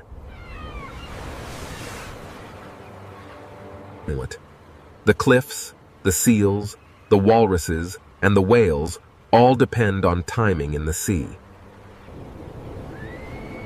A change in one layer can echo through all the others. And now, the frozen map that holds these lives together begins to change its rhythm. And now, the frozen map that holds these lives together begins to change its rhythm. In Greenland, change does not arrive as an idea. It arrives as thinner ice, wider water, and altered distance. A frozen road can become a maze, and every animal must learn the new shape of the ocean. For the polar bear, distance is not only space. Distance is energy. When ice breaks the route, the bear must walk farther, wait longer, and spend more of what it cannot easily replace. Its strength remains immense, but strength needs a platform. The bear is not defeated by one crack, but every extra distance adds pressure to its life. Below the ice, the seal also faces a changing ceiling. More open water can help a seal breathe, but unstable ice can change where it rests, hides, and raises young. The same change can offer one advantage while removing another. Nothing in Greenland has only one meaning. Ice can shelter, expose, connect, and separate. For seabirds, the question is not only whether food exists, but whether it appears close enough and soon enough. A longer flight can turn abundance into effort. The cliff still lives, but its rhythm depends on a sea that is never still. For the fox, flexibility is survival, but even flexibility depends on what the season provides. It searches the coast as it always has, but the coast itself is beginning to answer differently. On land, change appears in snow depth, exposed ground, and the timing of the short feeding season. The tundra animals endure weather from the sea, even when they do not feed directly from the ocean. A small plant, a thin crust of snow, and a few warmer days can change the choices of animals above the sea. And every part of Greenland returns to the ocean sooner or later.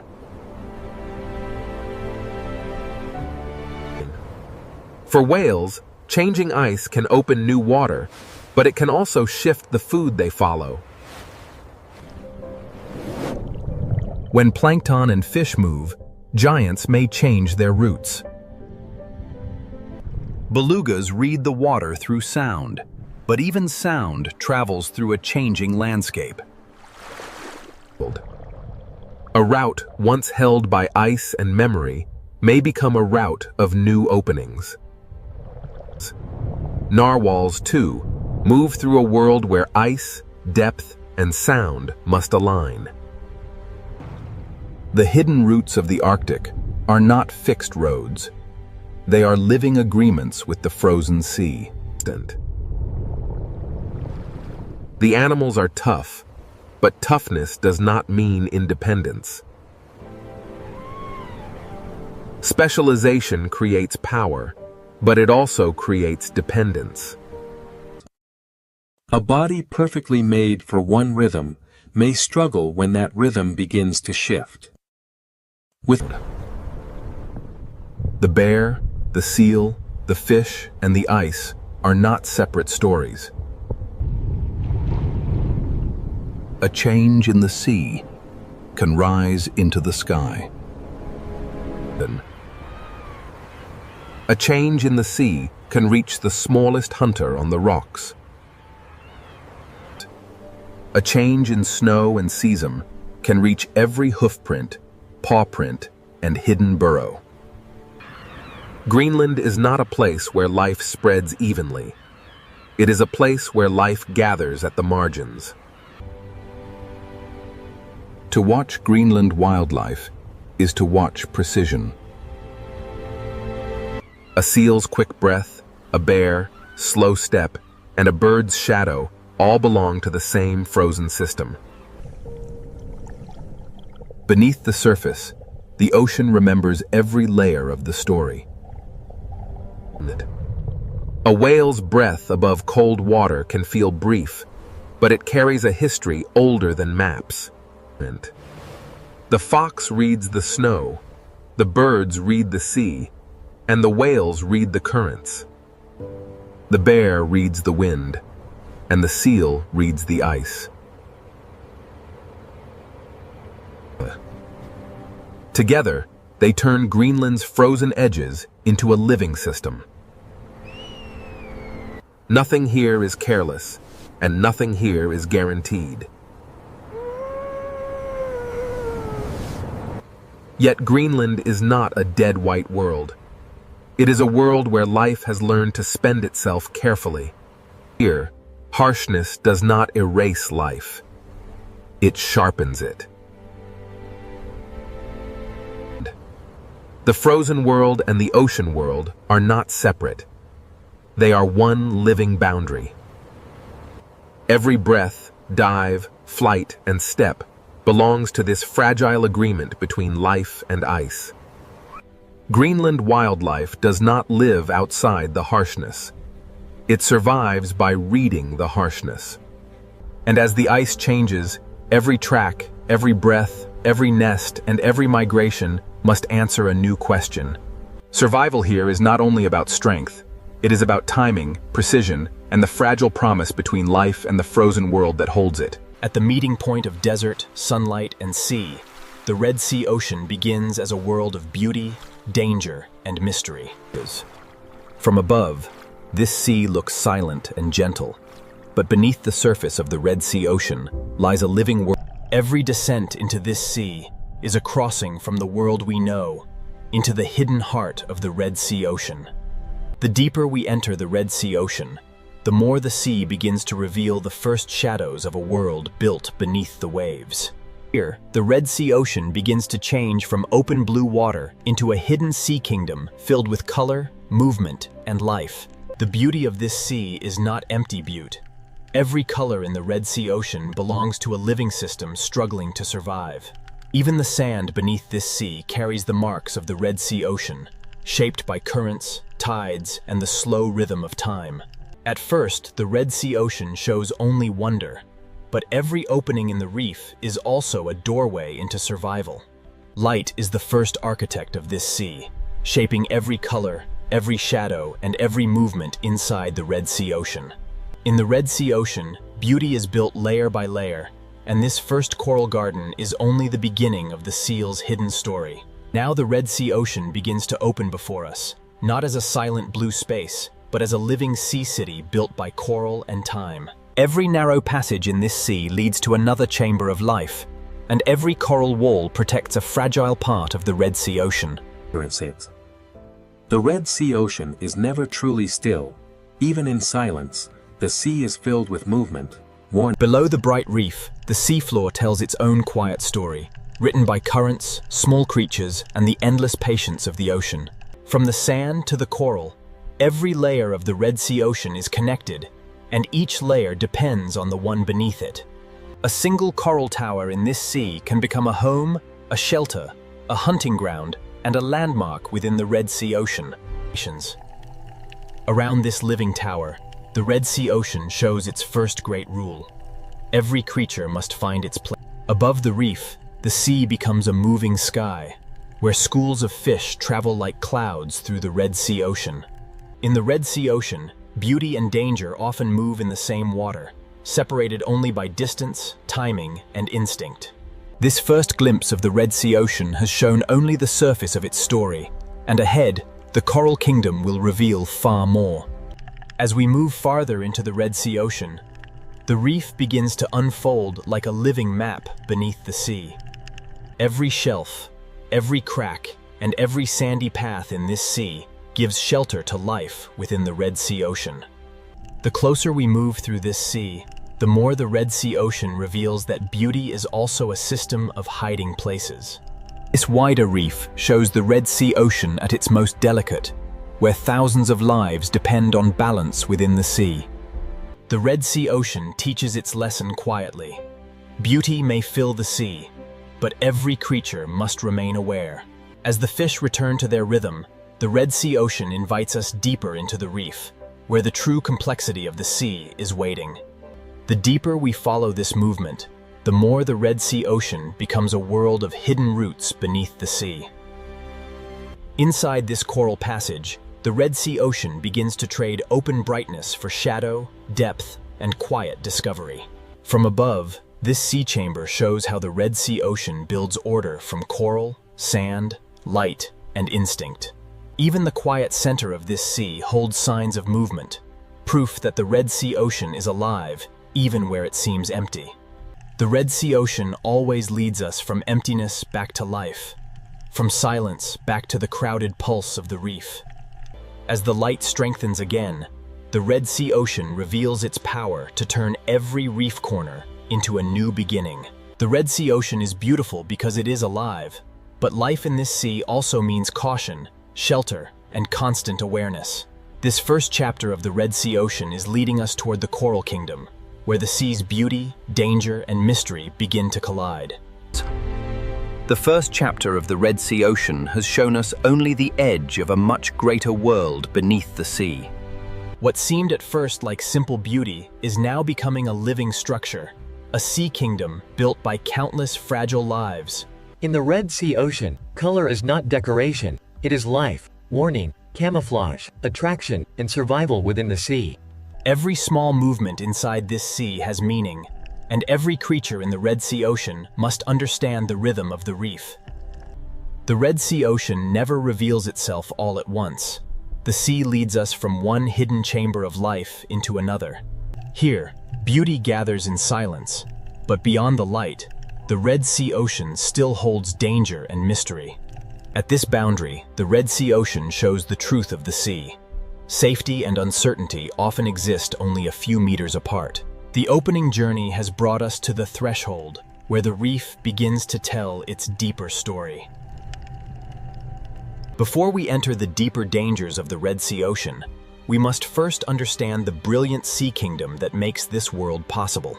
Next, we enter the Coral Kingdom of the Red Sea Ocean, where beauty becomes a living city, and every corner of the sea hides a story of survival. Now we enter the Coral Kingdom of the Red Sea Ocean, where the sea turns beauty into shelter, movement, and life.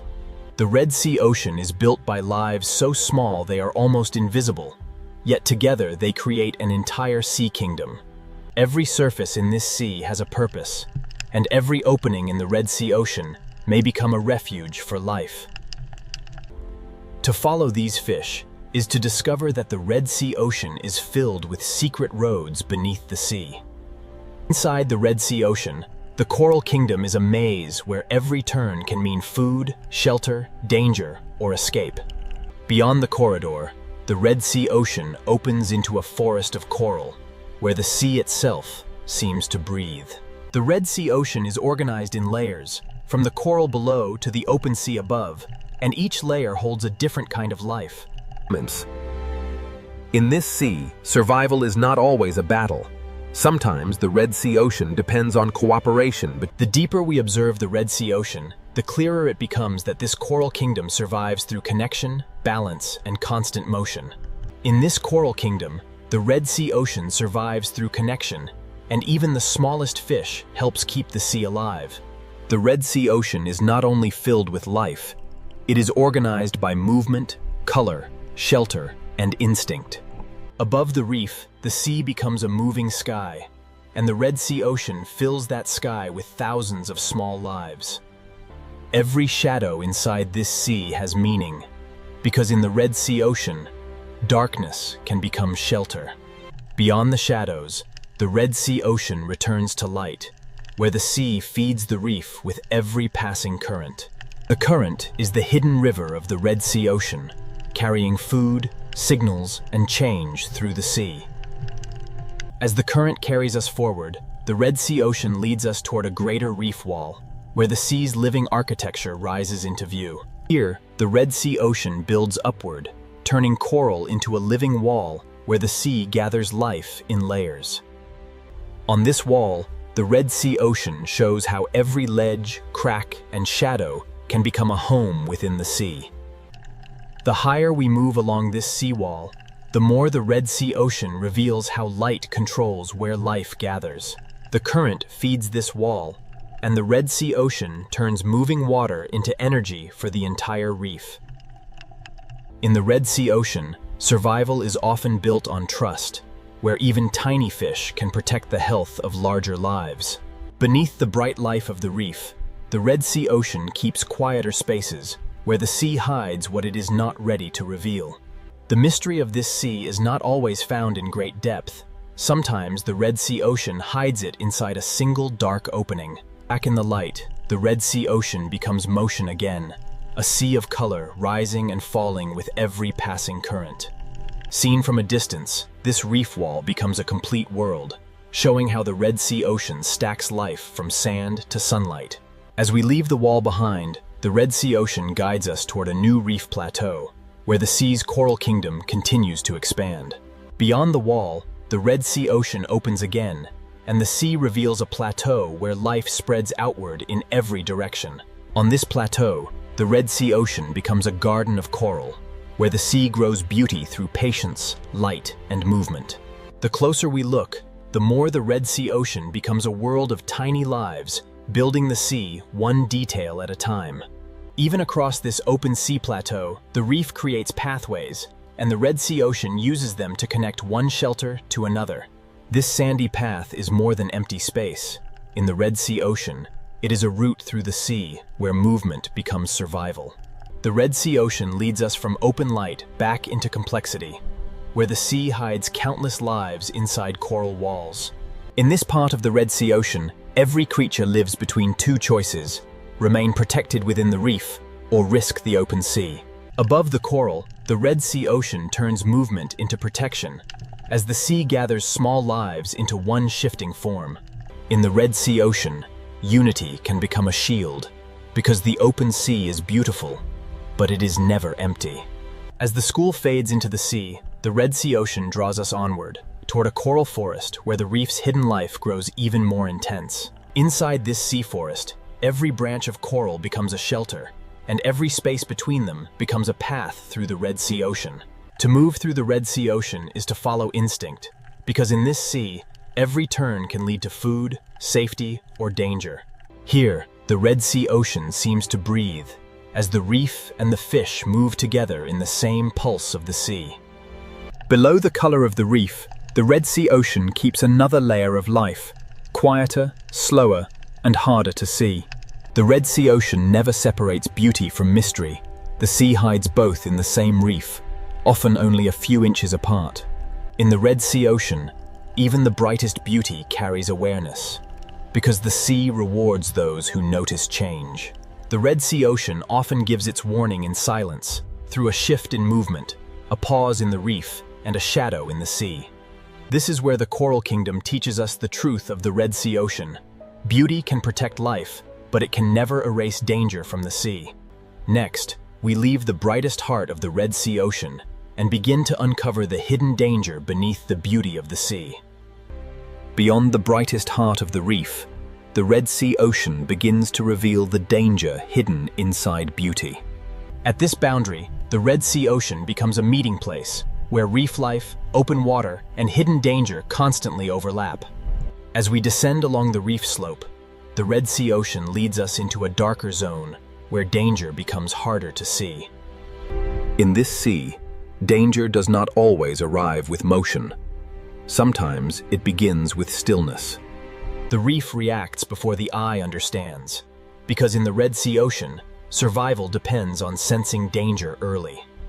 As the reef slope darkens, the Red Sea Ocean teaches us that danger is often hardest to see when the sea appears calm.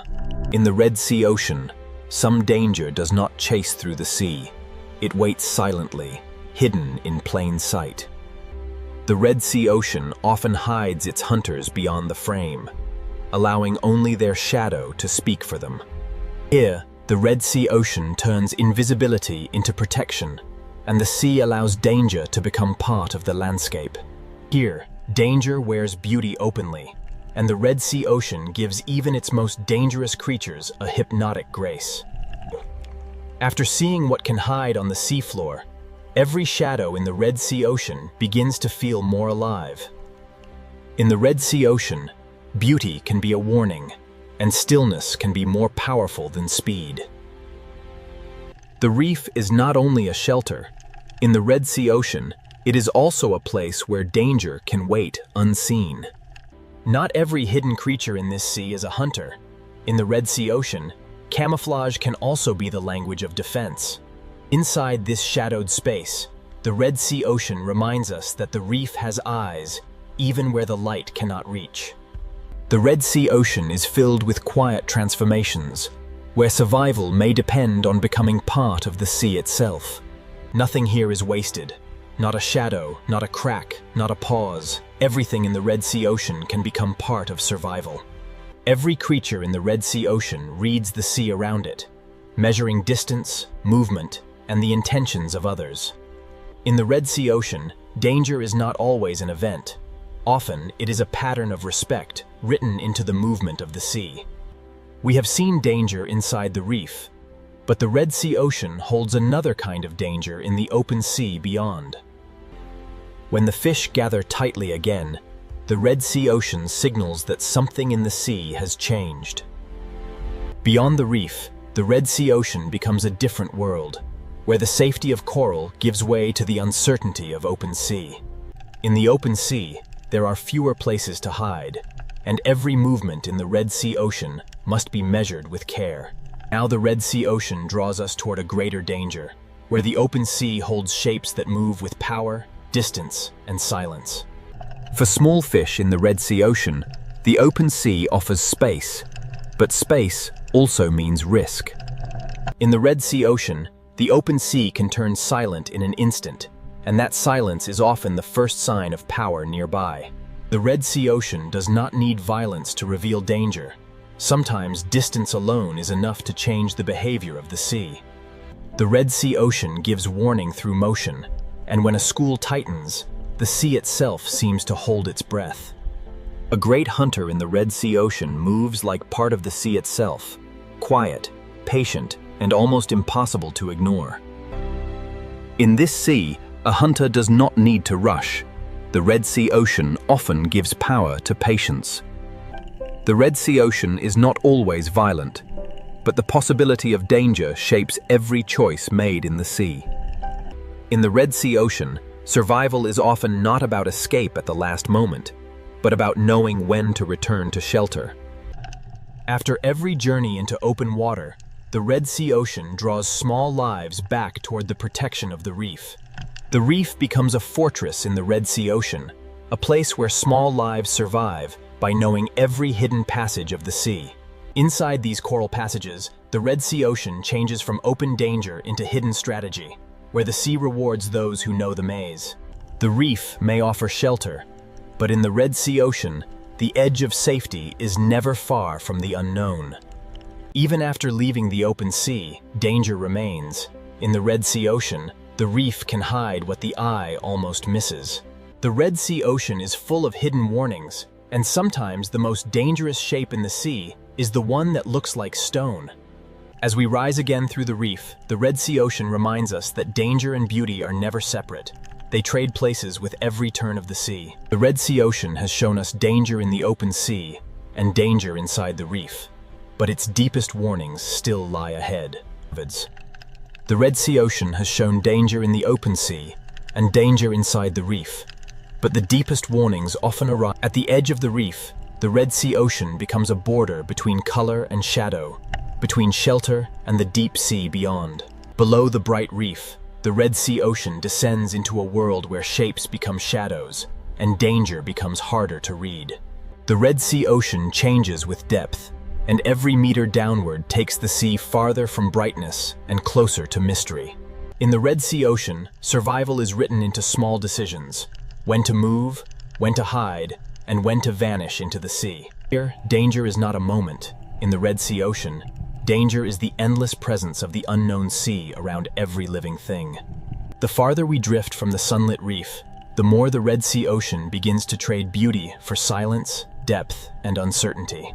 This is where the Red Sea Ocean reveals its true nature: beauty behind us, danger around us, and mystery waiting below.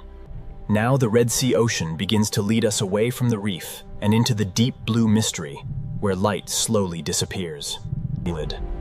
Next, we descend into the deep blue mystery of the Red Sea Ocean, where the sea grows darker, quiet. Now we enter the deep blue mystery of the Red Sea Ocean, where the sea grows darker, quieter, and less familiar with every descent. Above us, light still belongs to the reef, but below us, the Red Sea Ocean begins to belong to shadow. The Red Sea Ocean is not only reefs and color. Beneath the beauty, the sea drops into walls, canyons, and hidden depths. Along this wall, the Red Sea Ocean becomes a border between solid stone and endless water, between what can be seen and what remains unknown. In the deeper Red Sea Ocean, life becomes quieter, slower, and harder to find, but it never truly disappears from the sea. The deeper we travel, the more the Red Sea Ocean offers doorways into places where light can barely follow. Some places in the Red Sea Ocean do not reveal themselves at once. The sea asks for patience before it allows us closer. At this threshold, the Red Sea Ocean becomes a mystery within a mystery, a hidden room inside the deep sea. Inside this hidden passage, the Red Sea Ocean changes again, from wide blue depth into a narrow world shaped by stone, silence, and darkness. Here, where sunlight weakens, the Red Sea Ocean begins to whisper another story, one written in darkness.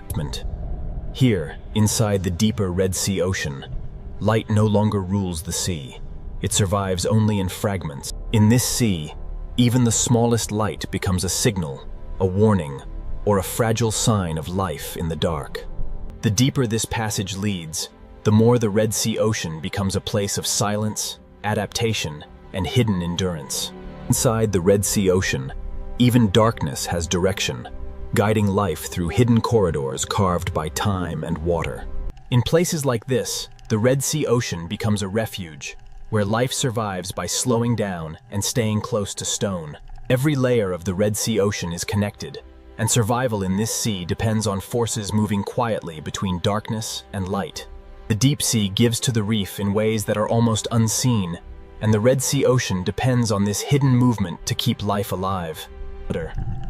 As light returns, the Red Sea Ocean reveals that survival is not sudden.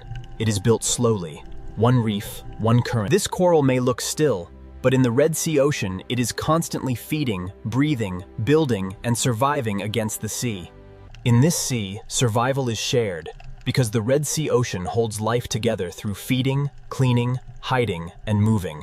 The Red Sea Ocean survives through balance, and even a fish grazing quietly on the reef helps protect the seal's fragile foundation. From the coral floor to the open sea above, the Red Sea Ocean builds survival in layers, and every layer must remain strong. Movement is survival in the Red Sea Ocean, because the sea demands that every creature know when to rise, when to feed, and when to return. In this sea, nothing survives alone. The Red Sea Ocean depends on timing, shelter. As the current carries us forward, the Red Sea Ocean begins to show the fragile strength of life, adapting to a changing sea. As the current reaches brighter water, the Red Sea Ocean reveals how survival depends on adapting to a sea that never stands still. The reef may appear strong, but in the Red Sea Ocean, even the brightest coral survives only when the sea remains in balance. In this sea, survival is not always dramatic. The Red Sea Ocean often tests life through space, shelter, and quiet competition. For a small fish in the Red Sea Ocean, survival can be measured in seconds, in distance, and in the safety of the next coral opening. The Red Sea Ocean is a world of constant choices, where every creature must read the sea before it moves. To feed, life must leave shelter, and in the Red Sea Ocean, every meal comes with a measure of risk. In this ocean, timing is everything, because the Red Sea gives life only brief moments to feed before the sea asks it to return. The reef protects life, but life must also protect the reef, and this is the fragile agreement at the heart of the Red Sea Ocean. In the Red Sea Ocean, survival is not carried by one creature alone. It is shared across the entire sea. This living reef is beautiful, but its strength is fragile, and the Red Sea Ocean survives only by holding many forces in balance. In the Red Sea Ocean, warmth gives life energy, but too much change can turn strength into fragility. A current is more than movement. In the Red Sea Ocean, it is the sea's way of delivering life to the reef. In this sea, survival often means choosing the right place to wait, where food arrives but danger stays at a distance. The Red Sea Ocean is never completely still, and every creature here must learn to use the sea's force without being carried away by it. Even in a sea of movement, life needs shelter, and the Red Sea Ocean offers calm pockets where fragile creatures can recover. In these protected corners, the Red Sea Ocean gives young life a chance, but even here, survival remains uncertain. From the beginning, life in the Red Sea Ocean must learn the language of shadow, shelter, and sudden silence. The danger passes, the current continues, and the Red Sea Ocean returns to the endless rhythm that holds the reef together. Abundance in the Red Sea Ocean is not guaranteed. It is created every moment by balance between current, coral, fish, and light. The Red Sea Ocean is strong because it is connected, yet fragile, because every connection must keep working for the sea to survive. The Red Sea Ocean survives because every part of the sea is linked, from the smallest shelter to the widest current. In this sea, the current is not background motion. It is the quiet force that carries food, oxygen, and survival through the Red Sea Ocean.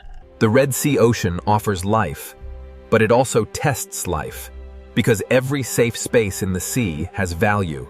In the Red Sea Ocean, the reef protects countless lives, but the reef itself must also be protected by the behavior of the sea. Young life in the Red Sea Ocean begins in small protected spaces, where the sea offers shelter before it demands strength. From the first days of life, the Red Sea Ocean teaches every creature to read the sea through light, shadow, and movement. The Red Sea Ocean is a chain of survival, and every link in the sea depends on another link staying strong. In the Red Sea Ocean, light gives energy, but life must also know when to seek shade, rest, and protection within the sea. Rest is also survival in the Red Sea Ocean, because the sea rewards those that save energy for the moment they truly need it. The Red Sea Ocean is powerful because life adapts, but it remains fragile because every adaptation depends on balance within the sea. The Red Sea Ocean is powerful because life adapts, but every adaptation depends on balance within the sea.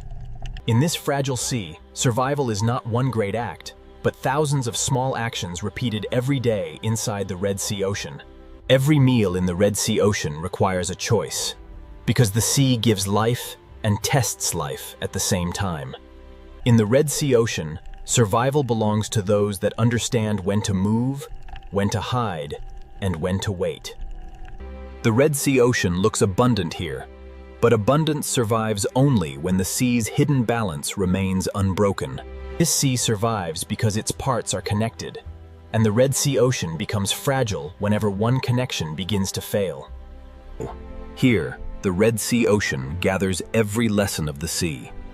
Beauty to attract life, danger to shape it. The Red Sea Ocean is not one story, but many stories moving together through the same water. From the smallest coral polyp to the widest current, the Red Sea Ocean survives through balance, and that balance is the true strength of the sea. Next, we return to the full Red Sea Ocean, where beauty, danger, and mystery finally collide in one unforgettable sea. Now the Red Sea Ocean gathers every force we have seen: beauty, danger, mystery, and survival, into one living sea. The Red Sea Ocean is not divided into separate worlds. The reef, the open sea, and the deep all breathe through the same water. The beauty of the Red Sea Ocean is still the first thing we see, but now we understand how much life is hidden inside that beauty. Here, the Red Sea Ocean reminds us that danger does not always destroy beauty. Sometimes it wears beauty as its warning. When life leaves the reef, the Red Sea Ocean changes its rules, and every movement across the open sea becomes a risk. The Red Sea Ocean does not need chaos to show power. Sometimes the quiet presence of a hunter is enough to reshape the sea. Below the danger of the open sea, the Red Sea Ocean holds another force entirely: the mystery of depth. The Red Sea Ocean is beautiful at the surface, dangerous at the edge, and mysterious in the darkness below. Everything we have seen belongs to one sea, and every layer of the Red Sea Ocean shapes the layer above and below it. This is the Red Sea Ocean in its true form, a living sea where beauty, danger, and mystery collide without ever becoming separate. In this single frame, the Red Sea Ocean becomes the whole story, a sea where every force touches every other force. The Red Sea Ocean never separates wonder from risk, because the same sea that feeds life also tests it. Every crossing in the Red Sea Ocean is a choice between the safety of the reef and the opportunity of the open sea. In the Red Sea Ocean, danger may pass without violence, but its presence changes the rhythm of the sea. The reef may seem like a safe kingdom, but the Red Sea Ocean keeps the deep mystery close, even inside its brightest coral. Beneath every bright surface, the Red Sea Ocean holds a quieter world, where the sea keeps its oldest secrets. This is the Red Sea Ocean at its most mysterious, where the sea invites us closer but never gives away everything it holds. The Red Sea Ocean moves between darkness and light, as if both are part of the same breath. Seen from above, the Red Sea Ocean is a living map of connection, where every path leads from beauty toward risk and from risk toward mystery. The Red Sea Ocean is unforgettable because it is never only one thing. The sea is beauty, danger. The Red Sea Ocean is unforgettable because it is never only one thing. The sea is beauty, danger. Every path through the Red Sea Ocean carries more than motion. It carries the memory of shelter, hunger, caution, and instinct. The great story of the Red Sea Ocean is written in small details, in sand tracks, coral shadows, and the quiet movement of life. In this sea, every doorway is both promise and warning, because the Red Sea Ocean hides mystery inside beauty. The Red Sea Ocean leads us through gateways of coral, each one opening from what we know into what the sea still keeps hidden. Here, the Red Sea Ocean shows balance at the edge, where beauty holds its ground while danger moves quietly in the distance.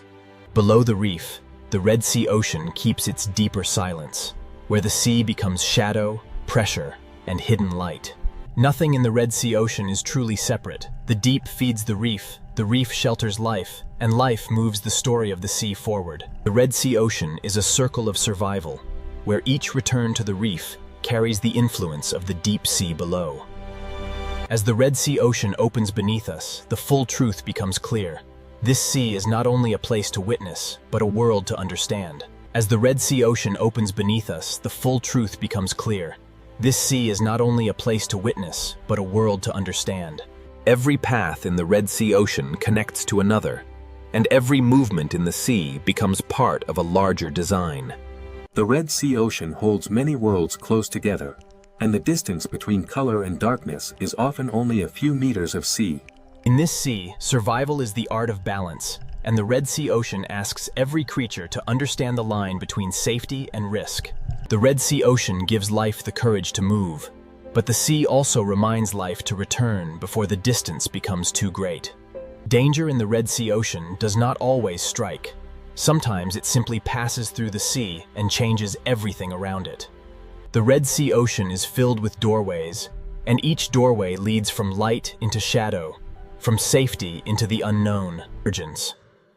The Red Sea Ocean is filled with doorways, and each doorway leads from light into shadow. The Red Sea Ocean does not choose between darkness and light. It carries both, and life must learn to move between them. Now the Red Sea Ocean prepares to leave us with its final lesson. This sea is most powerful when all of its hidden forces collide. The final lesson of the Red Sea Ocean begins here, where every hidden force of the sea comes together in one living world. Beauty is the face of the Red Sea Ocean, but beneath that beauty, the sea is always moving, testing, hiding, and surviving. Every creature in the Red Sea Ocean belongs to the same fragile rhythm, and every rhythm helps the sea continue. Danger is not separate from the Red Sea Ocean. It is one of the forces that shapes the movement, caution, and intelligence of the sea. Mystery is the depth of the Red Sea Ocean, the part of the sea that remains unseen even after the journey has changed us. From darkness to color, from depth to reef, the Red Sea Ocean shows that every layer of the sea belongs to the same story. This is why the Red Sea Ocean is unforgettable, because it does not offer one truth, but many truths moving together beneath the sea. The Red Sea Ocean is a living collision of forces, and its power comes from the way those forces remain connected. As we rise from the reef, the Red Sea Ocean remains below us, still alive, still dangerous, still beautiful, and still filled with mystery. The journey ends here, but the Red Sea Ocean continues, where beauty, danger, and mystery collide beneath the endless sea. This hidden chamber shows another face of the Red Sea Ocean. Not bright, not crowded, but ancient. In the deep Red Sea Ocean, mystery is not only what hides in darkness, but how life continues where almost nothing seems possible.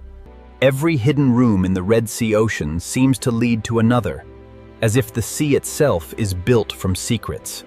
The path ahead sinks lower, and the Red Sea Ocean draws us farther from light, farther from color, and deeper into the unknown sea. At the end of this hidden passage, the Red Sea Ocean opens again, but now the sea ahead is darker, wider, and far more mysterious. Beyond the hidden cave, the Red Sea Ocean opens into a deeper world, where the sea becomes wider, darker, and far less familiar.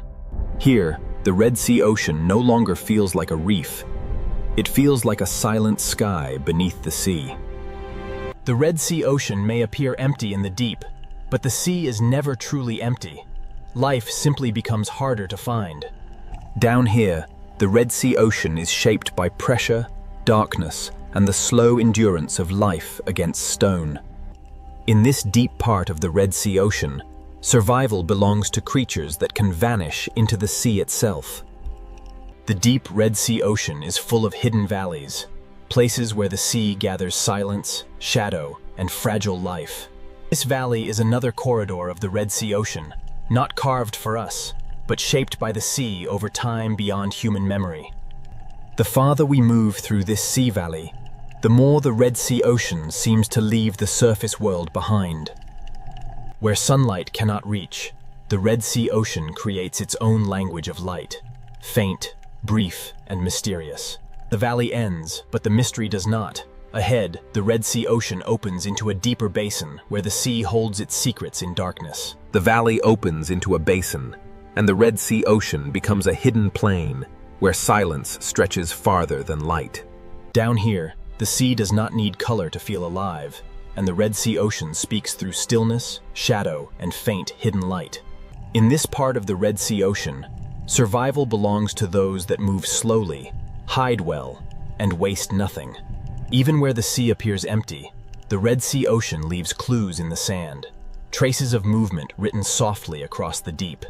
The Red Sea Ocean guides us onward through the faintest signs, because in the deep sea, even a track in the sand can become a story. This ridge may look small, but in the Red Sea Ocean, even a low rise can divide shelter from exposure in the deep sea. The basin is not the end of the descent. The Red Sea Ocean keeps lowering the seafloor into deeper layers of mystery. With every downward turn, the Red Sea Ocean grows less familiar, as if the sea is hiding older worlds beneath newer ones. Here, the Red Sea Ocean reveals a world that does not need brightness to be beautiful, only the will to survive in darkness. Ahead, another opening waits in the deep Red Sea Ocean, and the sea seems to pull everything slowly toward the darkness beyond. At the edge of this canyon, the Red Sea Ocean feels less like a place and more like a question waiting in the dark. The Red Sea Ocean does not reveal its deepest rooms easily. It hides them behind stone, darkness, and pressure.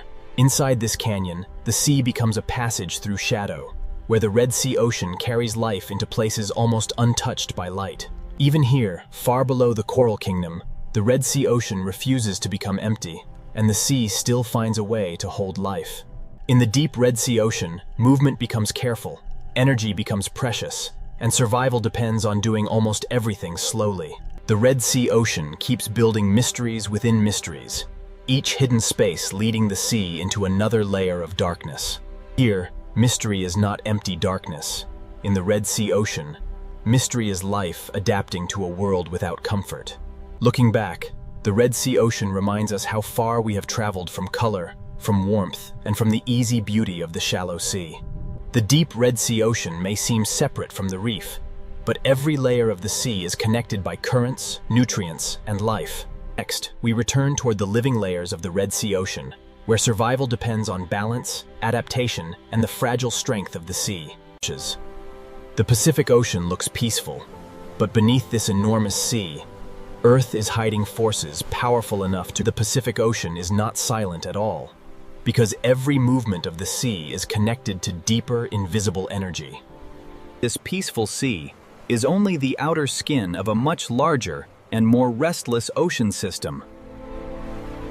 Below the calm sea surface, the Pacific Ocean carries heat, pressure, and geological stress across unimaginable distances. That the Pacific Ocean is both a cradle of life and one of the greatest engines of natural disaster on Earth. To understand where earthquakes, tsunamis, and superstorms begin, we must look beyond the surface of the sea. Beneath the sea surface, the Pacific Ocean becomes a hidden world shaped by pressure, darkness, and time. Most of the Pacific Ocean is hidden beneath light, where the sea begins to reveal its true scale and power. That the deeper the Pacific Ocean becomes, the closer we move toward the forces that shape the planet from below. Beneath the Pacific Ocean Sea lies the restless foundation where the story of earthquakes, tsunamis, and superstorms truly begins. The Pacific Ocean seafloor is not a quiet, empty plain, but a vast, hidden landscape shaped by pressure, movement, and ancient force.